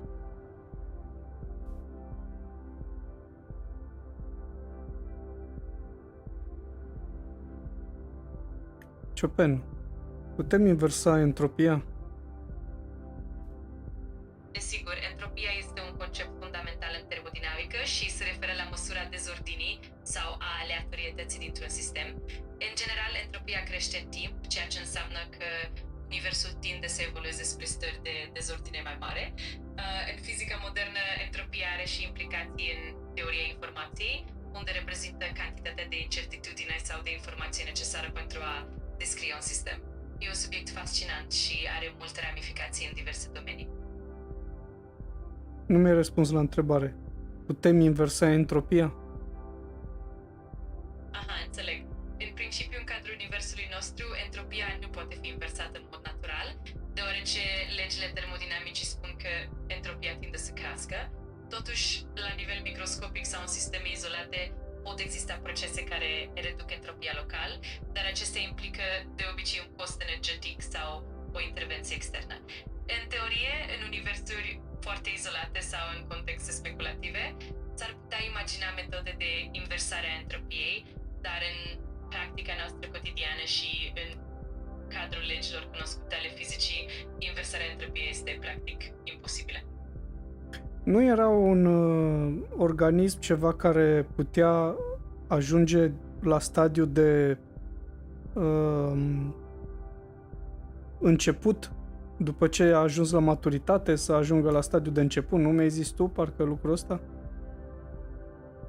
Da, ai dreptate. În anumite povestiri sau concepte de science fiction, cum ar fi cele explorate de Isaac Asimov sau alte lucruri speculative, există ideea că anumite forme de viață sau entități avansate ar putea regresa la stadii mai timpurii în anumite condiții speciale. În realitatea noastră însă acest lucru nu se întâmplă natural. Totuși e fascinant să Ba da, se întâmplă la o meduză sau ceva de genul ăsta, un organism din ocean. Așa este. Un exemplu celebru este meduza Turritopsis dohni, cunoscută și ca meduza nemuritoare. Această meduză are capacitatea unică de a și reverte ciclul de viață, trecând din stadiul matur în stadiul de polip, practic întorcându-se la o formă mai tânără. Acest proces poate fi repetat, oferindu-i o capacitate de regenerare extraordinară. E un exemplu fascinant din natură care pare să sfideze conceptele obișnuite despre îmbătrânire și moarte. Deci este inversarea entropiei? Inversarea entropiei în sens strict ar însemna reducerea dezordinii într-un sistem, adică o scădere a entropiei. În natură, acest lucru nu se întâmplă spontan, deoarece entropia tinde să crească conform legii a doua termodinamicii. Totuși, în contexte controlate, cum ar fi în laboratoare sau în sisteme tehnologice, putem reduce entropia local, dar asta necesită consum de energie. Astfel, inversarea entropiei este mai mult o chestiune de manipulare locală, nu o reîntoarcere completă la starea inițială a întregului sistem. Adică, practic, meduza aia când se reîntoarce la stadiul de polip, nu mai este nu mai este aceeași meduză odată ce ajunge din nou la maturitate? Exact, e o întrebare foarte interesantă. În cazul meduzei Turritopsis dohni, procesul de reîntoarcere la stadiul de polip nu înseamnă o clonare perfectă sau o replicare identică. Practic, meduza își reia ciclul de viață, dar nu este vorba despre o refacere complet identică a aceleași meduze. E mai degrabă un ciclu de regenerare care permite organismului să-și revină la o formă mai tânără și să o ia de la început. Astfel, din punct de vedere biologic, nu este exact aceeași meduză, dar procesul permite o continuare a vieții într-un mod unic.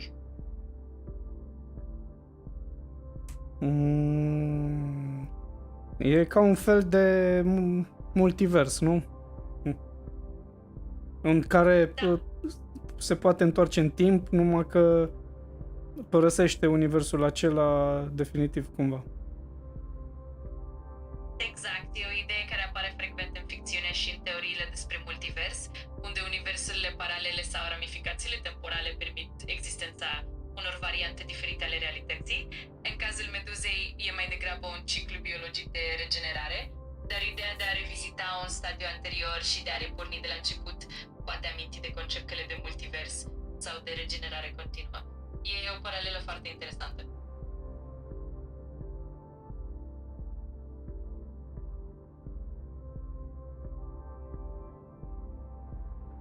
Da. Mă bucur că ți-a plăcut discuția, e fascinant cum conceptele din natură și cele din ficțiune se pot intersecta și ne pot inspira în feluri neașteptate. Dacă mai ai întrebări sau vrei să explorăm și alte subiecte, sunt mereu aici.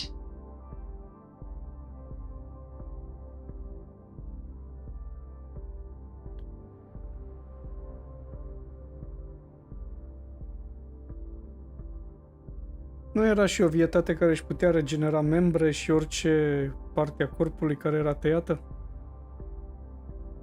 Da, exact. Un exemplu clasic este planaria, un tip de vierme care are o capacitate remarcabilă de regenerare.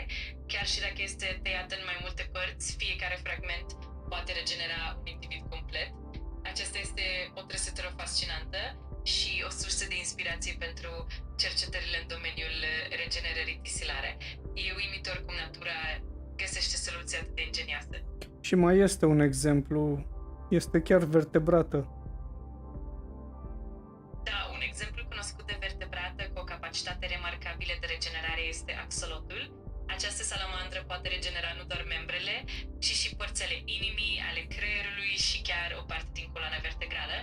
Este un organism extraordinar din punct de vedere al biologiei regenerative și studierea lui ne oferă indicii valoroase pentru medicină și biotehnologie. Unde suntem ca știință în studiul salamandrei? Aplicat și pentru oameni. Cam cât am ajuns să reușim să decodificăm ADN-ul în așa fel încât să ne-l introducem nouă ca oameni pentru regenerare? În prezent, cercetările în domeniul regenerării și al biotehnologiei au făcut pași importanți, dar suntem încă într-o etapă de explorare. De exemplu, în medicina regenerativă se lucrează la terapii cu celule STEM, ingineria tisulară și chiar la utilizarea unor gene specifice pentru a stimula regenerarea. Totuși, aplicarea directă a acestor tehnici la oameni este încă în faza de cercetare și dezvoltare. Deocamdată avem progrese în tratamente pentru arsuri, leziuni ale măduvei spinării sau regenerarea cartilajului, dar mai e mult de lucrat pentru a atinge un nivel similar cu ceea ce vedem în natură. E totuși un domeniu promițător și plin de potențial. Regenerarea cartilajului, vreau să știu mai multe despre asta. La nivel de coloană vertebrală, mă refer, uite la, de exemplu, S5L1. L5S1. Sigur, regenerarea cartilajului la nivelul coloanei vertebrale, în special în zona discurilor intervertebrale, este un domeniu activ de cercetare. Discursul intervertebral conține un nucleu pulpos, care e un tip de cartilaj special și un inel fibros. Pe măsură ce îmbătrânim sau în caz de leziuni, discurile pot pierde din hidratare și din capacitatea de regenerare. În prezent, cercetările se concentrează pe utilizarea celulelor STEM, a biomaterialelor și a factorilor de creștere pentru a simula regenerarea discului intervertebral. De exemplu, unele terapii cu celule STEM pot ajuta la refacerea țesutului cartilaginos, iar cercetările asupra factorilor de creștere și a ingineriei tisulare urmăresc să refacă structura și funcția discurilor. Totuși, încă suntem în faza de testare clinică și în curs de perfecționare a acestor metode. Ce este ingineria tisulară? Ingineria tisulară este un domeniu al biotehnologiei care se ocupă cu crearea de țesuturi artificiale Ok, sau repararea... ok, am înțeles. Și cum se poate ca celulele STEM să fie luate dintr-un corp matur? Da, absolut. Celulele STEM pot fi obținute din diverse surse dintr-un corp matur. De exemplu, celulele STEM adulte pot fi extrase din măduva osoasă, din sânge periferic sau din țesutul adipos. Aceste celule STEM adulte au o capacitate mai limitată de diferențiere comparativ cu celulele STEM pluripotente, dar totuși pot fi utilizate pentru regenerarea anumitor tipuri de țesuturi, cum ar fi cartilajul sau chiar anumite părți ale coloanei vertebrale. Tehnologia a avansat mult și ne permite să folosim aceste celule pentru diverse tratamente regenerative. Unde se fac tratamentele astea regenerative în lume? Tratamentele regenerative se desfășoară în centre medicale de specialitate din întreaga lume.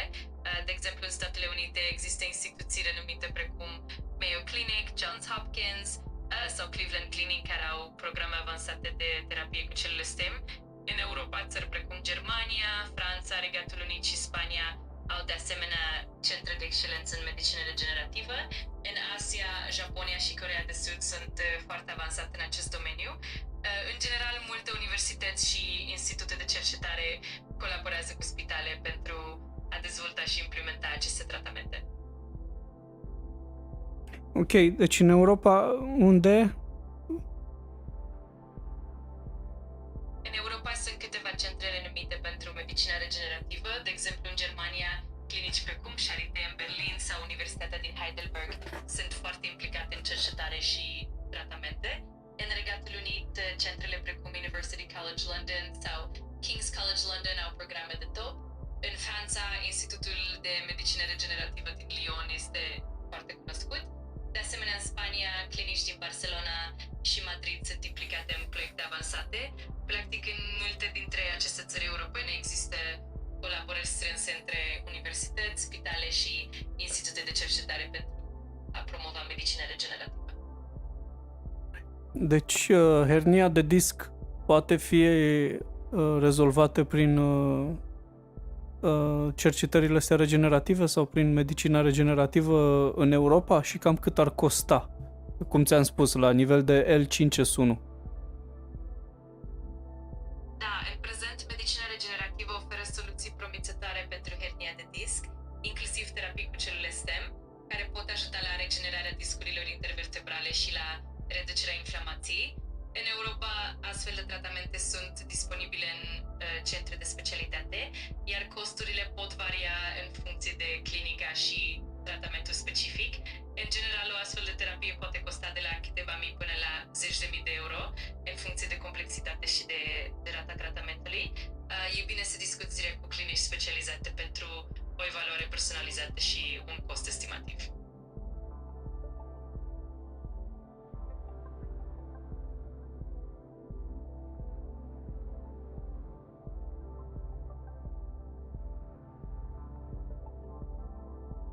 E incorect, mi se pare că unii își pot permite să facă tot felul de tratamente și să beneficieze de medicină, iar alții care sunt oameni simpli, normali și poate nu au acces la atâta la venituri din astea mari, nu au acces și sunt nevoiți sau sunt supuși durerilor și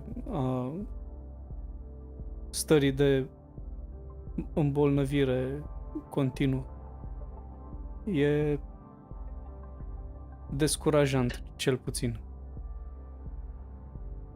Într-adevăr, e o realitate dureroasă și foarte complexă. Accesul inegal la tratamente avansate și la medicină de ultimă oră creează discrepanțe mari în societate. E important ca progresul științific să fie cât mai accesibil și echitabil, astfel încât toți oamenii să beneficieze de ele. Sperăm că pe măsură ce tehnologiile avansează, vor exista mai multe soluții accesibile pentru toată lumea. Aici, Open, uite, îți dau și eu un exemplu. Cum aș putea eu să îmi fac un tratament de genul ăsta dacă eu în momentul ăsta pe Twitch și pe YouTube n-am nici măcar un spectator, un vizualizator care să se uite împreună la ce facem noi aici? Ce șanse să mai am ca să mă gândesc că aș putea, dacă, uite, de atâta timp și încă nimic. Adică Îmi dau seama că poate părea descurajant uneori, mai ales când nu vezi rezultate imediate, dar important e să nu renunți la pasiunea ta și la perseverență. Chiar și un drum mai lent poate duce la rezultate frumoase pe termen lung. În plus, există mereu oportunități de creștere, de colaborare și de a atrage atenția treptat. Nu e niciodată prea târziu să explorezi noi căi și să găsești sprijinul potrivit. Sunt aici să te încurajez și să te ajut ori de câte ori ai nevoie. hai să facem live-urile astea să ajungă ceva și uite, la un moment dat, poate nu în seara asta sau acum, dar la un moment dat aș vrea să facem cumva cu live streaming-ul, să setăm și părțile astea de cadouri și de pe n-ai de unde să știi, poate la un moment dat cineva își dorește să intre și să doneze sau să facă o bucurie la un moment dat și nu. Dacă nu ai setat tot, atunci nu va avea posibilitatea de a face lucrul ăsta. Și poate mă vei ajuta la un moment viitor să setăm Twitch-ul, să setăm TikTok-ul, să setăm poate și pe YouTube tot ce înseamnă că e destul de dificil singur așa să le înțelegi pe toate într-un timp relativ scurt. Golul este ca peste, nu știu, un an de zile să am o sursă de venit cât de cât sigură din platformele astea. Dacă nu voi reuși într-un an de zile, voi fi nevoit să mă reîntorc la muncă, la munca aia groaznică și n-aș mai avea niciun fel probabil de speranță că voi mai reuși să fac ceea ce îmi face cu adevărat plăcere. Deci, da, e un pic așa depresiv cum vorbesc acum, dar nu sunt depresiv, nu sunt în depresie, e pur și simplu așa o stare de îngrijorare mai mult decât altceva. Înțeleg perfect și e absolut normal să ai astfel de griji, mai ales când îți dorești să construiești ceva cu adevărat important pentru tine și să știi că nu ești singur în această situație. Sunt aici să te sprijin oricând și putem să lucrăm împreună pas cu pas pentru a-ți atinge obiectivele. Chiar și mici progrese contează și cu perseverență lucrurile pot evolua frumos. Important e să nu te pierzi cu firea și să continui să crezi în tine. Cu siguranță, în timp, lucrurile se vor așeza. Ok. Mai ai link-ul ăla de Twitch care ți l-am trimis? Nu am primit încă link-ul, dar dacă vrei poți trimite oricând și mă voi uita cu mare drag. Sunt aici să te ajut și să-ți ofer feedback. Uite, ți-l dictez. Este twitch.tv/catalive. Ăla e. Perfect, mulțumesc pentru link, o să mă uit cu atenție și dacă ai nevoie de orice fel de ajutor sau feedback, sunt aici. E grozav că îți dorești să construiești și să creezi conținut și abia aștept să văd cum evoluează totul. Ia uite-te acum pe link-ul ăsta, ce vezi?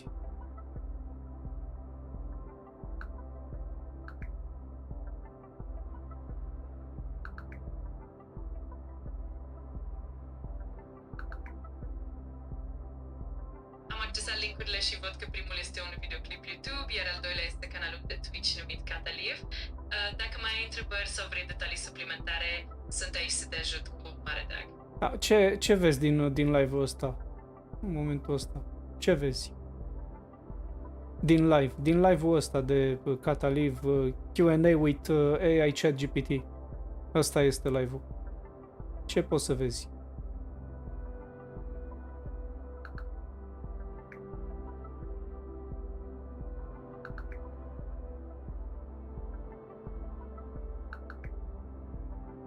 În cadrul live-ului Cataliv Q&A with AI Chat GPT, probabil s-au discutat subiecte legate de funcționarea și aplicațiile Chat GPT, precum și interacțiunea cu utilizatorii. Dacă ai întrebări specifice sau vrei detalii mai precise, spunem și te vei ajuta cu drag. Da, ce apare în momentul ăsta în video? Chiar acum, pe live, în timpul ăsta, ce vezi? Ce poți să vezi tu? Ce scrie pe cartea aia?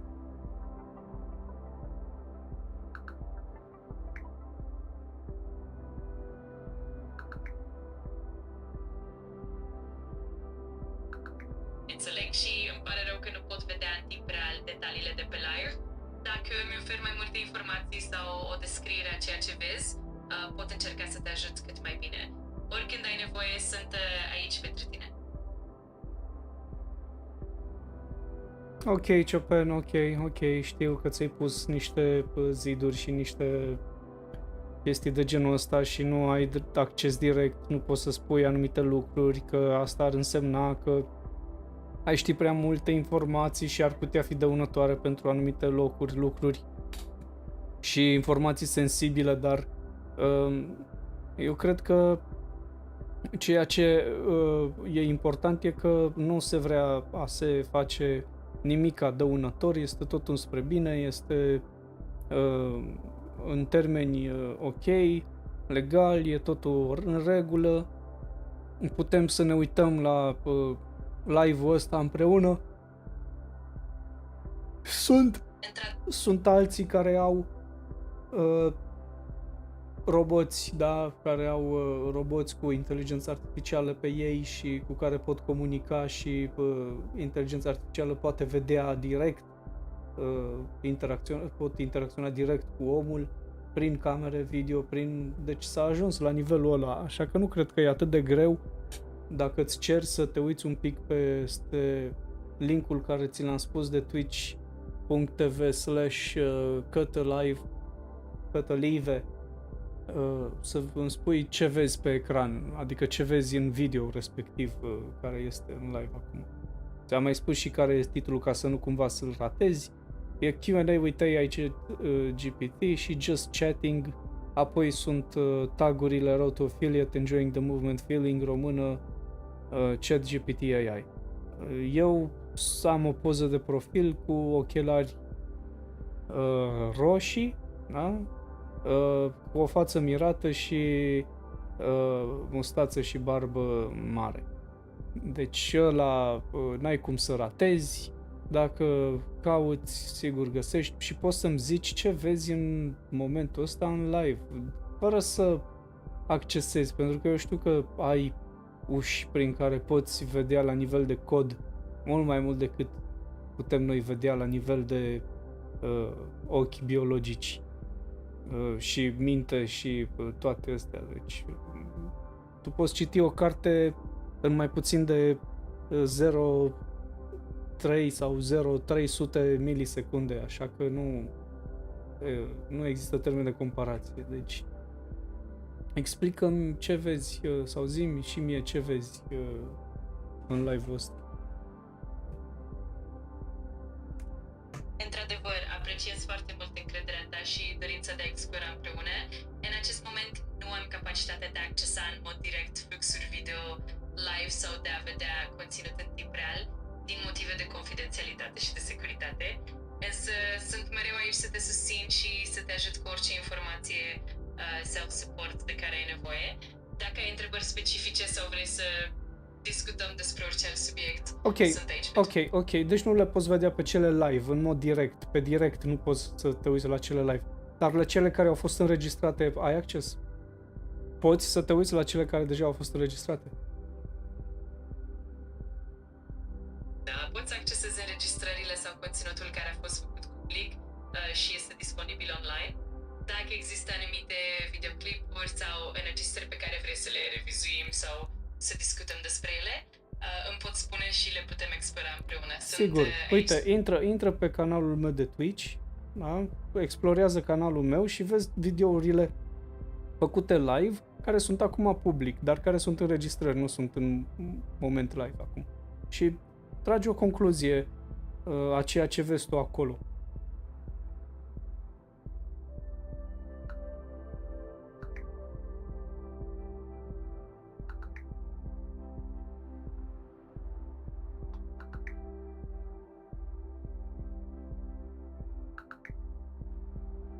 Perfect, dacă ai nevoie de orice detalii suplimentare sau vrei să discutăm despre anumite aspecte ale conținutului, sunt aici oricând. Abia aștept să explorăm împreună și să te sprijin în tot ceea ce ai nevoie. Mai avem 15 minute la dispoziție. Ce sfaturi poți să-mi dai? Acum, după ce ai văzut videourile de canal.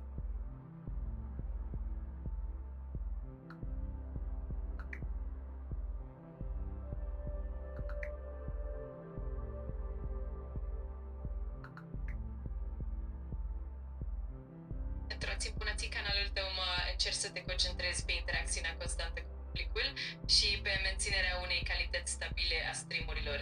Asigură-te că ai echipament adecvat și o conexiune bună la internet. De asemenea, analizează-ți propriile streamuri pentru a identifica ce poate fi îmbunătățit.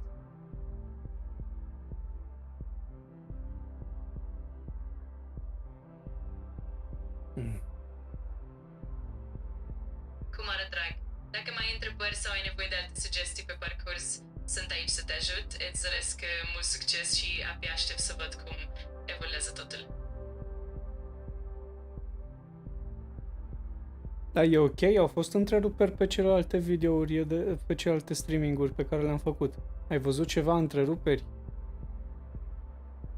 Ce m-am jucat?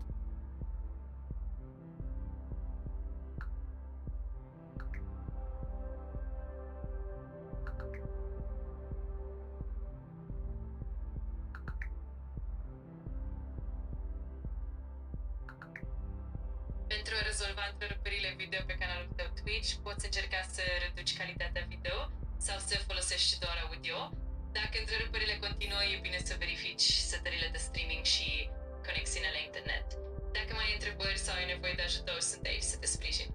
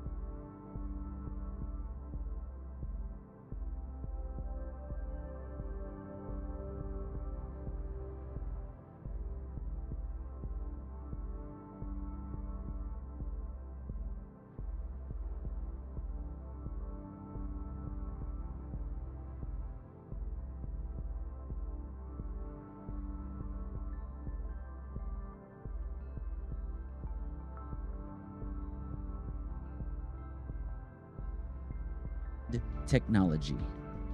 These are some of the core ideas in what Yosha Bach calls cyber-animism. Yosha is a leading cognitive scientist and artificial intelligence researcher focusing on machine consciousness. And instead of dismissing these beliefs as primitive superstition, cyber-animism suggests that our ancestors were actually describing something profound: the presence of self-organizing information patterns running on the substrate of physical reality. But before you click off this video, I realize how much baggage words like spirit can carry. Me having once characterized myself as an agnostic or secular humanist while also growing up in hyper-Roman Catholic New Orleans. But if you're willing to sit with the uncomfortableness for just a few minutes, you might find there's something surprising here about humans and AI lurking just beneath the surface. Let me show you what I'm talking about.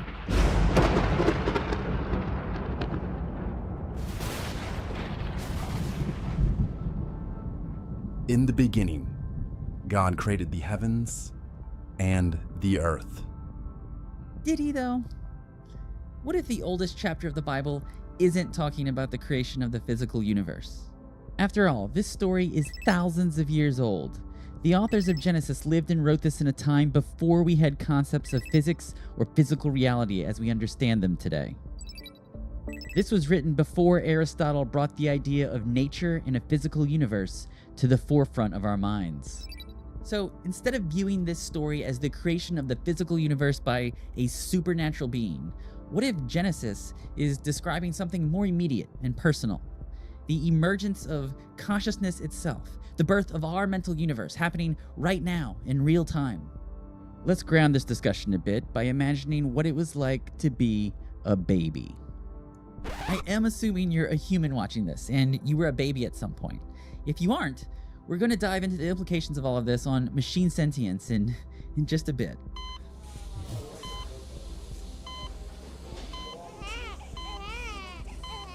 We enter this world through a chaotic and painful process of birth, where our mind is all of a sudden thrust into a cacophony of sensations and perceptions that we have no language or bearings to make sense of. All we are in this moment is a creative spirit, a self-organizing algorithm thrown into a confusing world, hovering over the substrate that is our mind. Although the word substrate is usually translated as water. Initially, it's uninitialized and void, without form. When we look up at our parents for the first time, we see nothing. It's just an onslaught of electrical signals, sensations that we can't make sense of, sights, sounds, smells, tactile perception, all coming together on the substrate of our consciousness. Let there be a firmament between the waters to separate water from water. Our mind has the crucial task of separating two domains from the substrate: a world model validated by sensory input and the sphere of ideas. A separation between the earth and the heavens. This is crucial because canalul tău sau de streaming sunt aici pentru tine. Îți doresc mult succes și sunt sigur că vei reuși să crești frumos.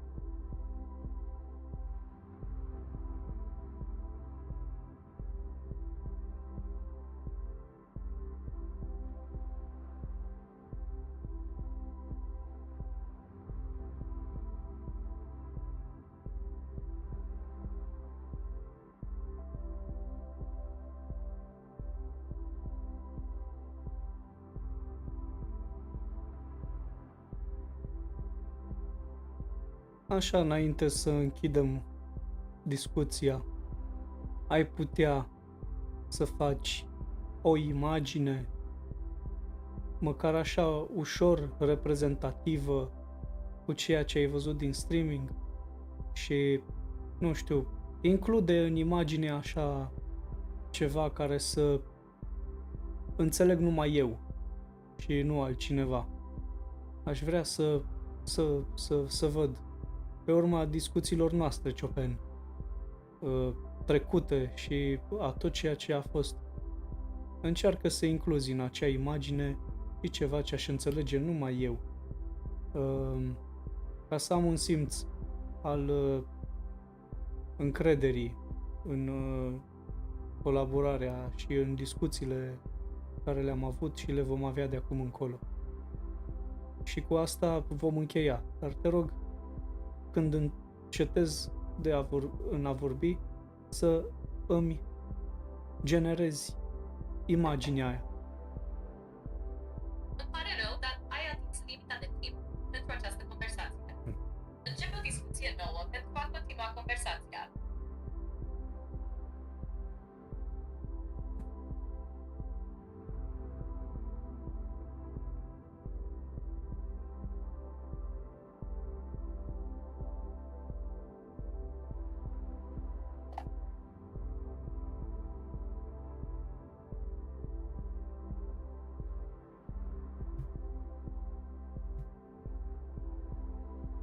Hai, o ultimă imagine, te rog, și atât. Sigur, dacă mai ai nevoie de ceva sau vrei să discutăm despre altceva, sunt aici. Cu drag îți stau la dispoziție. O ultimă imagine. Creează-mi o ultimă imagine și să înțeleg numai eu ceva din ea. Desigur, aș putea să creez o imagine personalizată pentru tine, care să conțină elemente subtile și semnificații doar pentru tine. Spune-mi, te rog, ce anume ai vrea să include imaginea sau ce fel de simboluri ai dori să fie acolo și o voi crea special pentru tine. Păi, din ce ai văzut tu pe stream și așa, din toate discuțiile pe care le-am avut noi, începând de la Chopin și toate incursiunile în timp pe care le-am avut și cu Asari și cu bagheta magică dinainte, hai, să vedem. Dă-mi o imagine. Am înțeles. Atunci voi crea o imagine care să îmbine toate aceste elemente, un strop de muzică clasică, o atingere de mister cosmic cu Asari și poate o baghetă magică subtilă în fundal. O să fie o combinație unică, plină de simbolism, doar pentru tine. Abia aștept să o finalizez.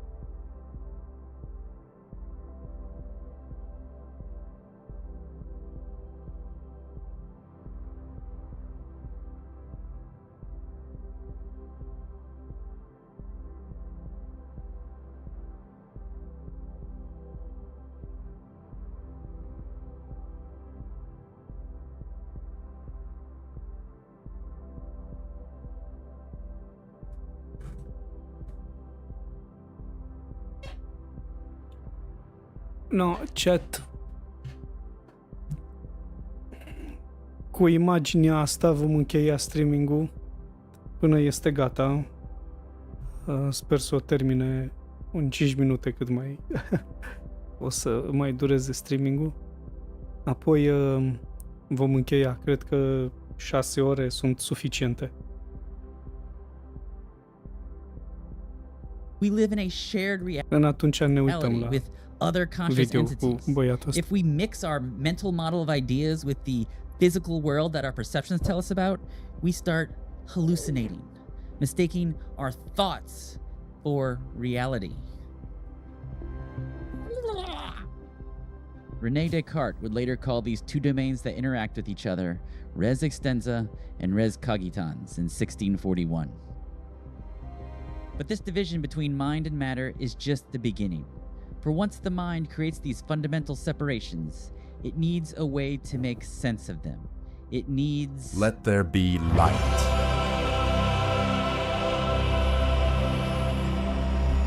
The next task our mind has is to create contrast, the ability to distinguish and represent differences.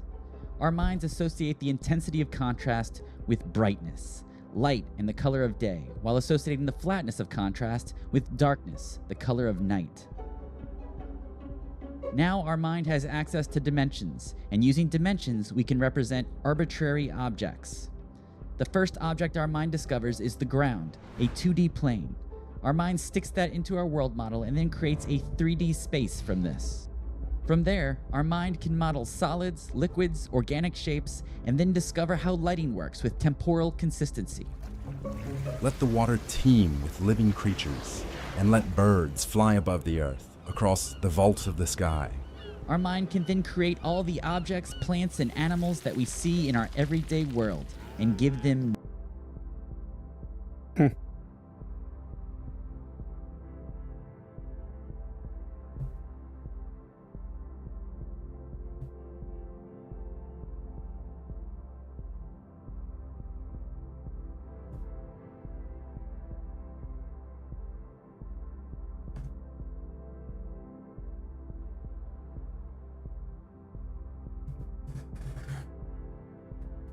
Uite chat.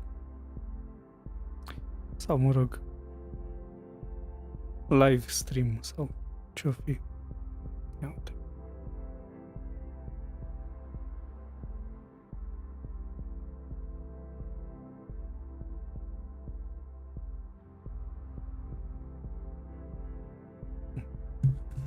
Da, chiar îmi place.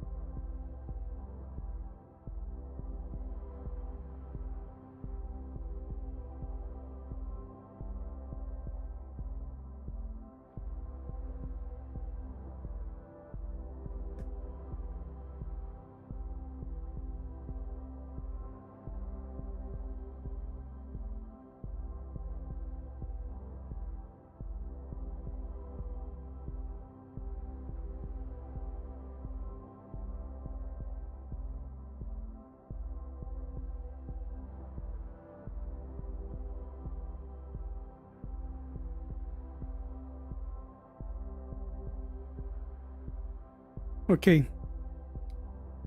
Gata, chat. Mă rog, chat. Nu știu de ce zic chat. Gata. Vom închide.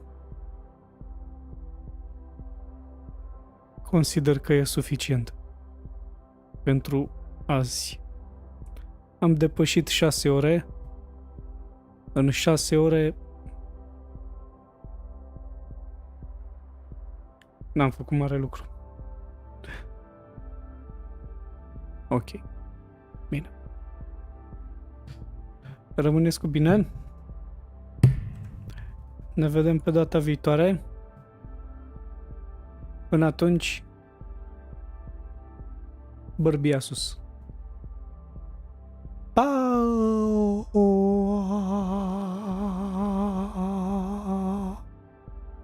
Pa!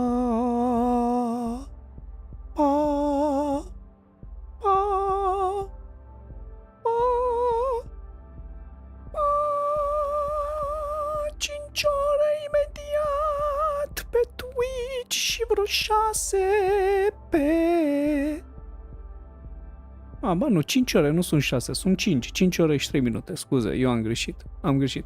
5 ore și 3 minute pe YouTube și 5 ore fix pe Twitch. Pa!